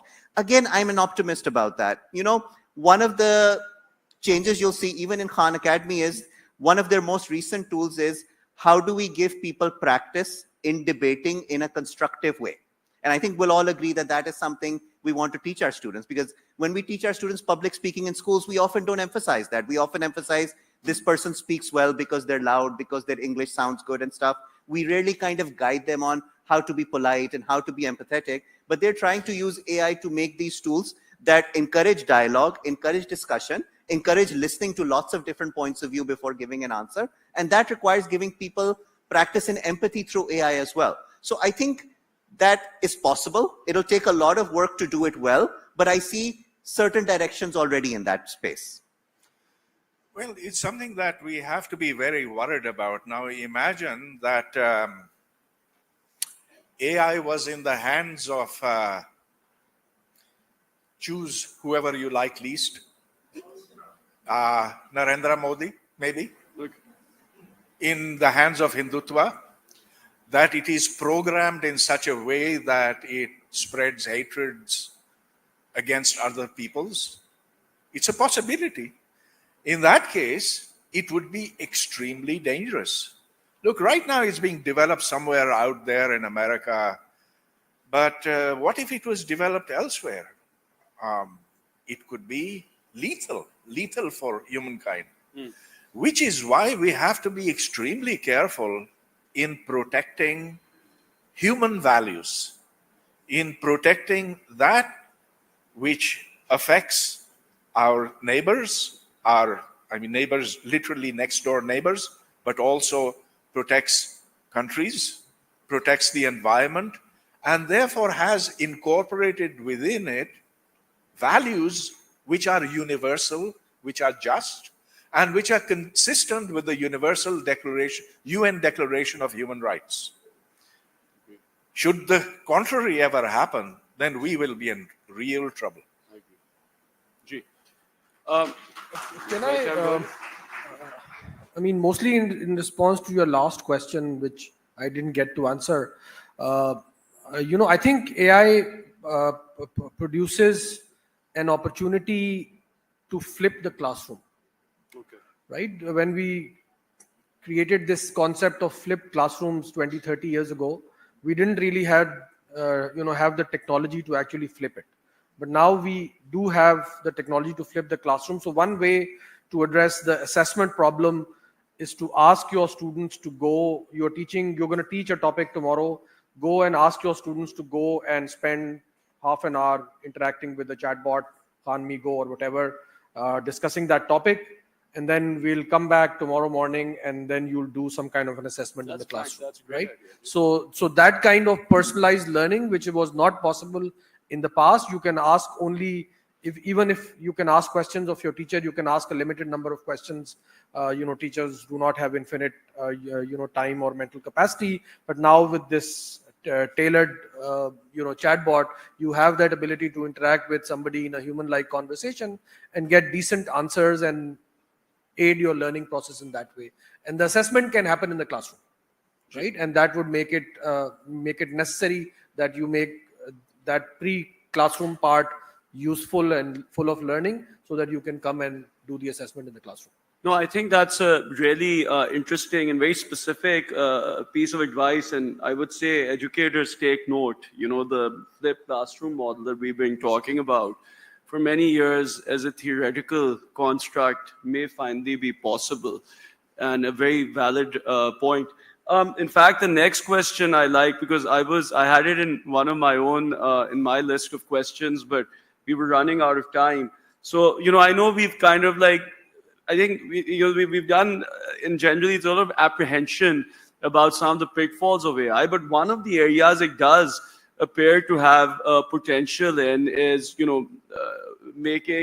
reducing education inequity, right? I mean, it's going to be very difficult in a country potentially like Pakistan to educate, the number of students that are out of school right now in a quality manner. So, Dr. Hudba, I'd like to start with you because you're the most AI pessimistic person, I think, on this panel right now. So, of all its evils, does AI not have the potential to really bridge the education gap in Pakistan? Look, it's not just AI, it's the internet which could potentially change education in Pakistan. And I have always been very hopeful that it will, because we have so few teachers who really know their subject. And now, before us all, before everybody, there's the possibility of getting into that wealth of information and knowledge that exists out there in the world. You can go to these different websites, Coursera, MIT, OCW, this, that, and learn whatever you want to. And in fact, there are subjects that have just been invented where people are learning this for the first time. So, well, AI is an appendage to that. It's significant, but much, much more important is the ability to be able to communicate, to access that store of information there. And this is the only way to change the education system in Pakistan. So I'm very far from 100% pessimistic in this regard. I think it is the only way by which we can bring quality education to the masses. But then, you know, for that we have to be able to change the testing system. Our examination system is just about the most rotten in the world. I don't mean the O and A level, because that's not ours. The 24 boards, metric and FSC, FA boards, have you ever seen the kind of questions that they ask? Are the people who designed them dunces? They probably are. What? Why on earth should a student go for AI or learn anything when all that she or he has to do is to memorize that and get 1100 marks out of 1100 and yet know nothing? So it's not AI that we have to go for first, or even the internet. Get those chairmen of those boards replaced, fire these ones, and no harm will come of it. Gee, could I request, because we're literally down to 2 minutes, and then, so very quick wrap up. I mean, if I came off as a AI pessimist, you didn't. I didn't mean. No, but I think we need to be cautious. Yeah. I mean, learning is a very important process. It's a very important process in the lives of people. And it's a process that if it gets short-circuited only for a little while, that's the end of it. If somebody has a bad year of learning, then they will not be able to recover after that, right? So we need to be very careful on how we introduce AI and when we introduce AI, and then evaluate what it is doing to our classroom. With respect to, leveling the playing field, I agree. I feel that AI has a lot of potential to level the playing field, right? So while it cannot replace this most amazing, inspiring teacher that Dr. Hoodboy talked about, it can replace no teacher. Right? Where there is no teacher, it can replace that, certainly. The only thing that we have to solve when we do that is we solve the behavioral problem. Because still, we don't have kids who can learn on their own. Right? हम बच्चों को जबरदस्ती पढ़ाते हैं, और अगर आपको पढ़ने का शौक नहीं है, तो आप एक स्क्रीन के सामने बैठ के पर्सनलाइज लर्निंग नहीं कर सकते. जब तक हम ये बिहेवियरल प्रॉब्लम सॉल्व नहीं करेंगे लर्निंग में, हमारे लर्निंग सिस्टम में, उस वक्त तक AI जो है वो educational divide को खत्म नहीं कर सकता, right? So it has the potential, but there is this really, bad behavioral problem. Coursera पे course completion rate जो है वो 3 to 5% है, and it's not just Pakistanis, it's all over the world. So अगर 3 to 5% लोग एक Coursera का course complete करते हैं, तो आप imagine कर लें कि जहाँ पे Coursera नहीं है, and it's like a normal learning process. How many kids will actually sit down in front of a screen for 2 hours and learn something? There'll be very, very few kids will be able to do that. So we need to somehow solve the values problem and solve this behavioral problem within our society set so that kids can do personalized learning. आप कुछ कहना चाहेंगे जी इसके और जी? Yeah, just in the last few seconds, the last thought I'll share is, this was the perfect time to be having this kind of discussion. We need more debates, more discussions like these to crystallize our thoughts on how best to use AI. We're beyond the point of discussing how it works, how to use it. Now is the time to start moving towards values and policies so we can use it the best way. Just 10 seconds. Ji. Education is learning how to learn. Yeah. That is the crux of it. AI isn't going to help you. It's you teachers and parents who are going to help children learn to learn. Perfect, Ji. Thank you, everyone. Incredibly, very interesting conversation. Of course, AI has strengths and disadvantages and risks, but it is here we have to deal with it. Some of the interesting tidbits I've gotten out of this are that, of course, teachers need to raise the bar themselves, do more interesting evaluation, use more creative evaluation methodologies. But since everyone seems to be leaving, I think I'll quickly wrap it up. Thank you, gentlemen, for being here. Dr. Athar, Jazeb Saab, Dr. Hoodboy, thank you so much. I'd like to also thank our sponsors, UBL, ABL, My Backpack, MK Books, Franklin Coffee, Kifayat Publishers, Wateen, UBL, our lead sponsors. Thank you, our sponsors, for making this event possible. And thank you to the audience for being here for this very interesting panel. Thank you, gentlemen.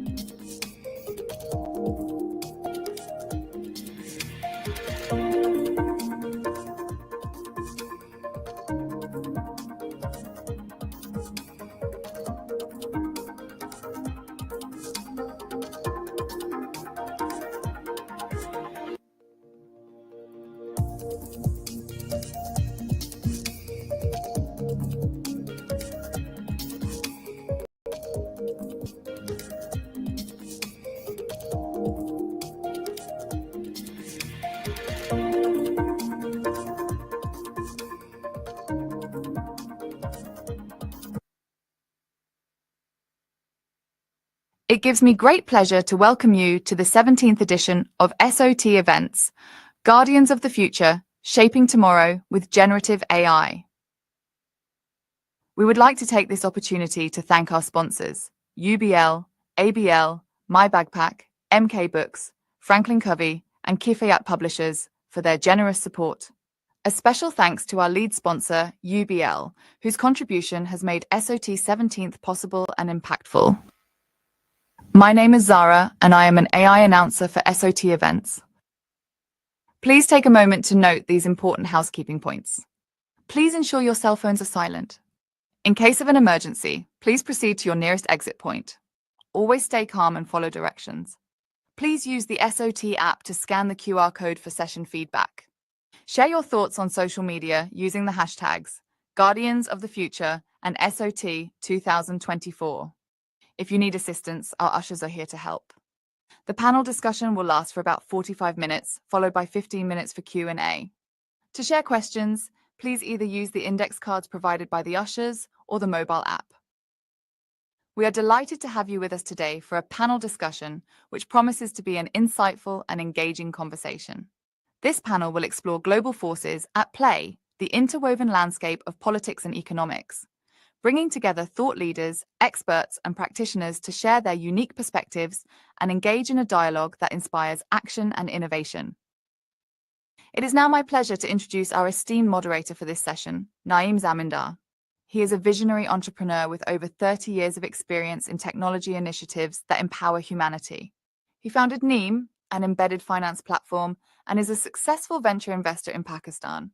Naeem has held prominent roles, including Minister of Investment, and is an acclaimed thought leader dedicated to developing human potential. Thank you once again for joining us. I now request the moderator of the session, Naeem Zamindar, to join us on stage.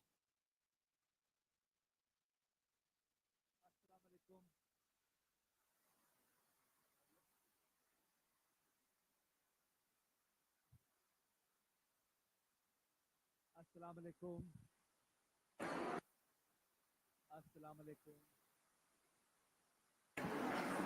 Assalamu alaikum.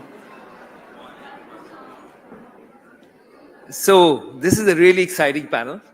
It's, we've all heard, about 10 years ago, I went to a conference. This is organized by McKinsey, right? And this whole McKinsey conference was about only one subject: politics trumps economics, right?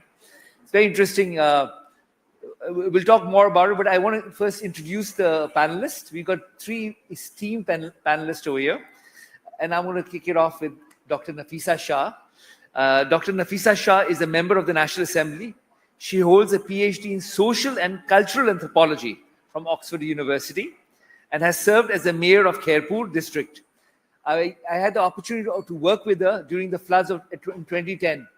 And she did an incredible job of being really a frontline leader, trying to address the people's challenges, which was incredible. The 2010 floods were devastating, and she played a critical role in that.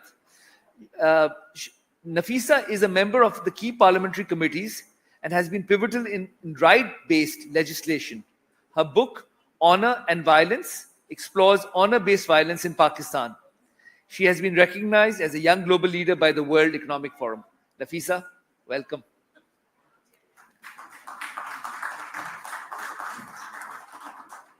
We have Mr. Kaisar Bengali. Kaisar is an economist with over 40 years of experience in teaching, research, and policy advice. He holds a degree from Boston University and the University of Karachi. He's worked at institutions like AERC and SBDC and consulted internationally, including in Geneva and Sussex. He led initiatives like the Benazir Income Support Program and advised the government of Sindh and Balochistan. His research spans macroeconomic policies, inequality, and urban planning, with over 50 publications and 9 books. He's also a regular media commentator. Welcome, Mr. Bengali.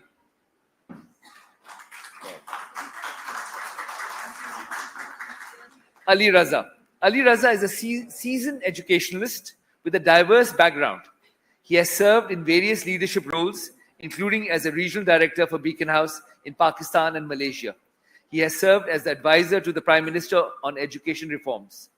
He's currently a group director at Beacon House. He is also a member of Punjab Chief Minister's Advisory Committee on Education and is actively involved in shaping educational policies and strategies in Punjab and serving on the boards of TEPTA and PCTB.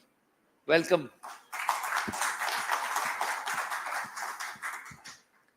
So this panel really spans the whole conversation around what really affects the people of Pakistan, right? We are affected by the politics, right, and the contract with the people, right? We are affected by geopolitics, right? Where the global politics affects us. For example, if there was a war with Iran right now, oil prices would go up significantly, right? If there was a war between Israel and Iran, that would adversely affect Pakistan's economy because oil prices would go up dramatically and transform, affect our economic momentum. So I'm going to open up this conversation to the panel, who are, well-established leaders in thought leaders in driving conversations around politics and economics. So I'm going to open up the questions to all three of you. I'll start with Dr. Bengali. How do global political shifts influence economic policies and stability in countries like Pakistan? Hello. Thank you. It's a great privilege to be here. Thank you, Beacon House. And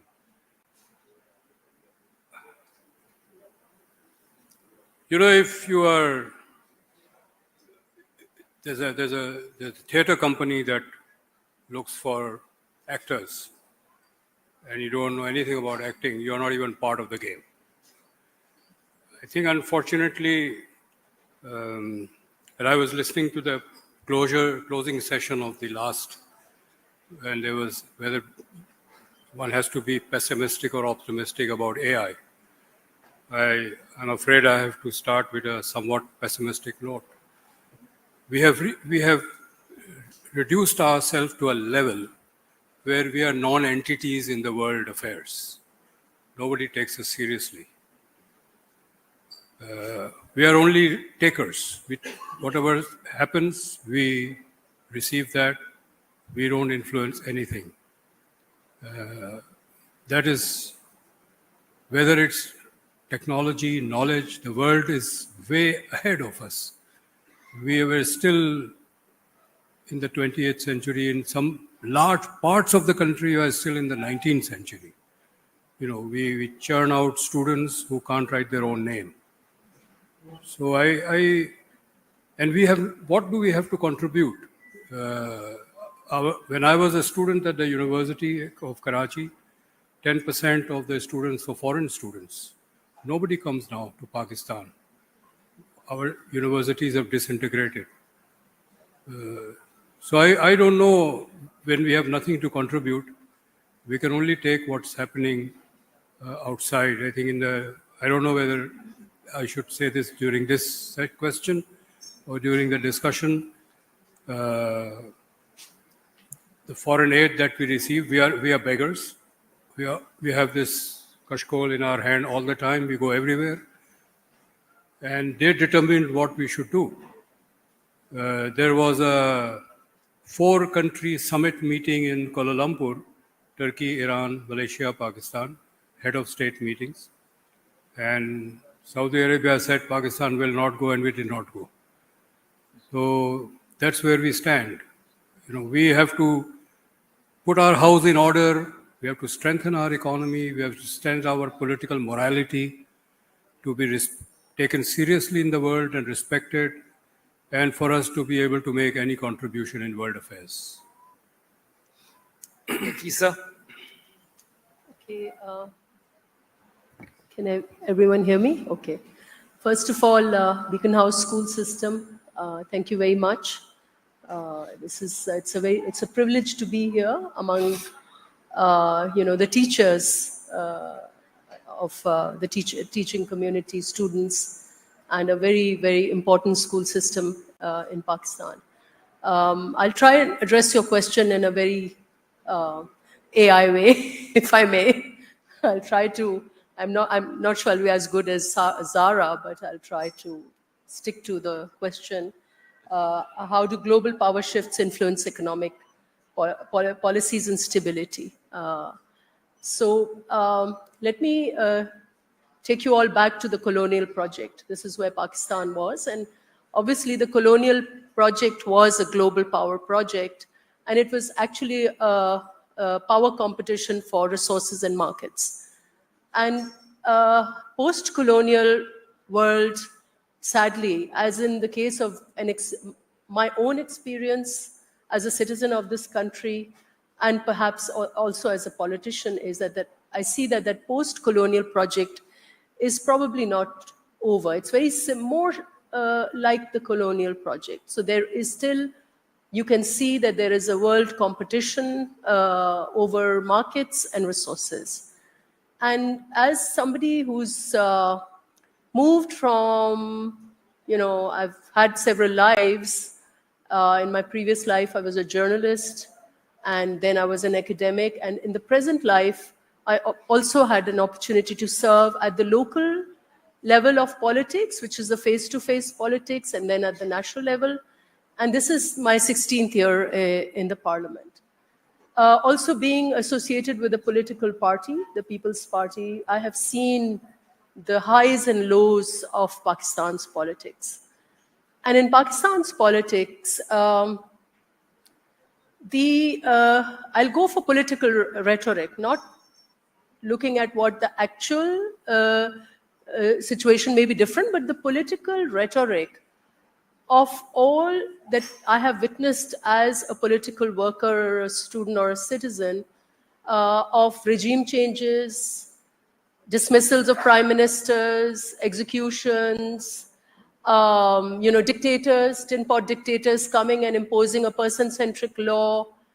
The political rhetoric, there are several dimensions, but there's a very big dimension which rotates around the global project. So let's start with like now.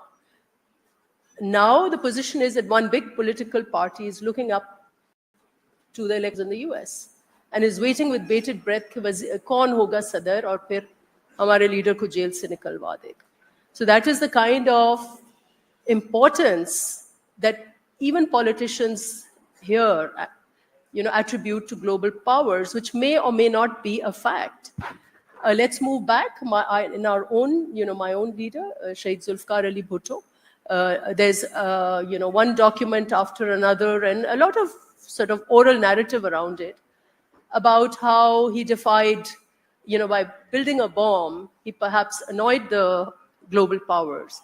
And then this quote, we will make a horrible example of you, and then the execution follows. So I don't know if it's a fact or not, but the political rhetoric goes around that.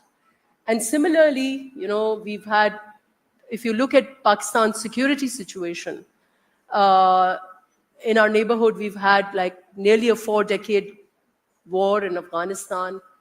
The security situation is in Balochistan, the security situation in Khyber Pakhtunkhwa, and then, so all these, again, the global powers are implicated in that.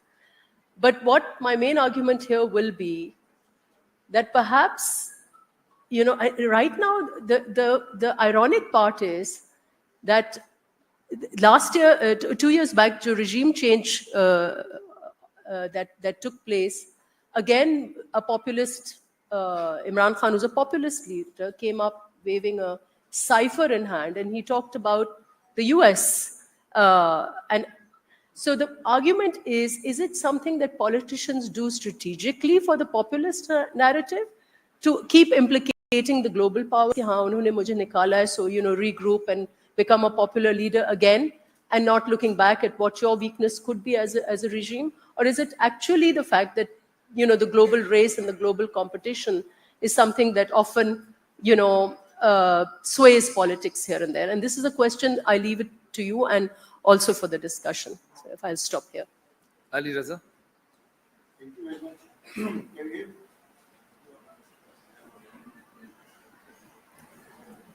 Can you hear me now? Okay. Thank you very much, Zamindar sir. Well, I think the fundamental question is that who holds the power? What is global power? I think it's the corporate. So if we go over this very interesting book, which I happened to read once, Confessions of an Economic Hitman. If we go over that and we realize that it is the corporates who essentially dictate the terms, and they are the ones who bring in that power, and majority of the developing countries end up signing agreements which are essentially, empowering those corporates and not their local industries. So I think the fundamental question is that why do we have to sign those agreements? Why aren't we empowering our own indigenous industries and indigenous people? So I think the biggest problem we face is that we end up getting those dictates, and it's always a donor-driven agenda that we end up following, which creates all the mess. I totally agree with Bengali sir that we essentially have driven ourselves to this point. But the fact remains that I think the governments are not supposed to be in the business. They need to create this conducive environment for the investments to come, be it our indigenous investments or be it investments coming from abroad. So I think that's really what we need to do. And that's unfortunately, till we have this dependence on these different multilateral, bilateral donors, we will not be able to get out of this rigmarole. So I think that's really what I feel that we need to do. So given that we live in a very, we're in a difficult situation, right? The world is not interested in us. We're in the middle of, even in the AI world, right? For example, Pakistan cannot import GPUs, which are the AI processors required to build the AI capability within Pakistan. So, for example, we're one of the countries which is banned by the United States to import this. China is there, so the war between China and US has really opened up, and Pakistan sits somewhere in between. Where do you see this whole game? Because the world is, the global system is integrated. Pakistan is not very well integrated into the global system right now. Our brand Pakistan has weakened. So the capacity of our people, like there was a report recently that the Pakistani computers manpower gets one of the lowest wage per hour in the world right now, right? So that means the brand Pakistan is so depreciated that it's not able to garner reasonable earnings, or even the capability set is maybe at a lower stage. What needs to happen for us to be able to engage with the world in a meaningful way? And we can take it off with Mr. Bengali. You know, Pakistan is a resource-rich country. We are resource to, on a per capita basis, resource to man, we are far richer than India is. We have the capacity to reduce unemployment and poverty to less than 5% in 20 years. And I'm making this statement not as a slogan, but in my professional capacity with full responsibility. We can get every child into school in 5 years' time. It's doable. No. So with all those possibilities, why are we in this stage? The fact is, I repeat and I extend what Ali Raza Saab said. We are run by a coterie of vested interests from the very beginning. They make policy. And over the last 20, 25 years, I have been able to see this very clearly, who makes policy and what for. Take the power crisis, for example. For the consumer, the power crisis is load shedding and high cost. But there's another power crisis now for the government in terms of paying capacity payments, which has become the biggest drain on our budget, bigger than even defense, bigger than even debt servicing. This has not come about accidentally. My organization in writing, in research, on television, in public speeches, in meetings with government, on government bodies, we have been warning that this is a disastrous route to take, and yet it was taken. Because there was a lobby that was interested in making money out of it. We have the sugar industry, which is bleeding the country. We have the fertilizer industry, which is bleeding the country. We have textiles.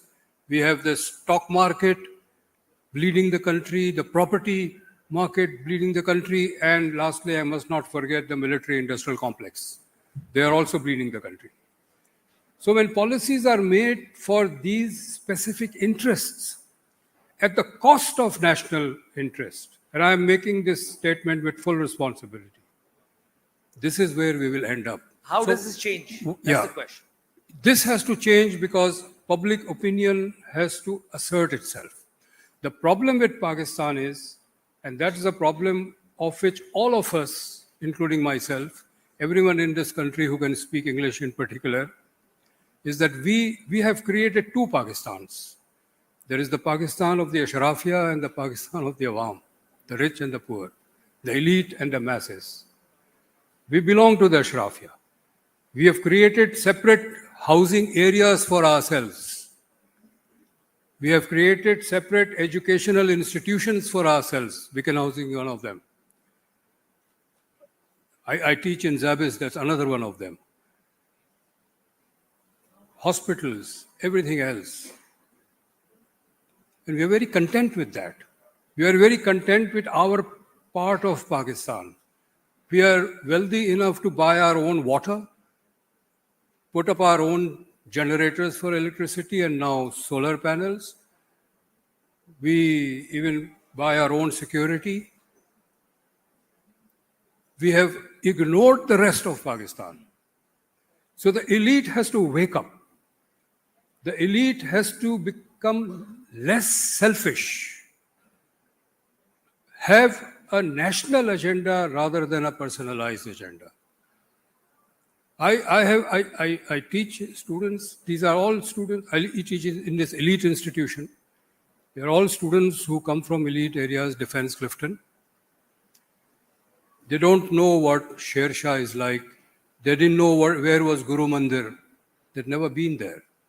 So we have created a cocoon for ourselves, and we think that the cocoon will survive. You know, we are on a ship on first-class cabins, and when there is turbulence, we pull out bolts and nuts from the ship to strengthen our cabin, not realizing that when the ship sinks, we will all sink.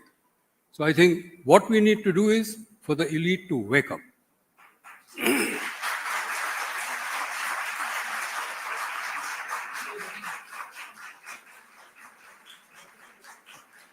What needs to change?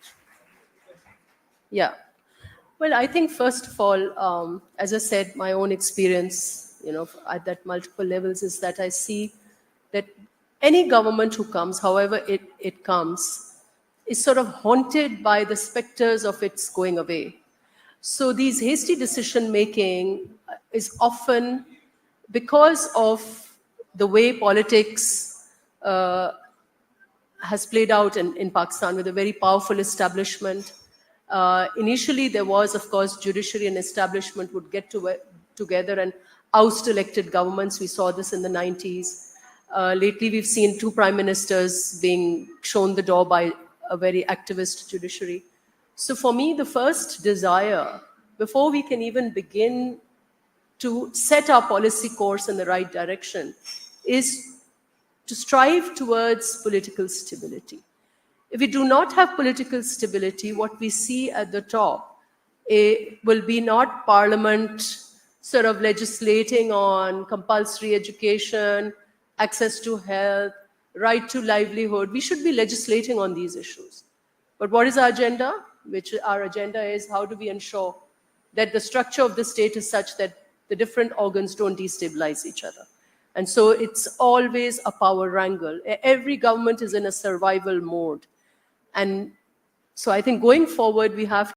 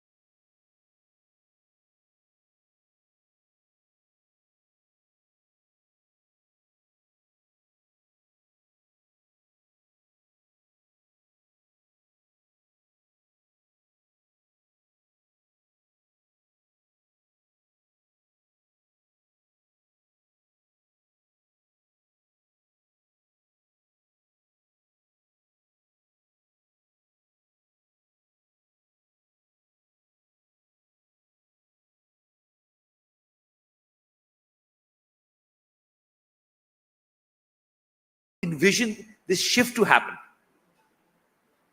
The shift to AI? Or No, the shift to a more representative democracy where, where the will of the people is heard and where the elite capture is kind of balanced out with the welfare of the masses, which is not happening, right? I'll repeat that I think, you see, we need, obviously it's very important to have free and fair elections. So let me look at the watershed moment in Pakistan's history. Since 2008 till now, perhaps this is the longest period, which is not to say much, it's the longest period when we really haven't had a military interruption, or we have had constitutional crises even within this time, but we haven't had a full-scale military intervention. So I think which is a silver lining. So we're still officially a democracy. We may have our different points of view as to what the quality of democracy is. Is it tailored? Is it managed? Is it controlled and so on? But it is still a democracy. And we have to strive towards civilian supremacy and rule of law, and perhaps following the constitution. That is when we will really empower our people. And that is what I see as the way forward, even before the because the problem is that we haven't really had, our policy making and decision making has always been broken because of this political wrangling. So again, I think at some stage, all political parties, if there are some parties who they feel that they are being pushed towards the wall, I don't want to comment on all that, but I think at one level, political parties are best at coming together and doing national consensus on certain issues. So I think that all the parties will have to work towards, an agenda to move this country forward. Until and unless the solution, and you began you began this conversation by saying politics trumps economics, and we all know that. So I think if politics trumps economics, it's important that we look for solutions to the present impasse within politics, and the parties come together for national interest and move this country forward. I don't know if I'm speaking again in general terms. But. So, Mr. Bengali, how do you feel this shift will happen, right? I mean, you're an educationist, you're seeing this from a very different perspective. Where will the change come from? Well, I would say that the change would come from within. We have to come up with self-sustained solutions. I think we've got a prime example in Salport where the community got together and ended up, taking the responsibility of the government. I think that's the kind of thing we need to do. There was a report published by Pakistan Center for Philanthropy in 2000, I guess, which said that overall philanthropy in Pakistan giving is more than 70 billion. But it's obviously not documented the way we would want to document. So I think in terms of the fact that people have the will, and we've seen when and if there's a crisis in Pakistan, everybody comes out and starts to contribute. So there is definitely a national cohesion. There is a lot of national spirit. I think I totally endorse what Nafisa is saying, that the leadership has to get less polarized. They need to get together and think a little long term for the betterment of the country. I think that's the way forward for us. May I add to this? If I have a nail in my shoe, I will limp. You can give me all kinds of painkillers and medicines to get my limp, but all you have to do is remove the nail. The nail in that shoe of the political society is military interference. Remove that, and things will begin to happen. I've had a chance to work with Mohtarama Benazir Bhutto. The first term, there was something she asked me to do. I produced that, gave it to her. It was lying on her table. And one day she said,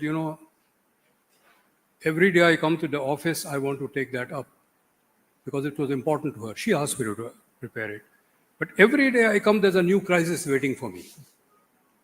And there is an ex-ISI chief, retired, who gave in an interview later on, who actually said we created a crisis every day so that they cannot function. no government can function. Nafisa, you talked about political parties coming to an agreement. You missed out the most important political party that operates from Rawalpindi. Without them, there can be no consensus. I was a member of the National Finance Commission, which gave an award after more than 20 years of recrimination. We met for 4 delegations from the provinces, 1 from the federation. We met for 5 months, 16 meetings, and we arrived at a consensus. And in those 5 months, there was never any acrimony. Nobody accused anybody of anything. Nobody showed eyes. It was very cordial. And we came to an agreement. Leave the public representatives on their own. We will come to an agreement. So I think that's the key. Get out of our hair.